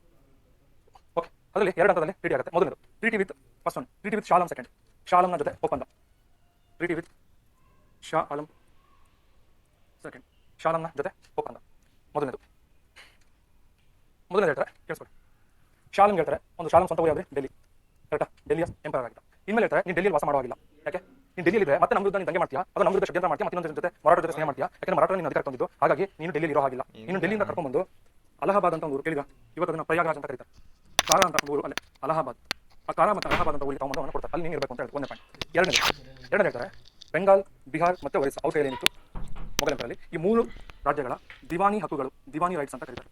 ದಿವಾನಿ ಅಂದರೆ ಕಲೆಕ್ಷನ್ ಆಫ್ ಟ್ಯಾಕ್ಸಸ್, ಕಂದಾಯವನ್ನು ವಸೂಲು ಮಾಡ್ತಕ್ಕಂಥ ಅಧಿಕಾರ. 2 ಪಾಯಿಂಟ್, ಬಂಗಾಲ, ಬಿಹಾರ, ಒರಿಸ್ಸಾದ ದಿವಾನಿ ಹಕ್ಕುಗಳನ್ನು ನಮಗೆ ಬಿಟ್ಕೊಡ್ಬೇಕು, ಬ್ರಿಟಿಷ್ ಸರ್ಕಾರಕ್ಕೆ ಬಿಟ್ಕೊಡ್ಬೇಕು. ಅಂದ್ರೆ ಇನ್ಮೇಲೆ ಇಷ್ಟು ವರ್ಷ ಕಾಲ ಮೊಘಲ್ ಕಲೆಕ್ಟ್ ಮಾಡ್ತಿದ್ರು ಟ್ಯಾಕ್ಸ್, ಬಂಗಾಲ, ಬಿಹಾರ, ಒರಿಸ್ಸಾದಲ್ಲಿ. ಇನ್ಮೇಲೆ ಬ್ರಿಟಿಷ್ ಸರ್ಕಾರ ಟ್ಯಾಕ್ಸ್ ಕಲೆಕ್ಟ್ ಮಾಡುತ್ತೆ ಅಂತ ಹೇಳಿ. ಅಂದ್ರೆ ಒಂದೊಂದು ಬಂಗಾಲ, ಬಿಹಾರ, ಒರಿಸ್ಸಾದ ದೊಡ್ಡ ದೊಡ್ಡ ಪ್ರಾಂತ್ಯಗಳಲ್ಲಿ ವರ್ಷಕ್ಕೆ ಕೋಟಿಗಟ್ಟಲೆ ಅವತ್ತಿನ ಕಾಲಕ್ಕೆ ಟ್ಯಾಕ್ಸ್ ಬರ್ತಿತ್ತು, ಅವತ್ತಿನ ಕಾಲಕ್ಕೆ ಕೋಟಿಗಟ್ಟಲೆ ಟ್ಯಾಕ್ಸ್, ಅದನ್ನು ಬ್ರಿಟಿಷರಿಗೆ ಬಿಟ್ಕೊಡ್ಬೇಕು ಅಂತ ಹೇಳಿ. ಅದು ಒಪ್ಪಿಕೊಳ್ಳಬೇಕಾದ ಪರಿಸ್ಥಿತಿ ಬಂತು, ಆಯ್ತು ಬಿಟ್ಕೊಡ್ತೀನಿ ಅಂತ ಹೇಳಿ. ಇದು ಇವನ ಪರಿಸ್ಥಿತಿ ಬಂತು. ಅದಾದ್ಮೇಲೆ ಇನ್ನೊಂದು ಪಾಯಿಂಟ್ ಇರುತ್ತೆ, ಆಮೇಲೆ ಇನ್ನೊಂದು ನೋಡಿ, ಇನ್ನೊಂದೇನಪ್ಪ ಅಂದ್ರೆ ಶಾ ಆಲಂ ಸೆಕೆಂಡ್ ಹೇಳ್ತಾರೆ, ಶಾ ಆಲಂಗೆ ನೀನು ಇನ್ಮೇಲೆ ಪೆನ್ಷನ್ ತಗೋಬೇಕಪ್ಪ ಅಂತ ಹೇಳಿ. ಅಂದ್ರೆ ನೀನು ರೂಲ್ ಮಾಡೋದಿಲ್ಲ, ನೀನು ಜಸ್ಟ್ ನೀನು ಪೆನ್ಷನ್ ಆಗಿರಬೇಕು, ನಿನ್ನ ಅಧಿಕಾರ ವಿಶ್ರಾಂತಿ ವೇತನ ತಗೋಬೇಕು, ನಿನಗೆ ವರ್ಷಕ್ಕೆ 26 ಲಕ್ಷ ರೂಪಾಯಿಗಳ ವಿಶ್ರಾಂತಿ ವೇತನ ಪೆನ್ಷನ್ ಕೊಡ್ತೀವಿ ಅಂತ ಹೇಳ್ತಾರೆ. ಹಾಗಾಗಿ ನಿಮಗೆ ಹೇಳಿದೆ, ಮೊಘಲ್ ಎಂಪೈರಲ್ಲಿ ಮೊದಲ ಬಾರಿಗೆ ಪೆನ್ಷನ್ ಪಡೆದಂತ ವ್ಯಕ್ತಿ ಯಾರಪ್ಪ ಅಂದ್ರೆ ಶಾ ಆಲಂ ಸೆಕೆಂಡ್, 26 ಲಕ್ಷ ಅಂತ ಹೇಳಿದೆ, ಕರೆಕ್ಟ್? ಅದೇ ಪಾಯಿಂಟ್ ಇಲ್ಲಿ ರಿಪೀಟ್ ಆಗುತ್ತೆ. ಕೊನೆಗೆ ಈ ತರ ಪೆನ್ಷನ್ ಅನ್ನು ತಗೊಂಡು ಟೆನ್ಷನ್ ಇಲ್ಲ, ಆರಾಮಾಗಿ ಬರ್ಕೊಳ್ಳಿ. ಮೊದಲನೇದು ಓಕೆ, ಬರ್ಕೊಳ್ಳಿ. ನೆಕ್ಸ್ಟ್ ಕಾರಾ ಅಂಡ್ ಅಲಹಾಬಾದ್, ಕಾರಾ KRA ಕನ್ನಡದಲ್ಲಿ ಕಾರಾ ಮತ್ತು ಅಲಹಾಬಾದ್ ಅಂತ ಇಂಗ್ಲಿಷ್ ಹೇಳ್ತೀನಿ ಬರ್ಕೊಂಡು. ಕಾರಾ ಅಂಡ್ ಅಲಹಾಬಾದ್ ಅಂತಕ್ಕಂಥ 2 ರೀಸನ್ಸ್, ಪ್ರದೇಶಗಳು. Kara and Allahabad region separated from Oudh, Kara and Allahabad region separated from Oudh and given to Shah Alam second. Shah Alam second Kara ಮತ್ತು ಅಲಹಾಬಾದ್ನ ಔದಿಂದ ಸಪರೇಟ್ ಮಾಡಿ ಇವನಿಗೆ ಶಾ ಆಲಂ ಸೆಕೆಂಡ್ಗೆ ಕೊಡಲಾಯಿತು. ಅದರ ಅರ್ಥ ಅವನು ಡೆಲ್ಲಿನ ಬಿಟ್ಟು ಇಲ್ಲಿ ವಾಸ ಮಾಡಬೇಕು ಅಂತ ಅವನ ಅರ್ಥ. ನೀವು ಬರ್ಕೊಳ್ಳಿ, ಕಾರಾ ಮತ್ತು ಅಲಹಾಬಾದ್ ಪ್ರದೇಶಗಳನ್ನು ಔದ್ನಿಂದ ಬೇರ್ಪಡಿಸಿ ಯಾರಿಗೆ ಕೊಟ್ಟರು? ಶಾ ಆಲಂ ನಿಮಗೆ ಕೊಡಲಾಯಿತು. ಓಕೆ, ಅಂದ್ರೆ ಅರ್ಥ ಬ್ರಾಕೆಟ್ ಅಲ್ಲಿ ಏನು ಬರ್ಬೇಕು ಅಂದ್ರೆ ಅವನು ಡೆಲ್ಲಿಯನ್ನು ತೊರೆದು ಅಲಹಾಬಾದ್ನಲ್ಲಿ ವಾಸ ಮಾಡಬೇಕಿತ್ತು ಅಂತ ಅರ್ಥ. ಈ ಶುಡ್ ಲಿವ್ ಇನ್ ಅಲಹಾಬಾದ್ ಅಥವಾ ಡೆಲ್ಲಿನ ಬಿಡಬೇಕು ಅಂತ ಅರ್ಥ ಅದು. ನೆಕ್ಸ್ಟ್ ಎರಡನೇದು Bengal, Bihar and Orissa's diwani rights should given to diwani rights ಅಂದ್ರೆ ಬ್ರಾಕೆಟ್ ಅಲ್ಲಿ power to collection of taxes. Diwani rights ಅಂದ್ರೆ power to collection of taxes to should be given to British. ಕನ್ನಡದಲ್ಲಿ ಬಂಗಾಳ, ಬಿಹಾರ ಮತ್ತು ಒರಿಸ್ಸಾಗಳ ದಿವಾನಿ ಹಕ್ಕುಗಳನ್ನು ದಿವಾನಿ ಹಕ್ಕು ಬ್ರಾಕೆಟಲ್ಲಿ ಕಂದಾಯವನ್ನು ವಸೂಲಿ ಮಾಡುವ ಅಧಿಕಾರವನ್ನು ಬ್ರಿಟಿಷರಿಗೆ ನೀಡಬೇಕು. ನೆಕ್ಸ್ಟ್ 3ನೇ ಪಾಯಿಂಟ್, ಶಾಲಂ ಸೆಕೆಂಡ್ ವಿಶ್ರಾಂತಿ ವೇತನವನ್ನು ಪಡೆದ. ಶಾಲಂ ಸೆಕೆಂಡ್ 26 ಲಕ್ಷಗಳ ವಿಶ್ರಾಂತಿ ವೇತನವನ್ನು ಪಡೆದ. ಸೆಕೆಂಡ್ ಶಾಲಂ ಬರ್ತಾ ಪೆನ್ಷನ್ ಆಫ್ 26 lakh rupees, 26 ಲಕ್ಷಗಳ ವಿಶ್ರಾಂತಿ ವೇತನವನ್ನು ಪಡೆದ. ಇದು 3 ಇಂಪಾರ್ಟೆಂಟು. ಆಮೇಲೆ ಹೈದರಾಬಾದಿಂದ ಮೇಲೆ ನಾರ್ತ್ ಸರ್ಕಾರ ಅಂತ ಒಂದಿಷ್ಟು ಪ್ರದೇಶಗಳು ಬರ್ತವೆ. ನಾರ್ತ್ ಸರ್ಕಾರ ಅಂತ ಅದನ್ನು ಕೂಡ ಬ್ರಿಟಿಷರಿಗೆ ಬಿಟ್ಕೊಡ್ಬೇಕು ಅಂತ ಹೇಳ್ತಾರೆ. ಅದೇ ಇಂಪಾರ್ಟೆಂಟ್ ಅಂತ ತಗೊಂಡಿರೋದು. North Sarkar regions jagir should given to British. North Sarkar ಜಿಲ್ಲೆಗಳ ಹೈದರಾಬಾದ್ನ ಮೇಲಿನ ಪ್ರದೇಶ ಅಂತ ಹೇಳಿ ಬೇಕಾದ್ರೆ ಬರ್ಕೊಬೋದು. ನಾರ್ತ್ ಸರ್ಕಾರ ಜಿಲ್ಲೆಗಳ ಜಾಗೀರನ್ನು ಬ್ರಿಟಿಷರಿಗೆ ನೀಡಬೇಕು. ನೆಕ್ಸ್ಟ್ 2ನೇದು ಟ್ರೀಟಿ ವಿತ್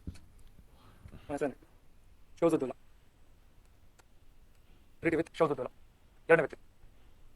ನೆಕ್ಸ್ಟ್ ಇಲ್ಲಿ ನೋಡಿ, 1ನೇ ಪಾಯಿಂಟು, ಇವನು ಔದ್ ರಾಜ್ಯದ ರಾಜನಾಗಿದ್ದ, ನವಾಬನಾಗಿದ್ದ. ಕೇಳಿಸ್ಕೊಳ್ಳಿ, ನೀನಾಗಿ ನಮಗೆ ಯುದ್ಧ ಮಾಡಿದ ತಪ್ಪಿಗೆ ಹೌದು ನಮ್ಮ ಹತ್ರ ಇದೆ, ನಿನಗೆ ಹೌದು ಬೇಕು ಅಂದರೆ 50 ಲಕ್ಷ ರೂಪಾಯಿ ಕೊಡಬೇಕು ಅಂತ ಕೇಳಿ.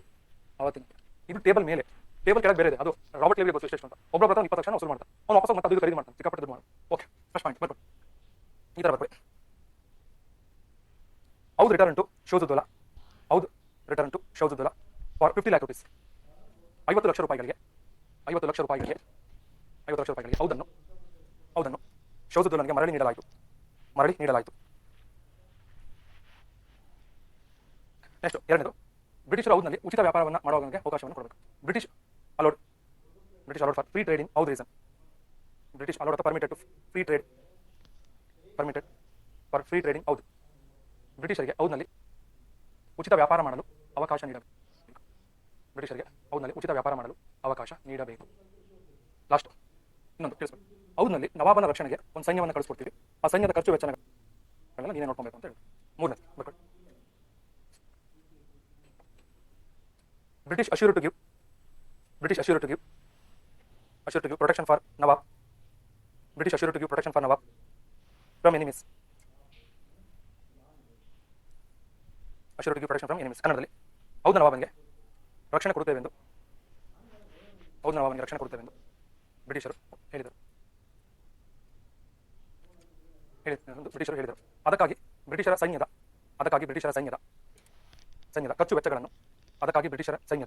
ಖರ್ಚು ವೆಚ್ಚಗಳನ್ನು ನವಾಬನೇ ನೋಡಿಕೊಳ್ಳಬೇಕಿತ್ತು.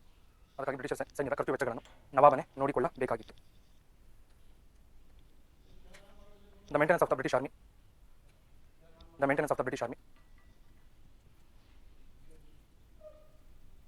means salary for British soldiers should given by Nawab only. Last one point concept. Next, dual government.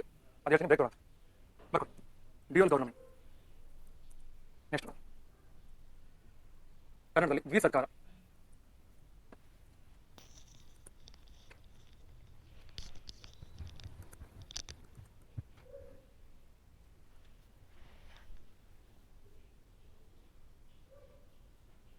ಇಬ್ಬರಿಗೆ ಡ್ಯೂಯಲ್ ಗೌರ್ಮೆಂಟ್, ದ್ವಿ ಸರ್ಕಾರ. ಇದನ್ನು ಜಾರಿಗೊಳಿಸಿದ ಯಾರು ಇದೆಲ್ಲ ಹೇಳ್ತಾ ಹೋಗ್ತೀನಿ, ಪಾಯಿಂಟ್ ಆಡ್ ಮಾಡ್ಕೊಂಡು ಹೋಗಿ. ಡ್ಯೂಯಲ್ ಗೌರ್ಮೆಂಟು ಅಲ್ಲಿ ಫಸ್ಟ್ ಬರ್ಕೊಳ್ಳಿ. ಇದನ್ನು ಬಂಗಾಳದಲ್ಲಿ ಜಾರಿಗೊಳಿಸಿದ ಯಾರಪ್ಪ ಅಂದರೆ ರಾಬರ್ಟ್ ಕ್ಲೈವ್ ಅಂತಕ್ಕಂಥ ಒಬ್ಬ ವ್ಯಕ್ತಿ.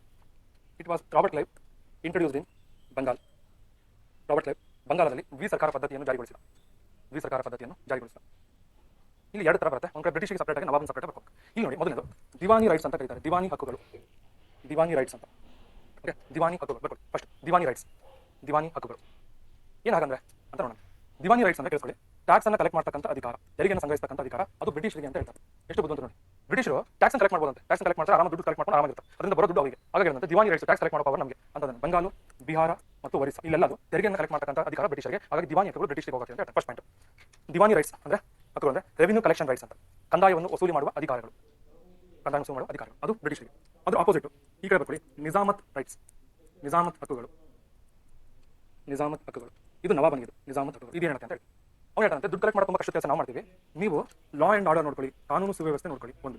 2ನೇದು ನೋಡಿ, ಕಾನೂನು ಸುವ್ಯವಸ್ಥೆ ಅಂದ್ರೆ ಯಾರು ಗಲಾಟೆ ಮಾಡಿದ್ರೆ ಸರಿ ಮಾಡೋದು, ಜಗಳ ಮಾಡಿದ್ರೆ ಸರಿ ಮಾಡೋದು, ಕೊಲೆ ಆದರೆ ಅದನ್ನ ನೋಡ್ಕೊಳ್ಳಿ, ಇಂಥದ್ದು ನೋಡ್ಕೊಳ್ಳೋದು ಬರ್ಕೊಳ್ಳಿ. ಲಾ ಆ್ಯಂಡ್ ಆರ್ಡರ್, ಕಾನೂನು ಸುವ್ಯವಸ್ಥೆ ಮತ್ತು ಬಾರ್ಡರ್ ಪ್ರೊಟೆಕ್ಷನ್ ಅಂದ್ರೆ ಗಡಿಗಳ ರಕ್ಷಣೆ. ಲಾ ಆ್ಯಂಡ್ ಆರ್ಡರ್ ಮತ್ತು ಬಾರ್ಡರ್ ಪ್ರೊಟೆಕ್ಷನ್, ಗಡಿಗಳ ರಕ್ಷಣೆ, ಅದು ಒಂದನೇ ಪಾಯಿಂಟ್. ಅದರಲ್ಲಿ 2ನೇ ಪಾಯಿಂಟ್ ದಿವಾನಿ ಕಡೆ ಅಥವಾ ಬ್ರಿಟಿಷ್ ಕಡೆ. ಎರಡನೇ ಪಾಯಿಂಟ್ ಏನಪ್ಪ ಅಂದ್ರೆ ಇನ್ನೊಂದು ಸಿವಿಲ್ ಜುಡಿಷಿಯಲ್ ರೈಟ್ಸ್ ಅಂತ ಕೇಳಿಸ್ಕೊಳ್ಳಿ. ಸಿವಿಲ್ ಜುಡಿಷಿಯಲ್ ರೈಟ್ಸ್ ಅಂದ್ರೆ ಸಿವಿಲ್ ಅಂದ್ರೆ ನಾಗರಿಕ ಕಾನೂನು ಹಕ್ಕುಗಳು. ಅಂದ್ರೆ ಫಾರ್ ಎಕ್ಸಾಂಪಲ್ ನೀವು ಕೋರ್ಟ್ ಹೋದ್ರೆ ಎರಡು ತರ ಇರುತ್ತೆ ಕೋರ್ಟ್. ಒಂದು ಸಿವಿಲ್ ಕೋರ್ಟ್, ಇನ್ನೊಂದು ಕ್ರಿಮಿನಲ್ ಕೋರ್ಟ್ ಅಂತ ಕರೀತಾರೆ. ಸಿವಿಲ್ ಕೋರ್ಟ್ ಅಂದ್ರೆ ಸಣ್ಣ ಪುಟ್ಟ ವಿಚಾರ, ಫಾರ್ ಎಕ್ಸಾಂಪಲ್ ಜಮೀನಿನ ವ್ಯಾಜ್ಯ ಜಾಗಗಳು ಅಥವಾ ದುಡ್ಡಿಂದ ಏನಾದ್ರು ಟ್ಯಾಕ್ಸ್ ಅಂತದ್ದಿದೆ ನೋಡ್ಕೊಳ್ಳೋದು ಬರ್ಕೊಳ್ಳಿ. ಸಿವಿಲ್ ಜುಡಿಷಿಯಲ್ ರೈಟ್ಸ್ ನಾಗರಿಕ ಕಾನೂನು ಹಕ್ಕುಗಳು ಬ್ರಿಟಿಷ್ ಕಡೆ ಇದು ಸಿವಿಲ್ ಜುಡಿಷಿಯಲ್ ರೈಟ್ಸ್. ಈ ಕಡೆ ಕ್ರಿಮಿನಲ್ ಜುಡಿಷಿಯಲ್ ರೈಟ್ಸ್ ಅಂದ್ರೆ ಅಪರಾಧ ಕಾನೂನು ಹಕ್ಕುಗಳು. ಅಪರಾಧಿ ಕಾನೂನು ಹಕ್ಕುಗಳು ಅಂದ್ರೆ ಯಾರಾದರೂ ಕಳ್ತನ ಮಾಡಿದ್ರೆ, ಕೊಲೆ ಮಾಡಿದ್ರೆ, ಜಗಳ ಆಡಿದ್ರೆ ಅಂತದನ್ನ ಸರಿ ಮಾಡ್ತಾರೆ. ಇಲ್ಲಿ ಜಮೀನಿನ ವ್ಯಾಜ್ಯಗಳು ಮತ್ತು ದುಡ್ಡು ಇದೆ. ಈಗ ಎರಡು ಭಾಗಗಳನ್ನಾಗಿ ಮಾಡ್ತಾ ಇದನ್ನೇ ಡ್ಯೂಯಲ್ ಗವರ್ನಮೆಂಟ್ ಅಂತ ಕರೀತಾರೆ. ಇಂಟ್ರೊಡ್ಯೂಸ್ ಮಾಡಿದ ಪುಣ್ಯಾತ್ಮ ಏನಪ್ಪ ಅಂದ್ರೆ ರಾಬರ್ಟ್ ಕ್ಲೈವ್ ಅಂತ ಕರೀತಾರೆ. ಓಕೆ, ನನ್ನ ಬಗ್ಗೆ ಲಾಸ್ಟ್ ಒಂದು ಪಾಯಿಂಟ್ ಹೇಳ್ತೀನಿ, ಅಲ್ಲಿಗೆ ಈ ಕಾನ್ಸೆಪ್ಟ್ ಕಂಪ್ಲೀಟ್. ಏನಪ್ಪ ಅಂದ್ರೆ ಅಲ್ಲಿ ನೋಡಿ, ಇದನ್ನ ಈ ನವಾಬನಿಗೆ ಸಹಾಯ ಮಾಡೋದಕ್ಕೆ ನೋಡಿ ಬರ್ಕೊಳ್ಳಿ. ಟು ಅಸಿಸ್ಟ್ ನವಾಬನಿಗೆ ಸಹಾಯ ಮಾಡಲು ಇಬ್ರು ಮಂತ್ರಿಗಳನ್ನು ನೇಮಕ ಮಾಡಿದ್ರು. ಟು ಅಸಿಸ್ಟ್ ನವಾಬನಿಗೆ ಸಹಾಯ ಮಾಡಲು ಇಬ್ಬರನ್ನ, ಒಬ್ಬನು ಬಂಗಾಳದಲ್ಲಿ, ಒಬ್ಬನ ಬಿಹಾರದಲ್ಲಿ. ಬಂಗಾಳದಲ್ಲಿ ಫಸ್ಟ್ ನಾಯಿಬ್ ಅಂದ್ರೆ ಮಂತ್ರಿ ಅಂತ, ಸಹಾಯಕ ಮಂತ್ರಿ ಅಂತ ಅಸಿಸ್ಟ್ ಮಾಡೋಕ್ಕೆ. ಅದೊಂದು ಉರ್ದು ಅಥವಾ ಪರ್ಷಿಯನ್ ಭಾಷೆ ಪಡ. ನಾಯಿಬ್ ಮೊಹಮ್ಮದ್ ರಜಾ ಖಾನ್, ಇವನನ್ನ ಬಂಗಾಳದ ನವಾಬನ ಸಹಾಯ ಮಾಡೋಕ್ಕೆ. ಇನ್ನೊಬ್ಬ ಬಿಹಾರದಲ್ಲಿ ನಾಯಿಬ್ Raja Sitab Roy.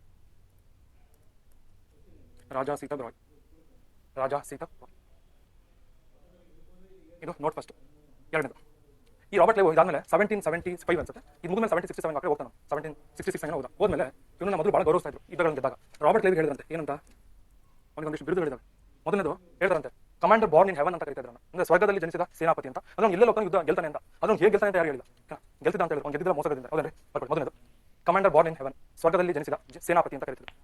Commander born in heaven first point. Commander born in heaven, ಸ್ವರ್ಗದಲ್ಲಿ ಜನಿಸಿದ ಸೇನಾಪತಿ ಅಂತ ಕರೀತಾರೆ. ಸ್ವರ್ಗದಲ್ಲಿ ಜನಿಸಿದ ಸೇನಾಪತಿ. ಎರಡನೇ ಪಾಯಿಂಟ್ ಬರ್ಕೊಂಡ್ರ? ನೆಕ್ಸ್ಟ್ ಎರಡನೇ ಪಾಯಿಂಟ್, ಇವನು ಭಾರತದಲ್ಲಿ ಬ್ರಿಟಿಷ್ ಸಾಮ್ರಾಜ್ಯಕ್ಕೆ ಭದ್ರ ಬುನಾದಿಯನ್ನು ಹಾಕಿದವನು ಅಂತ ಕರೀತಾರೆ. ಈ laid strong foundation to British empire in India. Strong foundation to British empire in India. ಇವನು ಭಾರತದಲ್ಲಿ ಬ್ರಿಟಿಷ್ ಸಾಮ್ರಾಜ್ಯಕ್ಕೆ ಭದ್ರ ಬುನಾದಿಯನ್ನು ಹಾಕಿದವನು ಅಂತ ಕರೀತಾರೆ. ಭಾರತದಲ್ಲಿ ಬ್ರಿಟಿಷ್ ಸಾಮ್ರಾಜ್ಯಕ್ಕೆ ಭದ್ರ ಬುನಾದಿಯನ್ನು ಹಾಕಿದವನು. ನಿಮ್ಮ ಕೆಲಸ ಏನಪ್ಪ ಅಂತ ಹೇಳಿದ್ರೆ ಕ್ಲಾಸಿಕ್ ಕನ್ನಡ ಮತ್ತು ಬಕ್ಸ ಕನ್ನಡದ ಮೇಲೆ ಯಾರ್ಯಾರು ಹಿಸ್ಟೋರಿಯನ್ಸ್ ಏನು ಸ್ಟೇಟ್ಮೆಂಟ್ಸ್ ಕೊಟ್ಟಿದ್ದಾರೆ ಅಂತ ನೀವು ಬುಕ್ಗಳು ರೆಫರ್ ಮಾಡಿ ಅದನ್ನ ಆ್ಯಡ್ ಮಾಡ್ಕೋಬೇಕು. That is your work. ಅದೊಂದು 10 ನಿಮಿಷ ಬ್ರೇಕ್ ತೊಗೊಳ್ಳಿ. ಇದಾದ್ಮೇಲೆ ಹೇಳಿಲ್ಲ ಇನ್ನು ಕ್ಲಾಸ್ ಭಾಳ ಇದೆ, ಹಂಗೆಲ್ಲ ನೀವು ಹೇಳಂಗಿಲ್ಲ. ಆಮೇಲೆ ಟೈಮು ಕಡಿಮೆ ಇದೆ ರೀ. ನಿನ್ನೆ ಕ್ಲಾಸ್ ಇತ್ತು, ಬಟ್ ಏನಾಯ್ತು ರೀ? ಅಲ್ರಿ ನಿನ್ನೆ ಆಲ್ರೆಡಿ ಇವತ್ತೇನಾಯ್ತು? ನಿನ್ನೆ ಆಲ್ರೆಡಿ ಇತ್ತು, ಇವತ್ತಿಗೆ ಏನಾಯ್ತು? ಒಂದು 5 ತನಕ ತೊಗೊಳ್ರಿ ಟೈಮ್ ಇದೆ. ನೆಕ್ಸ್ಟ್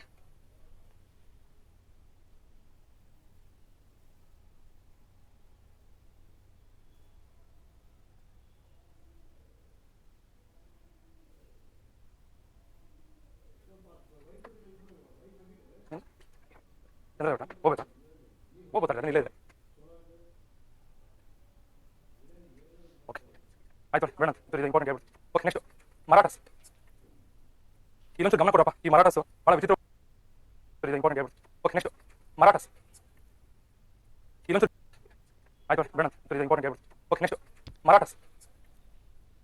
ಇನ್ನೊಂದು ಗಮನ ಕೊಡಪ್ಪ, ಈ ಮರಾಠಸ್ ಭಾಳ ವಿಚಿತ್ರವಾದ ಕಾನ್ಸೆಪ್ಟ್. ಮರಾಠ ವಾಸ್ ಇದನ್ನು ಫುಲ್ ಬೇಜಾರ್ ಬಿಡಿ. ಓಕೆ ಮರಾಠ ಸ್ವಲ್ಪ ಕಷ್ಟವಾದ ವಿಚಾರ, ಸ್ವಲ್ಪ ಗಮನ ಕೊಟ್ಟು ನೋಡಿ. ನೆಕ್ಸ್ಟ್ ಹೆಡಿಂಗ್ ಬರ್ಕೊಳ್ಳಿ. ಮರಾಠರಲ್ಲಿ ಮರಾಠ ಮನೆತನ ಹೇಳಲ್ಲ, ಇಲ್ಲಿ ಮರಾಠ ಯುದ್ಧಗಳ ಮಾತ್ರ ಹೇಳ್ತೀನಿ. ಮತ್ತು ಪೇಶ್ವೆಗಳ ಬಗ್ಗೆ ಸ್ವಲ್ಪ ಹೇಳ್ತೀನಿ ನೋಡಿ. ಪೇಶ್ವೆಗಳು ಬರ್ತಾರೆ ಮರಾಠಲ್ಲಿ, ಅವ್ರು ಹೇಗೆ ವಂಶ ಹೇಗೆ ಬಂತು ಅದನ್ನ ನೋಡೋಣ. ಮೊದಲನೇದು ಶಿವಾಜಿ ಆಳ್ವಿಕೆ ಮಾಡ್ತಾನೆ ಈ ಮನೆತನ. ಛತ್ರಪತಿ ಶಿವಾಜಿ ಈತ 1627 680 ತನಕ ರೂಲ್ ಮಾಡ್ತಾನೆ. 1627 ಇಂದ 1680. 1680 ತೀರ್ಕೊಂಡ ಮೇಲೆ ಶಿವಾಜಿಯ ಮಕ್ಕಳು ಮೊದಲನೇ ಸಂಭಾಜಿ ಅಂತ ಬರ್ತಾನೆ. ಛತ್ರಪತಿ ಸಂಭಾಜಿ ಇವನು ಕೂಡ ಗ್ರೇಟ್ ವಾರಿಯರ್ ಶಿವಾಜಿ ತರನೇ. 1680 ಸುಮಾರು 80 89 ತನಕ ರೂಲ್ ಮಾಡ್ತಾನೆ. ಇನ್ನೊಬ್ಬ ಮಗ ರಾಜಾರಾಮ್ ಅಂತ. ಇವನು 1689 1700 ತನಕ ರೂಲ್ ಮಾಡ್ತಾನೆ. ನೆಕ್ಸ್ಟ್ ಸಂಭಾಜಿನ ಔರಂಗಜೇಬ್ ಕೊಲೆ ಮಾಡಿದ ನಂತರ ಅವನ ಮಗ ಸಾಹು ಅಂತ ಒಬ್ಬ ಆಯ್ತಾ. ಈ ಸಾಹುನನ್ನು ಎಳ್ಕೊಂಡು ಹೋಗ್ತಾರೆ. ಕರೆಕ್ಟ್ ಔರಂಗಜೇಬ್ ಎಳ್ಕೊಂಡು ಅರೆಸ್ಟ್ ಮಾಡಿ ಬಂದಿರ್ತಾನೆ. ಇವನು ಕೂಡ ಸಾಹು ಕೂಡ ಸ್ವಲ್ಪ ವರ್ಷ ಬಿಡುಗಡೆ ಆಗಿ ಬಂದ. ಅದಾದ್ಮೇಲೆ ಈ ಕಡೆ ಈ ರಾಜಾರಾಮನಿಗೆ ಹೆಂಡತಿ ತಾರಾಬಾಯಿ ಅಂತ ಬರ್ತಾಳೆ. ತಾರಾಬಾಯಿ ಇವಳು ರಾಜಾರಾಮನ ಹೆಂಡತಿ ತಾರಾಬಾಯಿ. ಮತ್ತು ಅವನ ಮುಂದಿನ ಜನರೇಷನ್ ಕೊಲ್ಲಾಪುರದಿಂದ ಆಳ್ವಿಕೆ ಮಾಡ್ತಾನೆ. ರೂಲ್ ಫ್ರಮ್ ಕೊಲ್ಲಾಪುರದಿಂದ ಆಳ್ವಿಕೆಯನ್ನು ಮಾಡ್ತಾನೆ ತಾರಾಬಾಯಿ ಅಂತ. ಇವಳು 1700ರಿಂದ 1708 ತನಕ ರೂಲ್ ಮಾಡ್ತಾರೆ. ನೆಕ್ಸ್ಟ್ ಅವಳ ಮಕ್ಕಳು ಕೊಲ್ಲಾಪುರದಿಂದ ರೂಲ್ ಮಾಡ್ಕೊಂಡು ಹೋಗ್ತಾರೆ ತಾರಾಬಾಯಿ. ಇದು ಒಂದು ಸಪ್ರೇಟ್. ಇವರು ರಾಜಾರಾಮ ವಂಶಸ್ಥರು ಸಪ್ರೇಟ್ ಕೊಲ್ಲಾಪುರದಲ್ಲಿ ರೂಲ್ ಮಾಡ್ತಾರೆ. ನೆಕ್ಸ್ಟ್ ಸಾಹು ಅಂತ ಇರ್ತಾನೆ. ಈ ಸಾಹು ಅಲ್ಲ, ಈ ಮರಾಠದಲ್ಲಿ ಸತಾರ ಅಂತ ಬರ್ತಾರೆ. ಸತಾರ ಅಲ್ಲಿ ರೂಲ್ ಮಾಡ್ತಾರೆ. ಇವನು ಟೈಮಲ್ಲಿ ಒಬ್ಬ ಪೇಶ್ವಾ ಅಂತ ಬರ್ತಾನೆ. ಪೇಶ್ವಾ ಅಂದ್ರೆ ಮರಾಠಿ ಭಾಷೆಯಲ್ಲಿ ಮುಖ್ಯಮಂತ್ರಿ, ಪ್ರಧಾನಮಂತ್ರಿ ಅಂತ ಅರ್ಥ. ಆಗ ಒಬ್ಬ ಮೊದಲ ಪೇಶ್ವಾ ಬಂದ, ಅವನ ಹೆಸರು ಬಾಲಾಜಿ ವಿಶ್ವನಾಥ್. ಇವನು ಮೊದಲ Peshwa. Balaji Vishwanath was the first Peshwa. Okay. Next ಅವ್ರು ಪೇಶ್ವಾ ಮನೆತನ ಹೇಳ್ತಾ ಹೋಗ್ತೀನಿ, ಆ್ಯಡ್ ಮಾಡ್ಕೊಂತ ಹೋಗ್ತೀನಿ. ಪೇಶ್ವಾ ಅಂದರೆ ಪ್ರಧಾನಮಂತ್ರಿ ಅಂತ. ಸಾವಿನ ಪ್ರಧಾನಮಂತ್ರಿ ಪೇಶ್ವಾ, ಸಾವು ತೀರ್ಕೊಂಡ ಮೇಲೆ ಇವರ ಮನೆತನವನ್ನು ಮುಂದುವರ್ಸ್ಕೊಂಡು ಹೋಗ್ತಾರೆ ಪೇಶ್ವರು. ಅಲ್ಲಿಂದ ಮರಾಠಲ್ಲಿ ಒಂದು ವಂಶ ಬೆಳೆದು ಬಂತು, ಅವರನ್ನೇ ಪೇಶ್ವೆಗಳು ಅಂತ ಕರೀತಾರೆ, ಅವರನ್ನೇ ಪೇಶ್ವರು ಅಂತ ಕರೆಯೋದು. ಹಾಗಾಗಿ ನೀವು ಕೇಳಿದ್ರೆ ಪೇಶ್ವೆಗಳು ಯಾರು? ಪೇಶ್ವಾ ಅಥವಾ ಪೇಶ್ವೆ ಅಂದರೆ ಪ್ರಧಾನಮಂತ್ರಿ ಅಂತ. ಬಾಲಾಜಿ ವಿಶ್ವನಾಥ ಮೊದಲ ಪೇಶ್ವೆ. ಇಲ್ಲಿ ನೆಕ್ಸ್ಟ್ ಹೆಡಿಂಗ್ ಅಲ್ಲೇ ಕೆಳಗಡೆ ಹತ್ರ ಪೇಶ್ವಾಗಳು. ಯಾಕೆ ಏನಾಯ್ತು ಇಷ್ಟೊಂದು ಬದಲ್ವಾ? ಬರೀ ನನಗೆ 7 ಪರವಾಗಿ. ಓಕೆ, ನನಗೆ ಏನು ಆಯ್ತು 6 ಗಂಟೆ ಬೇಕು. ಓಕೆನಾ? ಓಕೆ, ಈಗ 9 ಕೂಡ 6 ತನಕ ತಗೋಣ. 6 ಗಂಟೆ 5 ನಿಮಿಷ ಬೇಕು. ಓಕೆ, ಎದುರುಬೇಡ್ರಿ. ಓಕೆ, ನೆಕ್ಸ್ಟ್ ಆಯ್ತಲ್ಲಪ್ಪ, ಇವನು ನೋಡಿ ಫಾಸ್ಟ್ ಹುಡುಗರು. Okay, next Peshwa. ಅದರಲ್ಲಿ ಮೊದಲನೇನು ಬಾಲಾಜಿ ವಿಶ್ವನಾಥ. ಇವನು 1713ರಿಂದ 20 ತನಕ ರೂಲ್ ಮಾಡ್ತಾನೆ. ಬಾಲಾಜಿ ವಿಶ್ವನಾಥ ಫಸ್ಟ್ ಪೇಶ್ವಾ. ಕೇಳಬೇಕಂಬೇಕಾದ್ರೆ ಫಸ್ಟ್ ಪೇಶ್ವಾ, ಮೊದಲ ಪೇಶ್ವಾ ಬಾಲಾಜಿ ವಿಶ್ವನಾಥ 13ರಿಂದ 20. ಇವನಿಗೆ ಇನ್ನೊಂದು ಹೆಸರಿತ್ತು ಬಾಲಾಜಿ ಭಟ್ಟ ಅಂತ. ಬಾಲಾಜಿ ಭಟ್ಟ. ನೆಕ್ಸ್ಟ್ ಅವನ ನಂತರ ಅವನ ಮಗ ಅಧಿಕಾರಕ್ಕೆ ಬಂದ, ಅವನ ಹೆಸರು ಬಾಜಿರಾವ್ ಅಂತ. ಇವನು 1720ರಿಂದ 40 ತನಕ ರೂಲ್ ಮಾಡ್ತಾನೆ.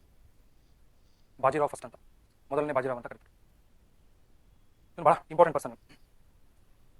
First point, son of Vishwanath, ವಿಶ್ವನಾಥನ ಪುತ್ರ. ಸನ್ ಆಫ್ ವಿಶ್ವನಾಥ, ವಿಶ್ವನಾಥನ ಪುತ್ರ. ನೆಕ್ಸ್ಟ್ 1728ರಲ್ಲಿ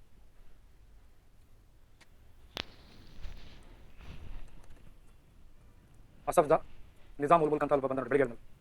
ಅಸಫ್ಜಾ ನಿಜಾಮ್ ಉಲ್ ಮುಲ್ಕ್ ಅಂದರೆ ಹೈದರಾಬಾದಿನ ನಿಜಾಮನಾಗಿದ್ದವನು ಅಸಫ್ಜಾ ನಿಜಾಮ್ ಉಲ್ ಮುಲ್ಕ್. ಅವನ ಜೊತೆ ಇವನ ಯುದ್ಧ ಆಗುತ್ತೆ.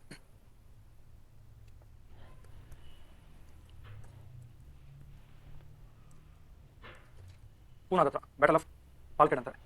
ಅಲ್ಲಿ ಬಾಜಿರಾವ್ ಇವನನ್ನು ಸೋಲಿಸ್ತಾನೆ. ಗೊತ್ತಾಯ್ತಾ? ಅಸಫ್ಜಾನನ್ನು ಬಾಜಿರಾವ್ ಫಸ್ಟ್ ಅಲ್ಲಿ ಸೋಲಿಸ್ತಾನೆ. Bajirao ಸೋಲಿಸ್ತಾನೆ. Next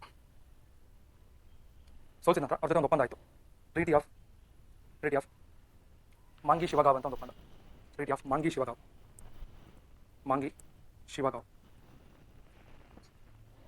ಮಾಂಗಿ of treaty Shevgaon ಇವರಿಬ್ಬರ ಮಧ್ಯೆ ಆಗುತ್ತೆ. ಬಿಟ್ವೀನ್ ಅಸಫ್ಜಾ ಮತ್ತು ಬಾಜಿರಾವ್ ಫಸ್ಟ್ ಅವರಿಬ್ಬರ ಮಧ್ಯೆ ಆಗ್ತಕ್ಕಂಥ ಒಪ್ಪಂದ treaty of Mungi Shevgaon. Between Asaf Jah and Bajirao first. Asaf Jah ಮತ್ತು ಬಾಜಿರಾವ್ ಫಸ್ಟನ್ನು ಮಧ್ಯೆ ನಡೀತಕ್ಕಂಥ ಒಪ್ಪಂದ. ಇದೇನು ಮಾಡ್ತೀವಿ ಅಂದರೆ ಚೌತನ್ನು ಕಲೆಕ್ಟ್ ಮಾಡಲಿಕ್ಕೆ, ಇವನ್ ದ ರೀಸನ್ಸ್ ಆಫ್ ನಿಜಾಮನ ಪ್ರದೇಶದಲ್ಲಿ ಚೌತನ್ನು ಕಲೆಕ್ಟ್ ಮಾಡೋದಕ್ಕೆ ಅಧಿಕಾರವನ್ನು ಕೊಟ್ಟು ಈ ಒಪ್ಪಂದ ಇವನಿಗೆ ನಿಜಾಮನ ಪ್ರದೇಶಗಳಲ್ಲಿ ಚೌತ್ ತೆರಿಗೆಯನ್ನು ವಸೂಲು ಮಾಡಲು ಅಧಿಕಾರ ನೀಡಿತು. This treaty allowed Bajirao first to collect chauth tax in Nizam regions. Next ಈ ಬಾಜಿರಾವ್ ಬಹಳ ಫೇಮಸ್ ವ್ಯಕ್ತಿ. ಹೇಳಿದ್ರೆ ಇತಿಹಾಸದಲ್ಲಿ ಇನ್ನೊಂದು ಕಾನ್ಸೆಪ್ಟ್ ಇತ್ತು, ಐಡಿಯಾಲಜಿ. ಐಡಿಯಾಲಜಿ ಅಂದರೆ ಅವನ ಸಿದ್ಧಾಂತ, ತತ್ವ, ಫಿಲಾಸಫಿ. ಅದು ಯಾವುದಪ್ಪ ಅಂದರೆ ಹಿಂದೂ ಪದ್ಧತಿಶಾಹಿ ಅಂತ ಕರೀತಾರೆ. ಹಿಂದೂ ಪದ್ಧತಿಶಾಹಿ ಅಂದರೆ ಕಟ್ಟ ಹಿಂದೂ ಪದ್ಧತಿಶಾಹಿ ಅಂತಕ್ಕಂಥ ಒಂದು ಚಿಂತನೆ, ಐಡಿಯಾಲಜಿ. ಒಂದು ಹಿಂದೂ ಪದ್ಧತಿಶಾಹಿ ಅಂದರೆ ಹಿಂದೂಗಳಿಂದ ಕೂಡಿದ ಒಂದು ಭಾರತವನ್ನು ಕಟ್ಟಬೇಕು ಅಂತ ಇತ್ತು ಒಂದು ಕನಸು, ಹಿಂದೂ ಪದ್ಧತಿಶಾಹಿ. ನೆಕ್ಸ್ಟ್ ಇವನಿಗೆ ಟೈಟಲ್ಸ್ ಇದೆ, ಬಿರುದು. ಇವನನ್ನು 2ನೇ ಶಿವಾಜಿ ಅಂತ ಕರೀತಾರೆ. ಸೆಕೆಂಡ್ ಶಿವಾಜಿ, 2ನೇ ಶಿವಾಜಿ ಅಂತ ಕೂಡ ಕರೀತಾರೆ ಬಿರುದು. Next he was a reestablisher of Maratha dynasty. Maratha ಮನೆತನದ ಪುನರ್ಸ್ಥಾಪಕ ಅಂತ ಕರೀತಾರೆ. Reestablisher of Maratha dynasty, Maratha ಮನೆತನದ ಪುನರ್ಸ್ಥಾಪಕ. ಇವನ ಆಸ್ಥಾನದಲ್ಲಿ ಒಬ್ಬರು ಡ್ಯಾನ್ಸರ್ ಇದ್ದರು, ಮಸ್ತಾನಿ ಅಂತ. ಮಸ್ತಾನಿ ಸಿನಿಮಾನು ಬಂದ್ಬಿಟ್ಟಿತ್ತು, ಬಾಜಿರಾವ್ ಮಸ್ತಾನಿ. ಅದೇ ಬಾಜಿರಾವ್ ಮಸ್ತಾನಿ. ನೆಕ್ಸ್ಟ್ ಇವನಾದ್ಮೇಲೆ ಇವನ ಪುತ್ರ 3ನೇವನು ಬಾಲಾಜಿ ಬಾಜಿರಾವ್. ಅವನ ಆಸ್ಥಾನದ ನೃತ್ಯಗಾರ್ತಿ ಮಸ್ತಾನಿ. ನೆಕ್ಸ್ಟ್ 3ನೇದು ವ್ಯಕ್ತಿ ಬಾಲಾಜಿ ಬಾಜಿರಾವ್ 40ರಿಂದ 62 ತನಕ ರೂಲ್ ಮಾಡ್ತಾನೆ. ಬಾಲಾಜಿ ಬಾಜಿರಾವ್ 1740ರಿಂದ 62. 1761ರಲ್ಲಿ ಥರ್ಡ್ ಬ್ಯಾಟಲ್ ಆಫ್ ಪಾಣಿಪತ್ ನಡೆಯುತ್ತೆ, ನೆನಪಿದೆಯಾ? ಥರ್ಡ್ ಬ್ಯಾಟಲ್ ಆಫ್ ಪಾಣಿಪತ್ ಅಂತ. ಆ ಪಾಣಿಪತ್ತಲ್ಲಿ ಈ ಬಾಲಾಜಿ ಬಾಜಿರಾವ್ ಕೂಡ ಭಾಗವಹಿಸುತ್ತಾನೆ. ಬಾಜಿರಾವು ಈ ಕಡೆ ಮತ್ತೆ ಅವನ ಮಗ ವಿಕಾಸ್ ರಾವ್, ಸದಾಶಿವರಾವ್ ಅವ್ರು ಬರ್ಸಿದೆ ನೋಡಿ ಇಷ್ಟು, ಮತ್ತೆ ಬರ್ಕೊಬಿಡಿ. ಬಾಜಿರಾವು ಈ ಕಡೆ ಅಹಮದ್, ನೆನಪಿದೆಯಾ? ಅಹಮದ್ ಶಾ ಅಬ್ದಾಲಿ. ಯಾವ ದೇಶ ಅಂದರೆ ಅಫ್ಘಾನ್, ಒಬ್ಬ ದರೋಡೆಕೋರ. ಅಹಮದ್ ಶಾ ಅಬ್ದಾಲಿ ಈ ಕಡೆ ಬಾಜಿರಾವ್, ಇಬ್ಬರು ಮಧ್ಯೆ ಇದ್ದಾಗುತ್ತೆ. ಅದರಲ್ಲಿ ಈತನನ್ನು ಸೋಲಿಸ್ತಾನೆ. ಇವನು ಸೋತ, ಜೊತೆಗೆ ಮಗ ಕೂಡ ತೀರ್ಕೊಂಡ. ಅದಕ್ಕೋಸ್ಕರ 1772 ತೀರ್ಕೊಳ್ತಾನೆ. ಈ ವಾಸ್ ಡಿಫೀಟೆಡ್. ಬರ್ಕೊಳ್ಳಿ, ಅವನನ್ನು ಸೋಲಿಸ್ತಾಯಿತು ಯುದ್ಧದಲ್ಲಿ. ಬಾಜಿರಾವು ಮತ್ತು ಅಹಮದ್ ಶಾ ಅಬ್ದಾಲಿ ಮಧ್ಯೆ 3ನೇ ಪಾಣಿಪತ್ ಕದನ ಆಯಿತು. ಆಲ್ರೆಡಿ ಬರ್ಸಿದ್ದೀನಿ ಹೌದಾ? ಅದರಲ್ಲಿ ಬಾಲಾಜಿ ಬಾಜಿರಾವು ಅಹಮದ್ ಶಾ ಅಬ್ದಾಲಿ ಇಬ್ಬರು ಭಾಗವಹಿಸಿದ್ರು. ಅದನ್ನು ಸೋಲಿಸ್ತಾರೆ. ಅದರಲ್ಲಿ ಮಕ್ಕಳೆಲ್ಲ ಭಾಗವಹಿಸ್ತಾರೆ, ಅವರಲ್ಲಿ ತೀರ್ಕೊಂಡ್ಬಿಡ್ತಾರೆ. ಒಂದಿಬ್ಬರು, ಒಬ್ಬ ಮಗ ತೀರ್ಕೊತಾನೆ, ತಮ್ಮ ತೀರ್ಕೊತಾನೆ, ಅವ್ರ ಸಂಬಂಧಿಕರಿಗೆಲ್ಲ ಭಾಳ ಪೆಟ್ಟಾಗುತ್ತೆ. ಆ ನೋವಲ್ಲಿ ಮಗ ತೀರ್ಕೊಂಡ ಮತ್ತು ನೋವಲ್ಲಿ ಇದನ್ನು 1762 ತೀರ್ಕೊಂಡು. ಇನ್ 1762 he also died. ಇದಾದ ನಂತರ ಡಿಸ್ಇಂಟಗ್ರೇಷನ್ ಆಫ್ ಮರಾಠ ಎಂಪೈರ್ ಅಂತ ಕರೀತಾರೆ. ಇವ್ನು ತೀರ್ಕೊಂಡ ನಂತರ ಮರಾಠ ಮನೆತನ ಒಡೆದು ಅನೇಕ ಭಾಗಗಳಾಗುತ್ತೆ. ಡಿಸ್ಇಂಟಗ್ರೇಷನ್ ಆಫ್ ಮರಾಠ ಎಂಪೈರ್, ಮರಾಠ ಮನೆತನ ಅನೇಕ ಭಾಗಗಳಾಯಿತು ಅಂತ ಬರುತ್ತೆ. ಡಿಸ್ಇಂಟಗ್ರೇಷನ್ ಆಫ್ ಮರಾಠ ಎಂಪೈರ್, ಮರಾಠ ಮನೆತನ ಅನೇಕ ಭಾಗಗಳಾಯಿತು. ಮೊದಲನೇದು ಒಬ್ಬರೊಬ್ಬರು ಕೂಡ ಆಳ್ವಿಕೆ ಮಾಡ್ತಾರೆ. ಪೂನಾದಲ್ಲಿ ಯಾರಪ್ಪ ಅಂದರೆ ಪೇಶ್ವೆಗಳು, ಏನು ಪೇಶ್ವೆಗಳೆಲ್ಲ ಇವರು ಆಳ್ವಿಕೆ ಮಾಡ್ಕೊಂಡು ಪೂನಾದಲ್ಲಿ. ಎರಡನೇದು ಮಹಾರಾಷ್ಟ್ರದ ನಾಗಪುರ ಅಂತ ಬರುತ್ತೆ. ನಾಗಪುರದಲ್ಲಿ ಭೋಸ್ಲೆಗಳು ಅಂತ ಬರುತ್ತೆ. ಭೋಸ್ಲೆಗಳು. ನೆಕ್ಸ್ಟು ಆಮೇಲೆ ಬರೋಡ ಅಂದರೆ ಇವತ್ತಿನ ಗುಜರಾತ್ ಕಡೆ ಬರುತ್ತೆ. ಅಲ್ಲಿ ಗಾಯಕ್ವಾಡ್. ನೆಕ್ಸ್ಟು ಇಂದೋರ್ನ ಹೋಳ್ಕರ್. ಬರೋಡ, ಇಂದೋರ್ನ ಹೋಳ್ಕರ್. ನೆಕ್ಸ್ಟ್ ಗ್ವಾಲಿಯರ್ ಅಂತ ಒಂದು ಊರು, ಗ್ವಾಲಿಯರ್. ಇವೆರಡು ಮಧ್ಯಪ್ರದೇಶದಲ್ಲಿ ಬರ್ತವೆ, ಇಂದೋರ್ ಮತ್ತು ಗ್ವಾಲಿಯರ್ನಲ್ಲಿ ಸಿಂಧಿಯಾಗಳು. ಇಂದೋರ್ನ ಹೋಳ್ಕರ್ ಮತ್ತು ಗ್ವಾಲಿಯರ್ನ ಸಿಂಧಿಯಾಗಳು. ಪೂನಾದ ಪೇಶ್ವಾ, ನಾಗ್ಪುರದ ಭೋಸ್ಲೆ, ಬರೋಡದ ಗಾಯಕ್ವಾಡ, ಇಂದೋರ್ನ ಹೋಳ್ಕರ್, ಗ್ವಾಲಿಯರ್ನ ಸಿಂಧಿಯಾ. ಹೀಗೆ 5 ಮನೆತನಗಳಾಗಿ ಉಳಿದೋಯ್ತು. ಇದ್ರ ಬಗ್ಗೆ ನಮಗೆ ಅಷ್ಟು ಬೇಕಾಗಿಲ್ಲ. ಅದರಲ್ಲಿ ಕೆಲವರು ಯುದ್ಧಗಳಲ್ಲಿ ಕೆಲವರು ಬರ್ತಾರೆ, ನೋಡೋಣ. ಇದಾದ್ಮೇಲೆ ಇನ್ನೊಂದಿಬ್ಬರು ಆಳ್ವಿಕೆ ಮಾಡೋದು. ಮತ್ತೊಬ್ಬ ಫಸ್ಟ್ ಮಾಧವರಾವ್ ಅಂತ, ಬಾಲಾಜಿ ಬಾಜಿರಾವ್ನ ಇನ್ನೊಬ್ಬ ಮಗ. ನೆಕ್ಸ್ಟ್ ಬರ್ಕೊಳ್ಳಿ, ಫಸ್ಟ್ ಮಾಧವರಾವ್.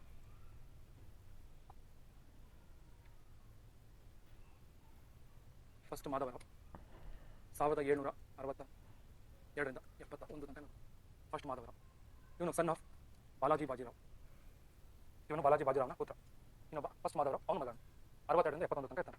ನಿಮಗೆ ಒಂದ್ಸರಿ ಹೇಳಿದ್ದೆ, ಮೊನ್ನೆ ಮದಕರಿ ನಾಯಕ ಹೇಳಿದ್ದೆ. ಈ ಮದಕರಿ ನಾಯಕನಿಗೆ ಇವರು ಹೈದರಾಲಿ ಮೊದಲು ಚೆನ್ನಾಗಿದ್ದು ಕೊನೆಗೆ ಅವನ ವಿರುದ್ಧ ಕೊಡ್ತಾನೆ. ಆಗ ನೀವು ಸವಾಸ ಬೇಡ ಅಂತ ಮರಾಠರ ಜೊತೆ ಸ್ನೇಹ ಮಾಡಿದ ಅಂತ ಹೇಳಿದೆ, ನೆನಪಿದೆಯಾ? ಆಗ ಮರಾಠರಲ್ಲಿ ಒಬ್ಬ ವ್ಯಕ್ತಿ ಮಾಧವರಾವ್ ಅಂತ ಹೇಳಿದೆ, ನೆನಪಿದೆಯಾ? ಆ ಮಾಧವರ ಜೊತೆ ಸ್ನೇಹ ಮಾಡಿಕೊಂಡು ಮಾಧವರಾವ್ ಇವರು ಅವನು ಆನ್ವಟ್ಟಿ ಮತ್ತು ಚಿನ್ನಕುರುಳಿ ಅಂತ ಯುದ್ಧಗಳು ಬಳಸಿದ್ರು, ನೆನಪಿದೆಯಾ? ಆ ಯುದ್ಧಗಳಲ್ಲಿ ಈ ಮಾಧವರಾವ್ ಜೊತೆ ಮದಕರಿ ನಾಯಕ ಸೇರ್ಕೊಳ್ತಾನೆ. ಈ ಮಾಧವರಾವ್ ಹೈದರಾಲಿಯನ್ನು ಸೋಲಿಸ್ತಾನೆ ಯುದ್ಧಗಳಲ್ಲಿ. ಆ ವ್ಯಕ್ತಿ ಒಬ್ಬ ಭಾಳ ಪವರ್ಫುಲ್ ಮನುಷ್ಯ. ನೆಕ್ಸ್ಟ್ ಅವನಾದ ನಂತರ ಅವನ ಮಗ ನಾರಾಯಣರಾವ್ ಅಂತ. 1771ರಿಂದ 72, 1 ವರ್ಷ. ಈ ನಾರಾಯಣರಾವ್ನ ಕೊಲೆ ಮಾಡಿಸಿದ್ದು ಇವನ ಚಿಕ್ಕಪ್ಪ ರಘುನಾಥರಾವ್ ಅಂತ ಬರ್ತಾನೆ. ತಿಳಿಸ್ಕೊಡಿ.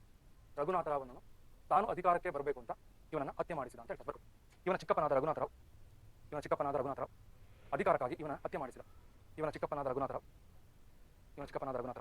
ಅಧಿಕಾರಕ್ಕಾಗಿ ಹತ್ಯೆ ಮಾಡಿಸಿದ. ತಿಳಿಸೋದಿಲ್ಲ. ಇವನ ಚಿಕ್ಕಪ್ಪ ನಾರಾಯಣರಾವ್ನ ಚಿಕ್ಕಪ್ಪ ಅಧಿಕಾರಕ್ಕಾಗಿ ಇದನ್ನು ಹತ್ಯೆ ಮಾಡಿಸಿದ. ನೆಕ್ಸ್ಟ್ ಇಂಗ್ಲೀಷ್ ಬರ್ಕೊಳ್ಳಿ. ರಘುನಾಥರಾವ್ ಕಿಲ್ಲಿಡಿದ ನಾರಾಯಣರಾವ್. ಲಾಸ್ಟ್ ಸೆಕೆಂಡ್ ಮಾಧವರಾವ್, ಸವಾಯಿ ಮಾಧವರಾವ್ ಅಂತ ಕರೀತಾರೆ. ಸವಾಯಿ ಅಥವಾ ಸೆಕೆಂಡ್ ಮಾಧವರಾವ್ 1772ರಿಂದ 95. ಸವಾಯಿ ಅಥವಾ second Madhavrao.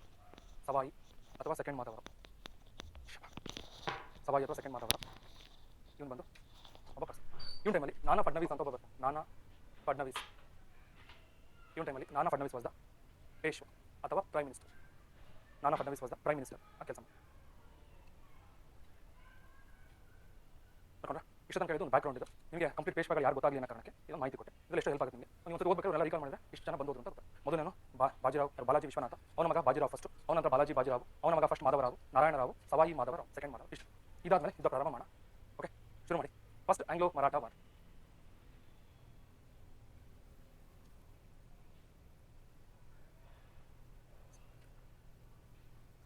First Anglo Maratha war 1775ರಿಂದ 82.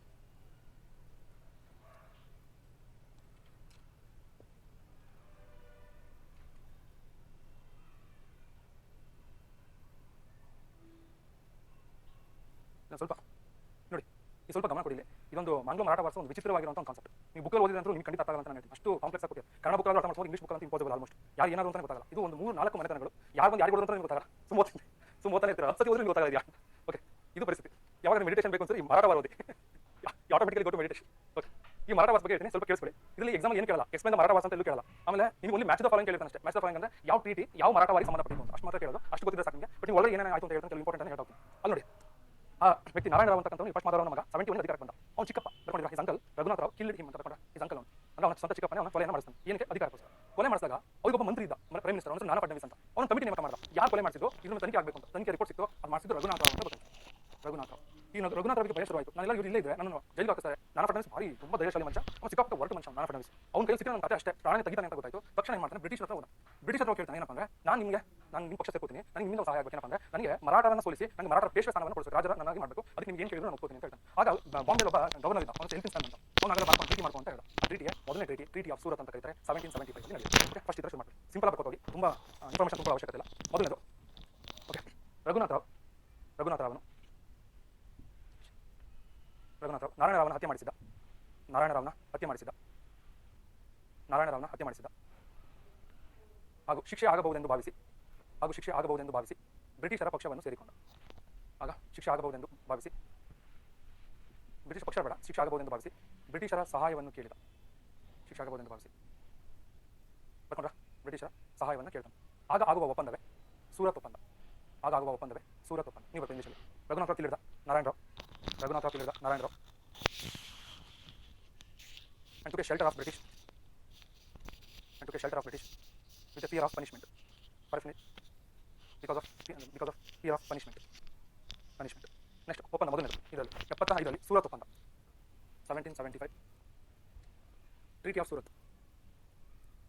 ತಾಳ್ಮೆಂದ್ರಿ ಸಾಲ್ಬೈ ಕರ್ಕೊಂಡು ಹೋಗ್ತೀನಿ, ಸೂರತ್ಗೆ ಬರ್ರಿ. ನೆಕ್ಸ್ಟ್ ಟ್ರೀಟಿ ಆಫ್ ಸೂರತ್ ಒಪ್ಪಂದ, ಇದು ಮೊದಲನೇ ಒಪ್ಪಂದ. ಈ ಕಡೆ ರಘುನಾಥರಾವ್, ಈ ಕಡೆ ಎಲ್ಫಿನ್ಸ್ಟನ್ ಬ್ರಾಕೆಟಲ್ಲಿ ಗವರ್ನರ್ ಆಫ್ ಬಾಂಬೆ. ಎಲ್ಫಿನ್ಸ್ಟನ್ ಕನ್ನಡದ ಬೇಕಾದ್ರೆ ಬರ್ತೀನಿ. ಎಲ್ಫಿನ್ಸ್ಟನ್ ಇವರಿಬ್ಬರ ಮಧ್ಯೆ ಒಪ್ಪಂದ ಆಗುತ್ತೆ, ಅದೇ ಟ್ರೀಟಿ ಆಫ್ ಸೂರತ್. ಇದರ ಕರಾರುಗಳು ಒಂದು 2 ಲೈನ್ ಬರ್ಕೊಳ್ಳಿ ಸಾಕು. ಅಗ್ರಿಮೆಂಟ್ಸ್ ನಿಮಗೆ ಎಕ್ಸಾಮಲ್ಲಿ ಅಗ್ರಿಮೆಂಟ್ಸ್ ಕೇಳಲ್ಲ, ಏನು ಕೇಳಲ್ಲ, ಓನ್ಲಿ ಮ್ಯಾಚ್ ದ ಫಾಲೋಯಿಂಗ್ ಅಷ್ಟೇ ಕೇಳಿರ್ತಾರೆ. ಆ ಕಾರಣಕ್ಕೆ ಬಟ್ ನಿಮಗೆ ಅಷ್ಟು ತುಂಬ ಶಾರ್ಟ್ ಆಗೋ ಆಗಲ್ಲ, 1 or 2 ಪಾಯಿಂಟ್ಸ್ ಇರುತ್ತೆ ಕರಾರುಗಳು. ಮೊದಲನೇ ಕರಾರು ಈ ಥರ. ಮೊದಲನೇದು, ಪೇಶ್ವೆಯಾಗಲು ರಘುನಾಥರಾವ್ಗೆ ಬ್ರಿಟಿಷರು ಸಹಾಯ ಮಾಡಬೇಕು.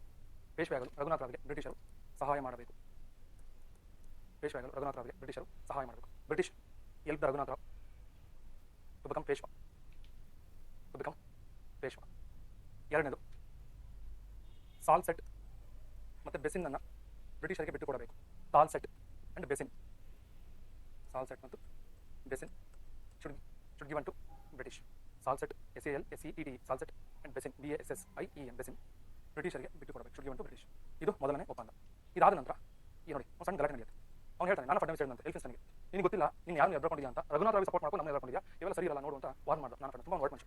ಆಗ ಎಲ್ಫಿನ್ಸ್ಟನ್ ಹಾಗಾದ್ರೆ ನೋಡಬೇಡ, ಯುದ್ಧ ಆಗಲಿ ಅಂತ ಹೇಳ್ತಾನೆ. ಆಗ ಯುದ್ಧ ಆಗುತ್ತೆ ಇಬ್ಬರ ಮಧ್ಯೆ. ನೆಕ್ಸ್ಟ್ ಆಗ ಯುದ್ಧದಲ್ಲಿ ಸೋಲ್ಬೇಕಾಗಿ ಬರುತ್ತೆ. ನೆಕ್ಸ್ಟ್ ನೋಡಿ 1775 ಅಲ್ಲಿ ನೆಕ್ಸ್ಟ್ ಪಾಯಿಂಟ್, ಎರಡನೇ ಪಾಯಿಂಟ್ 1775 ಒಬ್ಬ ಬ್ರಿಟಿಷ್ ಅಧಿಕಾರಿನ ಕಳಿಸ್ಕೊಟ್ರು. ಕೇಳಿಸ್ಕೊಳ್ಳಿ ಒಂದು ಸೆಕೆಂಡ್. ಕರ್ನಲ್ ಕೇಟಿಂಗ್ ಅಂತ ಅವನು ಕಳಿಸ್ಕೊಟ್ರು, ಹೋಗಿ ಪದೇನು ವಿಚಾರಿಸ್ಕೊಂಡು ಅವನು ಹೋಗಿ ಇವನ್ನ ಸೋಲಿಸ್ಬೇಕು. ಯಾರನ್ನ? ಪೇಶ್ವಾ. ಬರ್ಬೇಕು. In 1775 British commander colonel Keating defeated the Peshwas. ಸಲೂನರ ಪತ್ರದಲ್ಲಿ ಕರ್ನಲ್ ಕೇಟಿಂಗ್ ಅನ್ನು ಬ್ರಿಟಿಷರ ಸೇನಾಪತಿ ಕರ್ನಲ್ ಕೇಟಿಂಗ್ ಅನ್ನು ಪೇಶ್ವೆಗಳನ್ನು ಸೋಲಿಸಿದ. ಹಾಗಾಗಿ ಎರಡನೇ ಒಪ್ಪಂದ 1776ರಲ್ಲಿ 1776 ಅಲ್ಲಿ ಪುರಂದರ ಒಪ್ಪಂದ, treaty of Purandar. Treaty of Purandara ಒಂದು ಕಡೆ ಸೆಕೆಂಡ್ ಮಾಧವರಾವ್ ಇರ್ತಾನೆ, ಇನ್ನೊಂದು ಕಡೆ ಬ್ರಿಟಿಷರ ವಾರನ್ ಹೇಸ್ಟಿಂಗ್ಸ್ ಅಂತಕ್ಕಂಥ governor Warren Hastings. Treaty of Purandara ಇದು ಎರಡನೇ ಒಪ್ಪಂದ. ಇದರಲ್ಲಿ ಏನಾಗುತ್ತೆ, ಒಂದು 2 ಲೈನ್ಸ್ ಅಗ್ರಿಮೆಂಟ್, ಕರಾರುಗಳು. ಓಕೆ, ಇದರಲ್ಲಿ ಕರಾರುಗಳು ಹೇಳೋದು ಗೊತ್ತಿದೆಯಾ? ಇನ್ನೊಂದು ಇಲ್ಲ. ಇಲ್ಲಿ ನೋಡಿ, ಕರ್ನಲ್ ಕೇಟಿಂಗ್ ಯುದ್ಧದಲ್ಲಿ ಸೋಲಿಸ್ತಾ, ಯಾರು ಸೋಲಿಸ್ತಾ?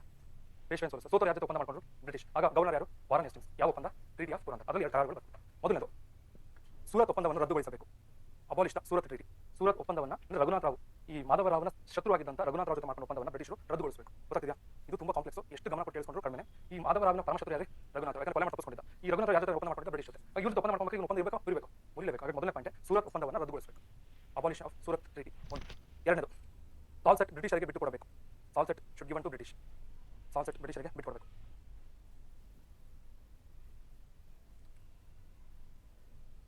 ಕಮ ಕಂಡಲೆ ಬ್ರೋಚ್ ಅಂತ ಒಂದು ಡಿಸ್ಟ್ರಿಕ್ಟ್, ಅದು ಇನ್ಕಮ್ ಬ್ರಿಟಿಷ್ಗೆ ಕೊಡಬೇಕು. Income of Broach BROCH should goes to British.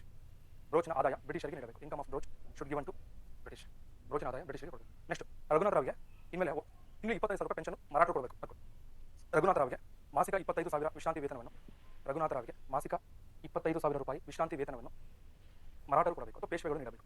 ರಘುನಾಥರಾವ್ಗೆ ಮಾಸಿಕ ಅಂತ ತಿಂಗಳು 25,000 ರೂಪಾಯಿ ವಿಶ್ರಾಂತಿ ವೇತನವನ್ನು ಯಾರು ಕೊಡಬೇಕು?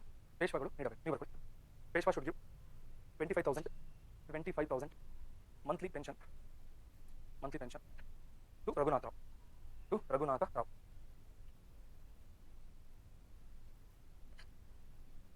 ಓಕೆ, ಇಲ್ಲಿ ನೋಡಿ, ಇದಾದ್ಮೇಲೆ ಅಷ್ಟೊತ್ತಿಗೆ ಆ ಬಾಂಬೆಯ ಗವರ್ನರ್ ಹೇಳ್ತಾನಂತೆ, ಈ ಪುರಂದರ ಒಪ್ಪಂದ ನಮ್ಗೆ ಇಷ್ಟ ಆಗಿಲ್ಲ. ಯಾಕೆಂದ್ರೆ ನಮ್ಮ ಶತ್ರುನ ನಾವು ಅವ್ರಿಗೆ ಸರೆಂಡರ್ ಮಾಡೋಕ್ಕಾಗಲ್ಲ, ಹಾಗಾಗಿ ಬಿಟ್ಕೊಡಕ್ಕಾಗಲ್ಲ, ನಮಗೆ ಪುರಂದರ ಒಪ್ಪಂದ ಬೇಡ ಅಂತ ಹೇಳ್ತಾರೆ. ಅದಾದ್ಮೇಲೆ ಮತ್ತೊಂದು ಯುದ್ಧ ಆಯಿತು, ತಲೆಗಾವ್ ಅಂತ ಒಂದು ಸ್ಥಳ ಮಹಾರಾಷ್ಟ್ರದಲ್ಲಿ 1779ನಲ್ಲಿ ತಲೆಗಾವ್ ಅಂತಕ್ಕಂಥ ಒಂದು ಸ್ಥಳ. ತಲೆಗಾವ್ ಅಲ್ಲಿ ಮತ್ತೊಂದು ಸತಿ ಯುದ್ಧ ಆಯಿತು. ಆ ಯುದ್ಧದಲ್ಲಿ ಬ್ರಿಟಿಷ್ ಒಂದ್ಸತಿ ಕೇಳಿದ್ರು, ಇದು ಒಂದೇ ಯುದ್ಧದಲ್ಲಿ ಗೆಲ್ಲೋದು ಬ್ರಿಟಿಷಿಗೂ ಮತ್ತೆ ಪೇಶ್ವೆಗಳು ಯುದ್ಧ ಆಗಿ ಪೇಶ್ವೆಗಳು ಗೆದ್ದು ಬ್ರಿಟಿಷರನ್ನು ಸೋಲಿಸ್ತಾರೆ. ಆಗ ಆಗ್ತಕ್ಕಂಥ ಒಪ್ಪಂದವೇ ವಡಗಾವ್ ಒಪ್ಪಂದ. ವಡಪಾವಲ್ಲ. ಓಕೆ, ಸಂಜೆ ಬೇರೆ ಆಗಿದೆ ಮತ್ತು ನೀವು ವಡಪಾವ್ ಅಂತ ಇದು ವಡಗಾವ್ ಒಪ್ಪಂದ ಬರ್ಕೊಳ್ಳಿ. 1779 1779ರಲ್ಲಿ ಬ್ರಿಟಿಷರು ಪುರಂದರ ಒಪ್ಪಂದವನ್ನು ತಿರಸ್ಕರಿಸಿ ಪೇಶ್ವೆಗಳ ಜೊತೆ ಯುದ್ಧ ಮಾಡಿದರು. ಪೇಶ್ವೆಗಳ ಜೊತೆ ತಲೆಗಾವ್ನಲ್ಲಿ ಯುದ್ಧ ಮಾಡಿದರು ಹಾಗೂ ಪೇಶ್ವೆಗಳ ಮುಂದೆ ಸೋಲನ್ನಪ್ಪಿದರು. ತಲೆಗಾವ್ನಲ್ಲಿ ಯುದ್ಧ ಮಾಡಿ ಪೇಶ್ವೆಗಳ ಮುಂದೆ ಸೋಲನ್ನಪ್ಪಿದರು. ನೀವು ಇಂಗ್ಲಿಷ್ ಬರ್ಕೊಳ್ಳಿ. 1779 British disagreed the Purandar treaty, ಒಪ್ಕೊಂಡಿಲ್ಲ ಅವರು. Disagreed the Purandar treaty and attacked on Peshwa at Talegaon and defeated by Peshwa ಪೇಶ್ವದಿಂದ ಸೋತು. ಆಗ ಆಗ್ತಕ್ಕಂಥ ಒಪ್ಪಂದವೇ ಟ್ರೀಟಿ ಆಫ್ ವಡಗಾವ್ 1779. ನೆಕ್ಸ್ಟ್ 1779ರಲ್ಲಿ ಆಗ್ತಕ್ಕಂಥ ಒಪ್ಪಂದ ವಡಗಾವ್ ಒಪ್ಪಂದ.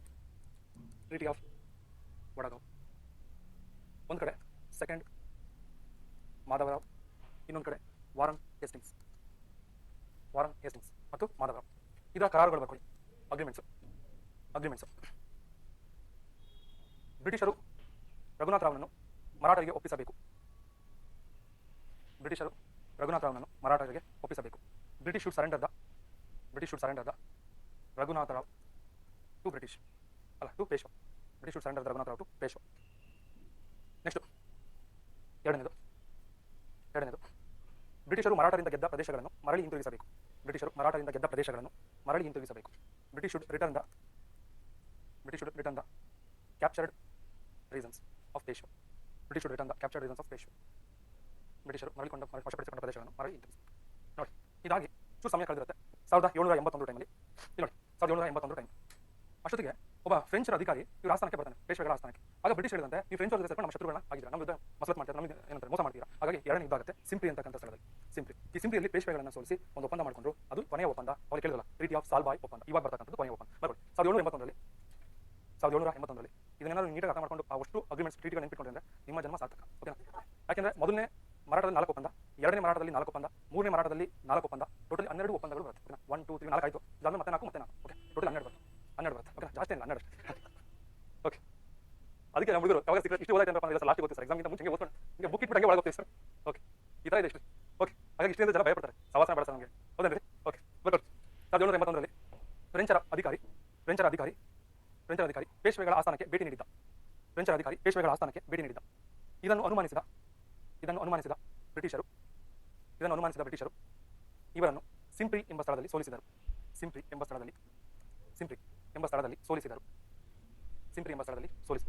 ನೀವು ಬರ್ಕೊಳ್ಳಿ English. 1781 French officer visited the court of Peshwa.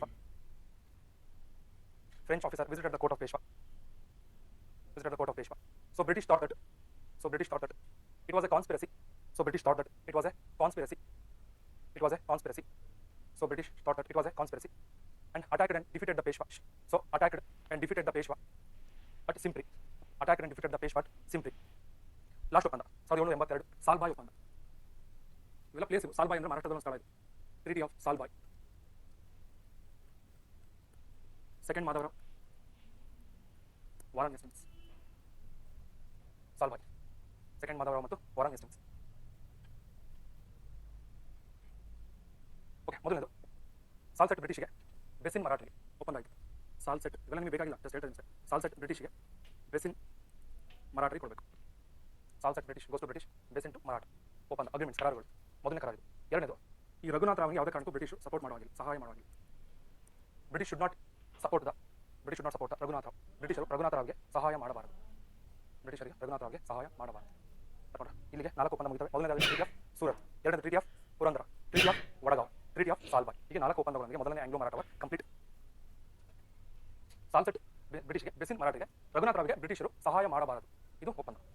Last ಒಂದು ಪಾಯಿಂಟ್. ಏನು, ಎರಡನೇ ಮಾಧವರಾವ್ ತೀರ್ಕೊಳ್ತಾನೆ. ಈ ಟೆನ್ಷನ್ಗೆ ತಿಳ್ಕೊಂಡ್ಬಿಡೋದು. ಮಾಧವರಾವ್ ಡೈರಿ ನಿಜ ಇಲ್ಲ, ಆಕ್ಚುಲಿ ಅವ್ನು ಸೂಸೈಡ್ ಮಾಡ್ಕೊಂಡು ಸಾಯ್ತಾನೆ. ಓಕೆ, ನೀವಾಗೆಲ್ಲ ಮಾಡ್ಕೊಂಡು ಪ್ಲೀಸ್ ಬರೀ. 1795 ಸೆಕೆಂಡ್ ಮಾಧವರಾವ್ ತೀರ್ಕೊಂಡ ಬರ್ಕೊಳ್ಳಿ, ಸೂಸೈಡ್ ಅಂತ ಬರ್ಕೊಂಡು ಸರಿ ಆಗಲ್ಲ ನೋಡಿ. Second Madhavrao died in 1795. ಆಗ ಇನ್ನೊಬ್ಬ ಹೊಸ ಪೇಶ್ವ ಬಂದ, ಅವನ ಹೆಸರು second Bajirao. New Peshwa second Bajirao, ಹೊಸ ಪೇಶ್ವ ಸೆಕೆಂಡ್ ಬಾಜಿರಾವ್. ಇದು ಇಲ್ಲಿಗೆ ಒಂದನೇ ಮರಾಠ ಯುದ್ಧವನ್ನ ಮುಕ್ತಾಯ ಮಾಡೋಣ. ಎರಡನೇದಕ್ಕೆ ಹೋಗೋಣ ಬನ್ನಿ. ಅಲ್ರಿ ಏನು ಸಾಲ ನಿಲ್ಸ್ಬೇಕಾ? ಇವತ್ತು ಟ್ರೈನ್ ಇಲ್ಲರಿ. ಓಕೆ, ನಾನು ಹೋಗ್ತಾ ಇರೋದು ನಿಮಗೆ ಟೋಟಲಿ. ನನಗೆ ಆಕ್ಚುಲಿ ಇವತ್ತು 7 ಗಂಟೆ ತನಕ ತಗೊಂಡ್ರು ಮುಗಿಯಲ್ಲ, ಅಷ್ಟಿದೆ ಕಾನ್ಸೆಪ್ಟ್.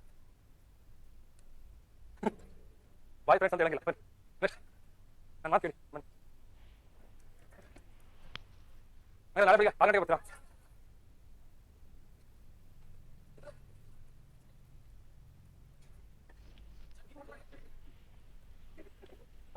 ಸಿಂಪಲ್ ಆಗಿ ಬನ್ನಿ. ಸೆಕೆಂಡ್ ಆಂಗ್ಲೋ ಮರಾಠ ವಾರ್ 8-2 ಇಂದ 8-5. ಇಲ್ಲಾಂದ್ರೆ ಸಿಂಪಲ್ ಆಗಿ ಡೈರೆಕ್ಟ್ ಆಗಿ ಇದಕ್ಕೆ ಟ್ರೀಟಿ ಬರ್ಸ್ಬಿಡ್ತೀನಿ ಬರ್ಕೊಂಡ್ರೆ ಅದಿನ ಎಲ್ಲ ಅಂದ್ರೆ ಸ್ವಲ್ಪ ಟೈಮ್ ಹಿಡಿಯುತ್ತೆ. ಇಲ್ಲ ಡೈರೆಕ್ಟ್ ಇದು ಬೇಕಾಗಿರೋ ಟ್ರೀಟಿ ನೀವು ಒಂದು ಡೈರೆಕ್ಟ್ ಟ್ರೀಟಿ ಬರ್ಸ್ಬಿಡ್ತೀನಿ 4 ಟ್ರೀಟಿ. ಓಕೆ ಬರ್ಕೊಳ್ಳಿ. ಇದು ಎರಡನೇ ಆಂಗ್ಲೋ ಮರಾಠ ಯುದ್ಧ ಪ್ರಾರಂಭ 8-2 8-5 ನೋಡಿ. ಮುಂಚೆ ಇದನ್ನ ಬ್ಯಾಕ್ಗ್ರೌಂಡ್ ಕೇಳಿ. ಕೊನೆಗೆ ಏನಾಯ್ತು ಇವರು ಮಾತಾಡಕ್ಕೆ ಶುರು ಮಾಡಿದ್ರು ಏನಿಂಗಾಯ್ತು ಅಂತ ಪರಿಸ್ಥಿತಿ. ಅಷ್ಟೊತ್ತಿಗೆ ಕೇಳಿ ಇಬ್ಬರು ವ್ಯಕ್ತಿಗಳು ಜಸ್ವಂತರಾವ್ ಹೋಳ್ಕರ್ ಅಂತ ಒಬ್ಬ ಮನೆ ತಂದವನು. ಜಸ್ವಂತರಾವ್ ಹೋಳ್ಕರ್ ಅಂತ ಇವನು ಹೋಳ್ಕರ್ ಮನೆ ತಂದವನು. ಇನ್ನೊಬ್ಬ ಮಲ್ಹಾರಾವ್ ಹೋಳ್ಕರ್ ದೌಲತ್ ರಾವ್ ಸಿಂಧ್ಯಾ ಅಂತ ದೌಲತ್ ರಾವ್ ಸಿಂಧ್ಯಾ ಮನೆ ತಂದವನು ದೌಲತ್ ರಾವ್ ಸಿಂಧ್ಯಾ. ಕೇಳಿಸ್ಕೊಳ್ಳಿ. ಇವ್ರಿಬ್ರು ಉದ್ದೇಶ ಏನಾಗಿತ್ತು ಅಂದ್ರೆ ಇಬ್ರು ಸೇರಿ ಸೆಕೆಂಡ್ ಬಾಜಿರಾವ್ನನ್ನು ಸೋಲಿಸಿ ಅವನ ಪೂನಾವನ್ನು ವಶಪಡಿಸಬೇಕು ಅಂತ ತೀರ್ಮಾನ ಮಾಡಿ ಅಟ್ಯಾಕ್ ಮಾಡ್ತಾರೆ. ಕೊನೆಗೆ ಎರಡನೇ ಬಾಜಿರಾವು ಬ್ರಿಟಿಷ್ ಹತ್ರ ಹೋಗಿ ಅವ್ರ ಕಡೆಯವರು ವಿರುದ್ಧ ನಿಂತ್ಕೊಂಡ. ಇವರೆಲ್ಲ ನನಗೆ ತೊಂದರೆ ಕೊಡ್ತಾರೆ ದಯವಿಟ್ಟು ರಕ್ಷಣೆ ಕೊಡಿ ಅಂತ. ಹಾಗಾದ್ರೆ ಒಂದು ಒಪ್ಪಂದ ಮಾಡ್ಕೊಂತ ಹೇಳಿದ್ರು. ಅವಾಗ ಒಂದು ಮತ್ತೊಂದು ಒಪ್ಪಂದ ಆಗುತ್ತೆ. ಅದನ್ನೇ ಟ್ರೀಟಿ ಆಫ್ ಏನಂತ ಕರೀತಾರೆ ಬರ್ಕೊಳ್ಳಿ. ಕತೆ ಹೇಳ್ತೀನಿ. Next treaty of Bassein. Next Jaswantrao Holkar Daulat Rao Scindia ಇಬ್ರು ಜಸ್ವಂತರಾವ್ ಹೋಳ್ಕರ್ ದೌಲತ್ ರಾವ್ ಸಿಂಧ್ಯಾ ಅಟ್ಯಾಕ್ ಆನ್ ಅಥವಾ ಈ ತರ ಬರ್ಕೊಳ್ಳಿ. ಇವರು ಎರಡನೇ ಬಾಜಿರಾವನನ್ನು ಸೋಲಿಸಿ ಅವನ ಪ್ರದೇಶಗಳನ್ನು ವಶಪಡಿಸಿಕೊಳ್ಳಲು ಪ್ರಯತ್ನಿಸಿದರು. ಜಸ್ವಂತರಾವ್ ಹೋಳ್ಕರ್ ಮತ್ತು ದೌಲತ್ ರಾವ್ ಸಿಂಧ್ಯಾ ಎರಡನೇ ಬಾಜಿರಾವನನ್ನು ಸೋಲಿಸಿ ಅವನ ಪ್ರದೇಶಗಳನ್ನು ವಶಪಡಿಸಿಕೊಳ್ಳಲು ಪ್ರಯತ್ನಿಸಿದರು. ನೀವು ಬರ್ಕೊಳ್ಳಿ ಇಂಗ್ಲೀಷಲ್ಲಿ both try to capture the ಅಥವಾ try to occupy the reasons of second Bajirao. Try to capture occupy the reasons of second Bajirao. Next ಲೈನಲ್ಲಿ ಹಾಗಾಗಿ ಎರಡನೇ ಬಾಜಿರಾವ್ ಬ್ರಿಟಿಷರ ಸಹಾಯ ಕೇಳಿದ. ಸೊ ಸೆಕೆಂಡ್ ಬಾಜಿರಾವ್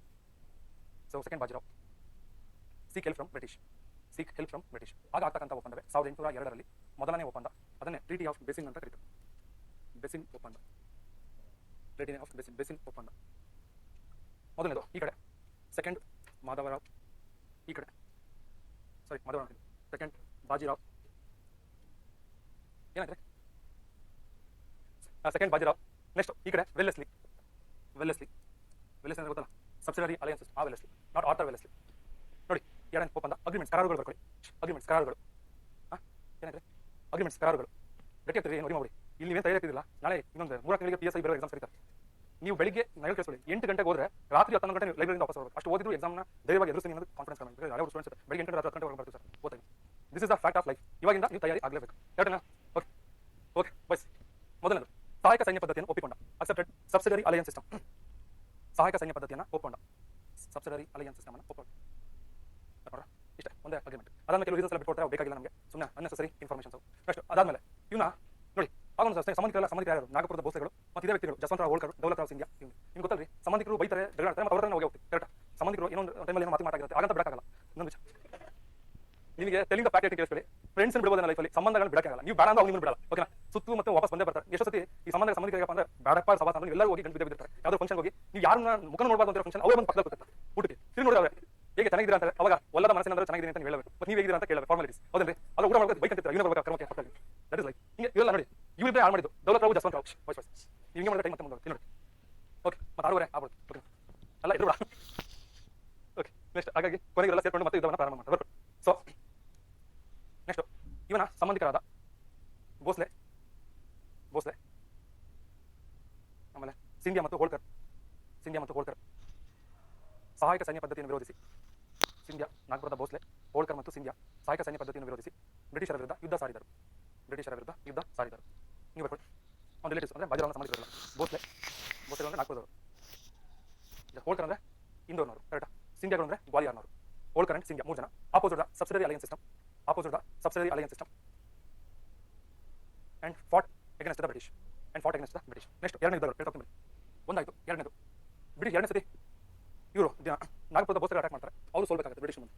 ಆಗ ಅವರು ಸೋತು ಒಂದು ಒಪ್ಪಂದ ಮಾಡ್ಕೊಂಡು ಟ್ರೀಟಿ ಆಫ್ ದೇವಗಾಂವ್ ನಾಗಪುರದ ರಘುಜಿ ಭೋಸ್ಲೆ ಈ ಕಡೆ Wellesley. Treaty of Devgaon Raghuji Bhosle ಬ್ರಾಕೆಟಲ್ಲಿ ನಾಗಪುರ. ನೋಡಿ ಅವ್ರು 3 ಜನರು ಯುದ್ಧ ಮಾಡಿದ್ರು. 3 ಜನರು ಸೋತು ಒಪ್ಪಂದ ಮಾಡ್ಕೊತಾರೆ. ಆಗ 3 ಒಪ್ಪಂದಗಳು. ರಘುಜಿ ಭೋಸ್ಲೆ ಆ ಕಡೆ ವೆಲ್ಲೆಸ್ಲಿ. ಟ್ರೀಟಿ ಆಫ್ ದೇವಗಾಂವ್ ಕನ್ನಡ ಬರಬೇಕಾ? ದೇವಗಾಂವ್. ಕರಾರು ಸೇಮ್ ಸಬ್ಸಿಡರಿ ಅಲಯನ್ಸ್ ಸಿಸ್ಟಮ್ ಅನ್ನು ಒಪ್ಪಿಕೊಳ್ಳಬೇಕು. ಸಹಾಯಕ ಸೈನ್ಯ ಪದ್ಧತಿಯನ್ನು ಒಪ್ಪಿಕೊಳ್ಳಬೇಕು. Subsidiary alliance system should accept. ಅಥವಾ ಈ ಥರ ಬರ್ಕೊಳ್ಳಿ. Raghuji Bhosle accepted the subsidiary alliance system. Raghuji Bhosle ಸಹಾಯಕ ಸೈನ್ಯ ಪದ್ಧತಿಯನ್ನು ಒಪ್ಪಿಕೊಂಡು. ನೆಕ್ಸ್ಟ್ ಅದಾದ್ಮೇಲೆ 3ನೇದು ಮತ್ತೊಬ್ಬ ಯುದ್ಧ ಮಾಡ್ತಾನೆ. ಅವನು ಯಾರಪ್ಪ ಅಂದರೆ ದೌಲತ್ ರಾವ್ ಸಿಂಧ್ಯಾ. ನೆಕ್ಸ್ಟ್ ಗ್ವಾಲಿಯರ್ನ ದೌಲತ್ ರಾವ್ ಸಿಂಧ್ಯಾ ಈ ಕಡೆ ವೆಲ್ಲೆಸ್ಲಿ. ಇದನ್ನು ಟ್ರೀಟಿ ಆಫ್ ಸುರ್ಜಿ ಅಥವಾ ಸೂರಜ್ ಅರ್ಜುನ್ ಗಾಂವ್ ಸುರ್ಜಿ ಅರ್ಜುನ್ ಗಾವ್ ಅಂತ ಕರೀತಾರೆ. ಸುರ್ಜಿ ಅರ್ಜುನ್ ಗಾವ್ ಅಥವಾ ಸೂರಜ್ ಅರ್ಜುನ್ ಗಾವ್ ಅಂತ ಕರೀತಾರೆ. ಪ್ಲೇಸ್ ಅದು ಇನ್ನೊಂದು ಅಷ್ಟೇ ಕರಾರು ಸೇಮ್ ಸಹಾಯಕ ಸೈನ್ಯ ಪದ್ಧತಿ ಒಪ್ಪಂದ. Accepted subsidiary alliance system. Accepted subsidiary alliance system. Next 4ನೇವನು ಆ ಕಡೆ ಬರುತ್ತೆ. ಇಸ್ವಿಗಳು ಬರ್ಕೋತೀರಾ ಆ್ಯಡ್ ಮಾಡ್ಕೋತೀರಾ? 1803 ಇಲ್ಲಿ ಇದು ಎರಡನೇದು ಇಲ್ಲ ಇಲ್ಲ 1803 ಇವನು 1803 ಲಾಸ್ಟ್ ಒಂದು 1805 treaty of Rajpur Ghat. Treaty of Rajpur Ghat. ಈ ಕಡೆ Jaswant Rao Holkar. Jaswant Rao Holkar. Opposite George Barlow.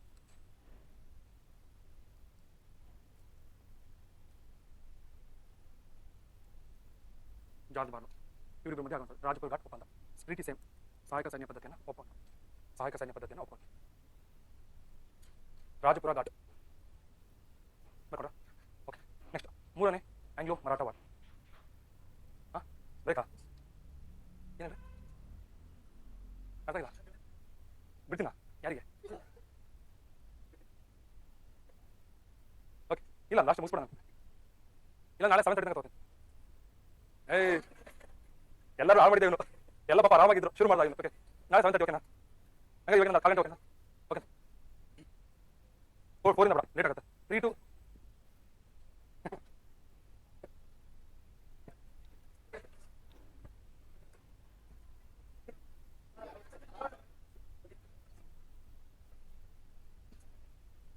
Okay ಬೇಕು last third Anglo Maratha war. Third Anglo Maratha war ತಾಳ ಕಂಡ್ರು. Okay third Anglo Maratha war ಹಿಂಗಾದ್ರೆ ಹೆಂಗೆ? KS ಮೀನ್ಸ್ ಬೆಳಿಗ್ಗೆ 3 hours ಒಂದು ಪೇಪರು, ಮಧ್ಯಾಹ್ನ 3 hours ಒಂದು ಪೇಪರು. ಬೆಳಿಗ್ಗೆ 10 ಗಂಟೆಯಿಂದ 1 ಗಂಟೆ, 2 ರಿಂದ 5 ಗಂಟೆ, 3 ಮಾರ್ಕ್ಸ್ ಬರೀಬೋದು. ನಿಮ್ಮ ನೋಡಿದ್ರೆ ನನ್ನ ಪ್ರಕಾರ ಬೆಳಿಗ್ಗೆ ಪೇಪರ್ ಓದೋ ಮಧ್ಯಾಹ್ನ ಬರೋದಿಲ್ಲ ನನಗೆ. ಮೀನ್ಸ್ ಓದೋ ಪರವಾಗಿಲ್ಲ ಅಂತ. ಓಕೆ ಓಕೆ ಇಲ್ಲಿ ನೋಡಿ ನೆಕ್ಸ್ಟ್ ಲಾಸ್ಟ್ ಇನ್ನೊಂದು 15 ನಿಮಿಷ ಯಾಕೆ ಮಾಡಿ 15 ಮಿನಿಟ್ಸ್ ಮುಗಿ. ಇಲ್ಲ ಅಂದ್ರೆ ಮತ್ತೆ ನಾಳೆ ಮತ್ತೆ ಶುರು ಮಾಡಬೇಕಿಲ್ಲ. ನನ್ನ ಪ್ಲಾನ್ ಇತ್ತು ಇವತ್ತು ಮುಗಿಸಿಲ್ಲ ಹಂಗೆ ಸಿಕ್ಕು ಹೇಳ್ಬೇಡ ಅಂತ. ಒಂದು 7 ಕಾಲ ಆಗೋದು ನೀವಾಗ ಮಾಡ್ತೀರ ಅಷ್ಟೇ. ಓಕೆ ಓಕೆ ಆಯ್ತು ಬರೀ ಮಾತಾಡಬೇಡ. ನೋಡಿ ಥರ್ಡ್ ಆಂಗ್ಲೋ ಮರಾಠ ವಾರು ಇದು ವಿಚಾರ ಹೇಳ್ತೀನಿ. ಒಬ್ರು ಈ ಗಾಯಕ್ವಾಡದವರು ತಲೆನೇ ಹಾಕಿರಲ್ಲ. ಓಕೆ ಇದು ಗಾಯಕ್ವಾಡದ ಬರೋಡ ಒಂದ್ಸತಿ ವಿಚಾರ ಬಂದಿಲ್ಲ. ಎಲ್ಲೂ ಯಾವ ಯುದ್ಧದಲ್ಲಿ ಭಾಗವಹಿಸಿಲ್ಲ. ಒಂದ್ಸತಿ ಇವರು ಯಾವಾಗ ಬ್ರಿಟಿಷ್ ಪರವಾಗಿದ್ದು ಬರೋದವರು. ಒಂದ್ಸತಿ ಮಾಡಿದ್ರು ಈ ಕಡೆ ಗಂಗಾಧರ ಶಾಸ್ತ್ರಿ ಅಂತ. ಗಂಗಾಧರ ಶಾಸ್ತ್ರಿ ಇವನು 2ನೇ ಬಾಜಿರಾವ್ನ ಕೋಟಿ ಕಳಿಸ್ಕೊಟ್ಟು. 2ನೇ ಬಾಜಿರಾವ್ನ ಕೋಟಿ ಏನಪ್ಪ ಅಂದ್ರೆ ನಮಗೆ ಅಹಮದಾಬಾದನ್ನು ಬಿಟ್ಕೊಡಿ. ಅಹಮದಾಬಾದ್ ರೀಸನ್ ಇವತ್ತು ಗುಜರಾತಿನ ಪ್ರದೇಶ ಅಹಮದಾಬಾದ್ ಪ್ರದೇಶವನ್ನು ಬಿಟ್ಕೊಡಿ ಅಂತ ಕಳಿಸ್ಕೊಟ್ಟು. ಅದನ್ನು ಕೇಳೋದಕ್ಕೆ ಗಾಯಕ್ವಾಡದವರು ಈ ಗಂಗಾಧರ ಶಾಸ್ತ್ರಿ 2ನೇ ಬಾಜಿರಾವ್ನ ಕೋಟಿ ಕೇಳಿಸಿದ್ರು. ಆಮೇಲೆ ಬ್ರಿಟಿಷ್ ಸಪೋರ್ಟ್ ಇತ್ತು ಅವರಿಗೆ. ಬಾಜಿರಾವ್ ಕಡೆಯವರಿಗೆ ಬ್ರಿಟಿಷ್ ಆಗ್ತಿರಲಿಲ್ಲ. ಆಗ ಈ ಬಾಜಿರಾವ್ ಒಬ್ಬ ಮಂತ್ರಿ ಇದ್ದ ತ್ರಯಂಬಕ ಅಂತ. ತ್ರಯಂಬಕ ಈ ತ್ರಯಂಬಕ ಏನ್ ಮಾಡ್ತಾನೆ ಇವನ್ನ ಬಾ ಟೀ ಕುಡಿಯೋಣ ಅಂತ ಕರ್ಕೊಂಡು ಹೋಗಿ ಮೇಲ್ ಕಳಿಸ್ಕೊಡ್ತಾನೆ. ಓಕೆ ಗಂಗಾಧರ ಶಾಸ್ತ್ರಿ ಕೊಲೆ ಆಗುತ್ತೆ. ಓಕೆ ವಯಸ್ ಕೇಳ್ತಾರಪ್ಪ ನೀವಿಲ್ಲಾಂದ್ರೆ ಬ್ರಿಟಿಷ್ ಮುಗಿದ ಮಗು ನೋಡೋಣ ಅಂತ ಕೆಲವರು ಆಲ್ರೆಡಿ ಮೇಲ್ ಹೋಗಿರೋ ಥರ ಮಾಡ್ತೀವಿ. ಆಗ ನನಗೆ ಗಂಗಾಧರ ಶಾಸ್ತ್ರಿ ಮೇಲ್ ಹೋಗಿರೋ ನೀವು ಹೋಗಿರೋ. ಓಕೆ ಕೊನೆಗೆ ಬ್ರಿಟಿಷ್ ಅವಾಗ 2ನೇ ಬಾಜಿರಾವ್ ಮೇಲೆ ಹೇಳ್ತಾರೆ ತಕ್ಷಣ ಆ ತ್ರಯಂಬಕ ಜಿನ ನಮಗೆ ಸರೆಂಡರ್ ಮಾಡಬೇಕು ಮತ್ತು ಟ್ರೀಟಿ ಮಾಡ್ಕೊಬೇಕು ಅಂತ. ಆ ಟ್ರೀಟಿ ಆಫ್ ಪೂನಾ ಅಂತ ಕರೀತಾರೆ. ಅದ್ರದ್ದು ಪ್ರಕರಣಕ್ಕೆ ಬರ್ತೀನಿ ಬರ್ಬೋದು. ಗಾಯಕ್ವಾಡದ ಬರೋಡದ ಗಾಯಕ್ವಾಡದ ಗಂಗಾಧರ ಶಾಸ್ತ್ರಿ ಬರೋಡದ ಗಾಯಕ್ವಾಡದ ಗಂಗಾಧರ ಶಾಸ್ತ್ರಿ ಅಹಮದಾಬಾದ್ ಪ್ರದೇಶಗಳನ್ನು ನೀಡಬೇಕೆಂದು ಬರೋಡದ ಗಾಯಕ್ವಾಡದ ಗಂಗಾಧರ ಶಾಸ್ತ್ರಿ ಮಂತ್ರಿ ಅವನು ಆ ಕಡೆ ಮಂತ್ರಿ ಗಂಗಾಧರ ಶಾಸ್ತ್ರಿ ಅಹಮದಾಬಾದ್ ಪ್ರದೇಶಗಳನ್ನು ನೀಡಬೇಕೆಂದು 2ನೇ ಬಾಜಿರಾವನ್ನು ಒತ್ತಾಯಿಸಿದ. 2ನೇ ಬಾಜಿರಾವನ್ನು ಒತ್ತಾಯಿಸಿದ. ಇವನನ್ನು 2ನೇ ಬಾಜಿರಾವನ ಮಂತ್ರಿ ಇವನನ್ನು ಗಂಗಾಧರ ಶಾಸ್ತ್ರಿ ಇವನನ್ನು 2ನೇ ಬಾಜಿರಾವನ ಮಂತ್ರಿ ತ್ರಯಂಬಕ್ ಜಿ ಹತ್ಯೆ ಮಾಡಿಸಿದ.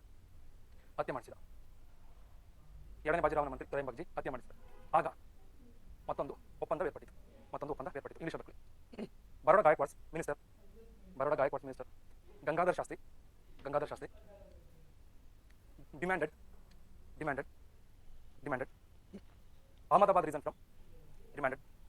From second Bajirao. So Bajirao minister Trimbak ji killed the Gangadhar Shastri.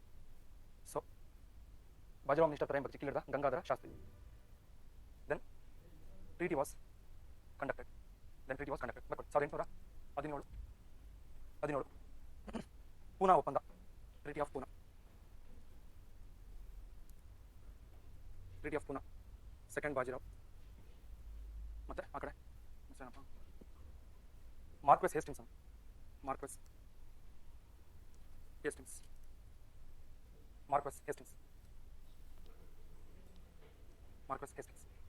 ಕರಾರುಗಳು. ಮೊದಲನೇದು ತ್ರಯಂಬಕ್ ಜಿಯನ್ನು ಒಪ್ಪಿಸಬೇಕು. Should surrender the Trimbakji should surrender the ತ್ರಯಂಬಕಜಿಯನ್ನು ಒಪ್ಪಿಸಬೇಕು. ತ್ರಯಂಬಕಜಿಯನ್ನು ಬ್ರಿಟಿಷರಿಗೆ ಒಪ್ಪಿಸಬೇಕು. ಒಂದು. ಎರಡನೇದು ಸಹಾಯಕ ಸೈನ್ಯದ ಪದ್ಧತಿಯನ್ನು ಮುಂದುವರಿಸಬೇಕು. Subsidiary alliance system should continue. ಸಹಾಯಕ ಸೈನ್ಯ ಪದ್ಧತಿಯನ್ನು ಮುಂದುವರಿಸಬೇಕು. ಸಹಾಯಕ ಸೈನ್ಯ ಪದ್ಧತಿಯನ್ನು ಮುಂದುವರಿಸಬೇಕು. ನೆಕ್ಸ್ಟ್, ಆ ನಾಗಪುರದಲ್ಲಿ ರಘುಜಿ ಭೋಸ್ಲೆ ಅಂತ ಇದ್ದ. ಆ ರಘುಜಿ ಭೋಸ್ಲೆ ತೀರ್ಕೊಂಡು ಅವನ ಸಂಬಂಧಿಕರೊಬ್ಬರು ಅಧಿಕಾರಕ್ಕೆ ಬಂದರು. ಬರು next point. Nagpur Raghuji Bhosle was died. ನಾಗಪುರದ ರಘುಜಿ ಭೋಸ್ಲೆ ತೀರ್ಕೊಂಡ. Then Appa Saheb came to power. ಅವರ ಸಂಬಂಧಿಕ ಅಪ್ಪ ಸಾಹೇಬ ಕೇಮ್ ಟು ಪವರ್. ಹಾಗೂ ಅಪ್ಪ ಸಾಹೇಬ ಅಧಿಕಾರಕ್ಕೆ ಬಂದ. ಇವರು ಬ್ರಿಟಿಷ್ ಜೊತೆ ಯುದ್ಧ ಮಾಡ್ತಾರೆ. ನೆಕ್ಸ್ಟ್ ಕಾರಣಗಳಿದೆ. ಸಬ್ಸಿಡರಿ ಅಲೈಸ್ ಸಿಸ್ಟಮ್ನ ವಿರೋಧಿಸಿ 1818ರಲ್ಲಿ ಸೋತು ಒಂದು ಒಪ್ಪಂದ ಮಾಡಿಕೊಂಡ. 1717 ಎರಡನೇದು ಟ್ರೀಟಿ ಆಫ್ ನಾಗಪುರ.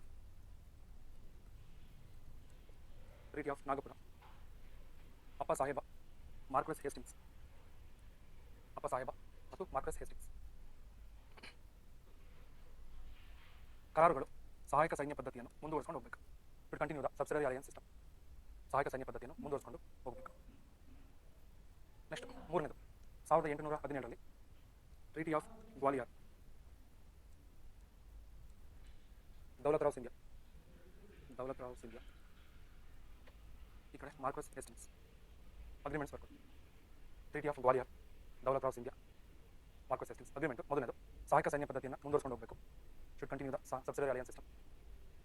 ಸಹಾಯಕ ಸೈನ್ಯ ಪದ್ಧತಿಯನ್ನು ಮುಂದುವರಿಸಿಕೊಂಡು ಹೋಗಬೇಕು. ಮಾರ್ಕ್ವೆಸ್ ಹೇಸ್ಟಿಂಗ್ಸ್ ಮೇಲಿನವನೇ. ದೌಲತ್ ರಾವ್ ಸಿಂಧಿಯಾ ಅಲ್ಲಿದ್ದಲ್ಲ, ಸೆಕೆಂಡ್ ಅಲ್ಲಿ ಸೇಮ್ ಪರ್ಸನ್. ದೌಲತ್ ರಾವ್ ಸಿಂಧಿಯಾ ಒಂದು. ಎರಡನೇದು ಕೇಳಿಸ್ಕೊಳ್ಳಿ, ಪಿಂಡಾರಿಗಳು ಅಂತ ಬರ್ತಾರೆ ಉತ್ತರ ಭಾರತದಲ್ಲಿ. ಪಿಂಡಾರಿ ಅಂತಕ್ಕಂಥವ್ರು ಡಕಾಯಿತು. ಈ ಡಕಾಯಿತೆಲ್ಲ ಈ ದೌಲತ್ ರಾವ್ ಶಿಷ್ಯರಿರಲ್ಲ. ದೌಲತ್ ರಾವ್ ಸಿಂಧಿಯಾನ ಅನುಯಾಯಿಗಳಿರಲ್ಲ ಪಿಂಡಾರಿಗಳು. ಇವನು ಹೇಳ್ದಾಗ ಕೇಳ್ತಿರ್ತಾರೆ. ಮತ್ತು ದೌಲತ್ ರಾವ್ನ ಯುದ್ಧದಲ್ಲಿ ಬಳಸ್ಕೊತಿರ್ತಾನೆ. ಬ್ರಿಟಿಷ್ ಹೇಳಿದಂತೆ ಪಿಂಡಾರಿಗಳನ್ನು ಸಪ್ರೆಸ್ ಮಾಡಿ. ಯಾಕಂದ್ರೆ ಎಲ್ಲೆಲ್ಲಿ ಬ್ರಿಟಿಷ್ ಅಧಿಕಾರಿಗಳು ಉತ್ತರ ಭಾರತದಲ್ಲಿ ಹೋಗ್ತಾರೆ ಅವ್ರು ರೂಢಿ ಮಾಡ್ತಿರ್ತಾರೆ ಪಿಂಡಾರಿಗಳು. ಎಷ್ಟು ಜನ ಬ್ರಿಟಿಷ್ ಅಧಿಕಾರಿ ಇವರೇ ನಮ್ಮ ರೂಢಿ ಮಾಡ್ತಿದ್ರು, ಅವ್ರನ್ನ ಇವರು ರೂಢಿ ಮಾಡ್ತಿದ್ರು ಪಿಂಡಾರಿಗಳು. ಲೆಕ್ಕ ಇವಂತು ಕೊನೆ ಬ್ರಿಟಿಷ್ ತಲೆಬಿಸಿ ಆಯಿತು. ಆಗ ಪಿಂಡಾರಿಗಳನ್ನು ಸಪ್ರೆಸ್ ಮಾಡೋದಕ್ಕೆ ಸಪೋರ್ಟ್ ಮಾಡಬೇಕು ಅಂತ ಕೇಳ್ತಾರೆ. ಬರ್ಕೊಳ್ಳಿ, British seek help from Scindia. British seek help from Scindia to suppress the Pindaris. ಬ್ರಾಕೆಟಲ್ಲಿ ಡಕಾಯ್ಸ್ ಆಫ್ ನಾರ್ಥನ್ ಇಂಡಿಯಾ. ಕನ್ನಡದಲ್ಲಿ ಉತ್ತರ ಭಾರತದ ಡಕಾಯಿತರಾದ ಪಿಂಡಾರಿಗಳನ್ನು ಸೋಲಿಸಲು ಸಿಂಧಿಯಾ ಬ್ರಿಟಿಷರಿಗೆ ನೆರವಾಗಬೇಕು.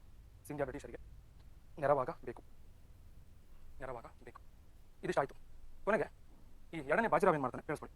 ಸೆಕೆಂಡ್ ಬಾಜಿರಾವ್ ಒಂದು ಡಿಸೈಡ್ ಮಾಡ, ಈ ಥರ ಆದರೆ ಸಂಪೂರ್ಣವಾಗಿ ಮರಾಠದ ಗೌರವ ಬ್ರಿಟಿಷ್ ಮುಂದೆ ಮಣ್ಣಾಗಿದೆ, ನಾವೆಲ್ಲ ಒಂದಾಗಬೇಕು ಅಂತ ಪತ್ರ ಬರ್ದ. ಆಗ ಸೆಕೆಂಡ್ ಬಾಜಿರಾವ್ ಅಪ್ಪ ಸಾಹೇಬ ಅಪ್ಪ ಸಾಹೇಬ ಮತ್ತೆ ಬ್ರಿಟಿಷರಲ್ಲಿ ಇವರು ಇನ್ನೊಬ್ಬ ಮಲ್ಹಾರಾವ್ ಅಂತ, ಆ ಜಸ್ವಂತರಾವ್ನ ಮಗ ಅವ್ನು ತಿಳ್ಕೊಂಡು ಮಲ್ಹಾರಾವ್ ಹೋಳ್ಕರ್, ಇವರು 3 ಜನರು ಸೇರಿಕೊಂಡು ಒಂದು ಪಕ್ಷ ಕಟ್ಟಿದ್ರು. ಅಂತಾರೆ ತ್ರೈಪಕ್ಷ 3 ಜನರು ತ್ರಿಕೂಟ ಸೈನ್ಯವನ್ನು ಮಾಡಿಕೊಂಡ್ರು. ಇವರು 1817 ಅಥವಾ 18 ಟೈಮಲ್ಲಿ 1817 ನವೆಂಬರ್ ಟೈಮಲ್ಲಿ ಯುದ್ಧವನ್ನು ಮಾಡ್ತಾರೆ. ಎಲ್ಲಿ ಅಂದರೆ ಮಹಾರಾಷ್ಟ್ರದ ಕಿರ್ಕಿ ಅಂತಕ್ಕಂಥ ಒಂದು ಸ್ಥಳದಲ್ಲಿ. ಬರ್ಕೊಳ್ಳಿ, ಈ ಥರ ಬರ್ಕೊಳ್ಳಿ, ಹೆಡಿಂಗ್ ಬರ್ಕೊಂಡು 1817 ಇವರು ಬ್ರಿಟಿಷರನ್ನು ಕೆಳಗಡೆ ಬರ್ಕೊಂಡು ಇವರು ಬ್ರಿಟಿಷರನ್ನು ಕಿರ್ಕಿ ಎಂಬ ಸ್ಥಳದಲ್ಲಿ ಎದುರಿಸಿದರು. In 1817 these faced the British at Kirki. ಅದರಲ್ಲಿ ಒಬ್ಬೊಬ್ಬರೇ ನೀವು ಬರ್ಕೋಬೇಕು. ಯುದ್ಧ ಪ್ರಾರಂಭ ಆಯಿತು. ಸೆಕೆಂಡ್ ಬಾಜಿರಾವ್ ಯುದ್ಧ ಮಾಡಿದ್ರು. ಫಸ್ಟ್ 3 ಜನ ಸಪ್ರೇಟ್ ಯುದ್ಧ ಮಾಡಿದ್ರು ಒಂದೇ ಟೈಮಲ್ಲಿ. ನೋಡಿ, ಇವನ್ನ ಕಿರ್ಕಿಯಲ್ಲಿ ಸೋತೋದಾನೆ ಫಸ್ಟ್. ಅಲ್ಲಿ ಯಾರೋ ಬರ್ಕೋಬೇಕು. Bajirao second defeated at Kirkee. ಎರಡನೇ ಬಾಜಿರಾವ್ ಕಿರ್ಕಿಯಲ್ಲಿ ಸೋತನು. ನೆಕ್ಸ್ಟ್ ಎರಡನೇ ಅಪ್ಪ ಸಾಹೇಬ 1817 ನವೆಂಬರ್ ಅನ್ಸುತ್ತೆ, ಆಲ್ಮೋಸ್ಟ್ ನವೆಂಬರಲ್ಲಿ ಸೀತಾಬಾಲ್ಡಿ ಅಂತ ಒಂದು ಸ್ಥಳ. ಮಹಾರಾಷ್ಟ್ರದಲ್ಲಿ ಸೀತಾಬಾಲ್ಡಿ, ಅಲ್ಲಿ ಸೋಲ್ತಾನೆ. Defeated at Sitabuldi. ನೆಕ್ಸ್ಟ್ ಮೂರನೇನು 1817 ಡಿಸೆಂಬರಲ್ಲಿ ಮಲ್ಹಾರಾವ್ ಹೋಳ್ಕರ್. ಇವನು ಮಹಾರಾಷ್ಟ್ರದ ಮಹೀದ್ಪುರದಲ್ಲಿ ಸೋಲ್ತಾನೆ. ಮಹೀದ್ಪುರ ಹೆಚ್ಚು ಕಡಿಮೆ ಹತ್ತಿರ ಸ್ಥಳಗಳು ಅಲ್ಲಿ ಸೋತು 3 ಜನ ಸೋತರು. ಆಗ ಕೊನೆಯದಾಗಿ ಬ್ರಿಟಿಷ್ ಜೊತೆ ಒಂದು ಒಪ್ಪಂದ ಮಾಡ್ಕೊತಾರೆ 1818 ಟೈಮಲ್ಲಿ 1818 ಅಲ್ಲಿ ಒಂದು ಒಪ್ಪಂದ ಇವನ ಜೊತೆ, ಮಲ್ಹಾರಾವ್ ಜೊತೆ. ಟ್ರೀಟಿ ಆಫ್ ಮಾಂಡಸರ್, ರಾಜಸ್ಥಾನದ ಹತ್ರ. ಟ್ರೀಟಿ ಆಫ್ ಮಾಂಡಸರ್ ಒಂದು ಕಡೆ ಮಲ್ಹಾರಾವ್ ಹೋಳ್ಕರ್, ಈ ಕಡೆ Marquess Hastings. Malharrao Holkar, treaty of Mandsaur agreement. ಸಹಾಯಕ ಸೈನ್ಯ ಪದ್ಧತಿಯನ್ನು ಮುಂದುವರಿಸಿಕೊಂಡು ಹೋಗಬೇಕು. ಮಲ್ಹಾರಾವ್ ಹೋಳ್ಕರ್, ಮಾರ್ಕ್ವೆಸ್ ಹೇಸ್ಟಿಂಗ್ಸ್ ಮಧ್ಯ ಕೊನೆಗೆ 1818ರಲ್ಲಿ ಟ್ರೀಟಿ ಆಫ್ ಮಾಂಡಸರ್ ಆಗುತ್ತೆ. ಅದರಲ್ಲಿ ಸಹಾಯಕ ಸೈನ್ಯ ಪದ್ಧತಿಯನ್ನು ಮುಂದುವರಿಸಿಕೊಂಡು ಹೋಗಬೇಕು. ನೆಕ್ಸ್ಟ್ ಇದಾಗಿ ಸ್ವಲ್ಪ ಸಮಯಗಳು ಕಳೆಯುತ್ತೆ. ಕೇಳಿಸ್ಕೊಳ್ಳಿ, ಇದಾಗ ಸ್ವಲ್ಪ ಸಮಯ ಕಳೀತು. ಅಪ್ಪ ಸಾಹೇಬ ನಿರಂತರವಾಗಿ ಹೋರಾಟ ಮಾಡೋದು. ಬಾಜಿರಾವ್ ಸೋತೋದ, ಅಪ್ಪ ಸಾಹೇಬ ನಿರಂತರವಾಗಿ ಹೋರಾಟ ಮಾಡ್ಕೊಂಡು ಬಂದೋದ. ಅವ್ನು ತೀರ್ಕೊಳ್ಳಲ್ಲ. ಅಪ್ಪ ಸಾಹೇಬ ಒಂದು 15-20 ವರ್ಷ ಹೋರಾಟ ಮಾಡ್ತಾನೆ ಬ್ರಿಟಿಷ್ ವಿರುದ್ಧ. ಮಲ್ಹಾರಾವ್ ಹೋಳ್ಕರ್ ಸರೆಂಡರ್ ಆಗಿ ಅಗ್ರಿಮೆಂಟ್ ಮಾಡ್ಕೊಂಡು ಸುಮ್ಮನಾದ. ಅಪ್ಪ ಬಾಜಿರಾವ್ ಸೆಕೆಂಡ್ ಮಾತ್ರ ಸುಮ್ಕುತ್ಕೊಳ್ಳಲ್ಲ. ಇದು ನನಗೆ ಅವಮಾನ ಅಂತೇಳಿ 1818ರಲ್ಲಿ ಜನವರಿ ತಿಂಗಳಲ್ಲಿ ಅನ್ಸುತ್ತೆ, ಜನವರಿ 1 ಕೇಳಿಸ್ಕೊಳ್ಳಿ, ಇದೊಂದು ಭಾಳ ಪ್ರಮುಖವಾದ ಒಂದು ಯುದ್ಧ ಆಗುತ್ತೆ.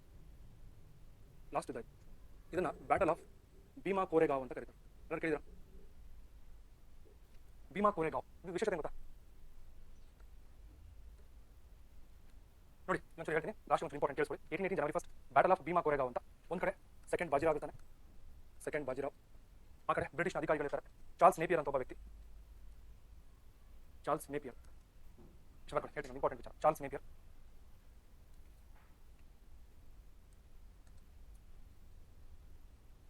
ಕೇಳಿಸ್ಕೊಳ್ಳಿ, ಇದೊಂದು ಭಾಳ ಇಂಪಾರ್ಟೆಂಟ್ ಘಟನೆ ಇತಿಹಾಸದಲ್ಲಿ. ಇವತ್ತಿಗೂ ಮಹಾರಾಷ್ಟ್ರದಲ್ಲಿ ಕೋರೆಗಾವಲ್ಲಿ ಮೇಲ್ವರ್ಗ ಮತ್ತು ಕೆಳವರ್ಗ ಅಂತ ಹೋರಾಟ ಆಗುತ್ತೆ. ಭಾಳ ಸತಿ ಇವಾಗ ಗಲಾಟೆ ನಡೀತಾ ಇರ್ತದೆ. ಕಾರಣ ಏನು ಅಂತ ಹೇಳ್ತೀನಿ. 818ರಲ್ಲಿ ಸೋತಂತ ಬಾಜಿರಾವ್ ಬ್ರಿಟಿಷರ ವಿರುದ್ಧ ಕೊನೆಯ ಬಾರಿ ಹೋರಾಟ ಮಾಡಬೇಕು ಅಂತ ಹೇಳಿ ತನ್ನ ಸೈನ್ಯವನ್ನು ತೆಗೆದುಕೊಂಡು ಹೊರಟ. ಅದು ಭೀಮಾ ಕೋರೆಗಾಂವ್ ಅನ್ನೋ ಊರದು. ಆಗ ಬ್ರಿಟಿಷರ ಒಬ್ಬ ಕಮಾಂಡರ್ ಚಾರ್ಲ್ಸ್ ನೇಪಿಯರ್ ಅಂತ ಒಬ್ಬ ಬ್ರಿಟಿಷ್ ಆಫೀಸರ್ ಇದ್ದ. ಅವನಿಗೆ ಸಿದ್ದನಾಯಕ ಅಂತ ಒಬ್ಬ ದಲಿತರ ಹುಡುಗ, ಅವನು 500 ಜನ ಒಂದು ಕಡೆ ಹುಡುಗರಿದ್ರು, 500 ಮೆಂಬರ್ಸ್. ಇವರೆಲ್ಲರೂ ಕೂಡ ಬ್ರಿಟಿಷರ ಪರವಾಗಿ ನಿಂತ್ಕೊಂಡು ಎರಡನೇ ಬಾಜಿರಾವ್ನ ವಿರುದ್ಧ. ಇವರು ಮರಾಠರು, ಇವರು ದಲಿತರು, ಬ್ರಿಟಿಷರ ಪರವಾಗಿ ನಿಂತ್ಕೊಂಡು. ಇವತ್ತಿಗೂ ಮಹಾರಾಷ್ಟ್ರದಲ್ಲಿ ಇದೊಂದು ಕಾರಣಕ್ಕೆ ಭೀಮಾ ಕೋರೆಗಾವಲ್ಲಿ ಇವತ್ತಿಗೂ ಮರಾಠರಿಗೂ ಮತ್ತು ದಲಿತರಿಗೂ ಇನ್ನೂ ಅನೇಕ ಬಾರಿ ಜಗಳಗಳು ಗಲಾಟೆಗಳು ಇವತ್ತು ಈ ಸುದ್ದ ಮೊನ್ನೆ 2-3 ವರ್ಷದಿಂದ ಮತ್ತೆ ಗಲಾಟೆ ನಡೆಯಿತು ದೊಡ್ಡ ಮಟ್ಟಕ್ಕೆ. ಅದು ಅನೇಕ ಜನರು ತೀರ್ಕೊಂಡು ಇವತ್ತು ನಡೆಯುತ್ತೆ. ಕಾರಣ ಈ ಸಿದ್ದನಾಯಕ ಅವತ್ತು ಚಾರ್ಲ್ಸ್ ನೇಪಿಯರ್ಗೆ ಸಪೋರ್ಟ್ ಮಾಡಿದ್ದ ಮರಾಠರ ವಿರುದ್ಧವಾಗಿ. ಆಗ ಮರಾಠರು ನಮಗೆ ದ್ರೋಹ ಬಗೆದ್ರು ಅಂತ ದಲಿತರು ನಮಗೆ ಕೇವಲ ಕಾಣ್ತಿದ್ರು ಅಂತ ಬ್ರಿಟಿಷರಿಗೆ ಸಪೋರ್ಟ್ ಮಾಡಿದ್ರು ಅಂತ ಈ ತರದ ಒಂದು ಗಲಾಟೆ ನಡೆಯಿತು. ಅವಾಗ ಇಲ್ಲಿ ಕೇಳಿಸ್ಕೊಳ್ಳಿ, ಎರಡನೇ ಬಾಜಿರಾವ್ನ ವಿರುದ್ಧ ಎಲ್ಲ ಹೋರಾಟ ಮಾಡಿದ್ರು. ಚಾರ್ಲ್ಸ್ ನೇಪಿಯರ್ ಮತ್ತು ಅವರ ಸಹಾಯದಿಂದ ಎರಡನೇ ಬಾಜಿರಾವ್ನ ಸಂಪೂರ್ಣವಾಗಿ ಸೋಲಿಸಲಾಯಿತು. ಸೋತಂತ ಎರಡನೇ ಬಾಜಿರಾವ್ನ ಅಧಿಕಾರದಿಂದ ಕೆಳಗಿಳಿಸಿದ್ರು, ಅಂದ್ರೆ ರಾಜನ ಸ್ಥಾನದಿಂದ ಅವನನ್ನು ಕೆಳಗಿಳಿಸಲಾಯಿತು. ಅವತ್ತಿಗೆ ಏನಂತಾರೆ, ಮರಾಠರ ಈ ಸಾಮ್ರಾಜ್ಯ ಅಥವಾ ಪೂನಾದ ಪೇಶ್ವೆಗಳ ಸಾಮ್ರಾಜ್ಯ ಸಂಪೂರ್ಣವಾಗಿ ಕೊನೆಗಾಣುತ್ತೆ. ಈ ಒಂದು ಕಾರಣ ಇಷ್ಟು ಬರ್ಕೊಳ್ಳಿ. ಅದನ್ನು ಹೇಳ್ತೀನಿ. ಸಿದ್ದನಾಯಕ ಬ್ರಾಕೆಟ್ ಅಲ್ಲಿ ದಲಿತ ಅದನ್ನು ಬರ್ಕೊಳ್ಳಿ, ದಲಿತ ಲೀಡರ್, ದಲಿತ ಮುಖಂಡ. ಅವನ ಜೊತೆ 500 ಜನ ಅವನ ಕಡೆ ಸಪೋರ್ಟರ್ಸ್, ಅವನ ಬೆಂಬಲಿಗರು. ಇದ್ದವ್ರು ಯಾರು, ಸೋತವ್ರು ಯಾರು ಮೆನ್ಷನ್ ಮಾಡ್ಕೊಳ್ಳಿ. ಲಾಸ್ಟ್ ಅವರು ಮಹಾರ್ ಅಂತ ಒಂದು ಜಾತಿಯವರು, ಮಹಾರಾಷ್ಟ್ರದಲ್ಲಿ ಮಹಾರ್ ಅಂತ ಒಂದು ಕರೀತಾರೆ, ಆ ಜಾತಿಗೆ ಸಂಬಂಧಪಟ್ಟಂತೆ Dalit. Okay, last Bajirao was defeated. ಬಾಜಿರಾವ್ನನ್ನು ಸೋಲಿಸಲಾಯಿತು. Bajirao was defeated. Okay, defeated. Next Marquess Hastings. Marquess Hastings dethroned Bajirao. Marquess Hastings dethroned Bajirao second. Marquess Hastings ಎರಡನೇ ಬಾಜಿರಾವ್ನನ್ನು ಅಧಿಕಾರದಿಂದ ಕೆಳಗಿಳಿಸಿದ. ಮಾರ್ಕ್ವೆಸ್ ಹೇಸ್ಟಿಂಗ್ಸ್ ಡಿಥ್ರೋನ್ಡ್ ಅಧಿಕಾರದಿಂದ ಕೆಳಗಿಳಿಸಿದ. ನೆಕ್ಸ್ಟ್ ಮೂರನೇ point, Peshwa position was abolished. Peshwa ಹುದ್ದೆಯನ್ನು ರದ್ದುಗೊಳಿಸಲಾಯಿತು. Peshwa post was abolished. Peshwa ಹುದ್ದೆಯನ್ನು ರದ್ದುಗೊಳಿಸಿದರು. ಲಾಸ್ಟ್ ಅವನನ್ನು ನೋಡಿ, ಕಂಪ್ಲೀಟ್ ಮರಾಠ ಸಾಮ್ರಾಜ್ಯ ಅಥವಾ ಪೂನಾ ಸಾಮ್ರಾಜ್ಯ ಬ್ರಿಟಿಷರ ಕೈವಶವಾಯಿತು. Poona state was annexed by British. Poona ರಾಜ್ಯವನ್ನು ಬ್ರಿಟಿಷರು ವಶಪಡಿಸಿಕೊಂಡರು. ನೆಕ್ಸ್ಟ್ ಎರಡನೇ ಬಾಜಿರಾವ್ನ ಕೇಳಿಸ್ಕೊಳ್ಳಿ. ಇವತ್ತಿನ ಉತ್ತರ ಪ್ರದೇಶದ ಬಳಿ ಕಾನ್ಪುರ ಅಂತ ಬರುತ್ತೆ. ಕಾನ್ಪುರದ ಬಳಿ ಬಿತುರಾ ಅಂತ ಇದೊಂದು ಎಕ್ಸಾಂಪಲ್ ಭಾಳ ಸತಿ ಕೇಳಿದೆ. ಬಿತುರಾ, ಈ ಬಿತುರಾ ಅಂತಕ್ಕಂಥ ಸ್ಥಳಕ್ಕೆ ಈತನನ್ನು ಗಡಿಪಾರು ಮಾಡಲಾಯಿತು. ಕೊನೆಗೆ ಅವನು ಅಲ್ಲೇ ತನ್ನ ಜೀವನವನ್ನು ಕಳೀತಾನೆ. ಬರ್ಕೊಳ್ಳಿ. Second Bajirao what was deposed to Bithur near Kanpur. Bithur near Kanpur. ಎರಡನೇ ಬಾಜಿರಾವ್ನನ್ನು ಕಾನ್ಪುರದ ಬಳಿಯ ಬಿತುರಕ್ಕೆ ಗಡಿಪಾರು ಮಾಡಲಾಯಿತು. ನೆಕ್ಸ್ಟ್ ಅವನಿಗೆ 8 ಲಕ್ಷಗಳ ವಾರ್ಷಿಕ ವಿಶ್ರಾಂತಿ ವೇತನ ನೀಡಲಾಯಿತು. 8 lakh rupees pension given to 8 lakh ರೂಪಾಯಿಗಳ ಪೆನ್ಷನ್ ಅನ್ನು ಕೊಡ್ತಾರೆ. ಸೊ ಎರಡನೇ ಇವನೇ ವಾಸ್ ದ ಲಾಸ್ಟ್ ಪೇಶ್ವ. ಇವನೇ ಕೊನೆಯ Peshwa. Second Bajirao was the last Peshwa. ಬರ್ಕೊಡ. ಈ ಎರಡನೇ ಬಾಜಿರಾವ್ಗೆ ಒಬ್ಬ ಮಗ ಬರ್ತಾನೆ ಮುಂದೆ, ಅವನ ಹೆಸರು ನಾನಾ ಸಾಹೇಬ ಅಂತ.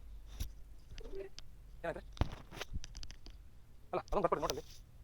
ಎರಡನೇ ಬಾಜಿರಾವನ ಮಗ ನಾನಾ ಸಾಹೇಬ. ಎರಡನೇ ಬಾಜಿರಾವನ ಪುತ್ರ ನಾನಾ ಸಾಹೇಬ. ಮುಗಿತಾ? ಇಲ್ಲಿಗೆ 3 ಆಂಗ್ಲೋ ಮರಾಠ ಯುದ್ಧಗಳು ಮುಗಿತವೆ. ಮೊದಲನೇ ಆಂಗ್ಲೋ ಮರಾಠದಲ್ಲಿ 4 ಒಪ್ಪಂದಗಳು ನೆನಪಿದವ.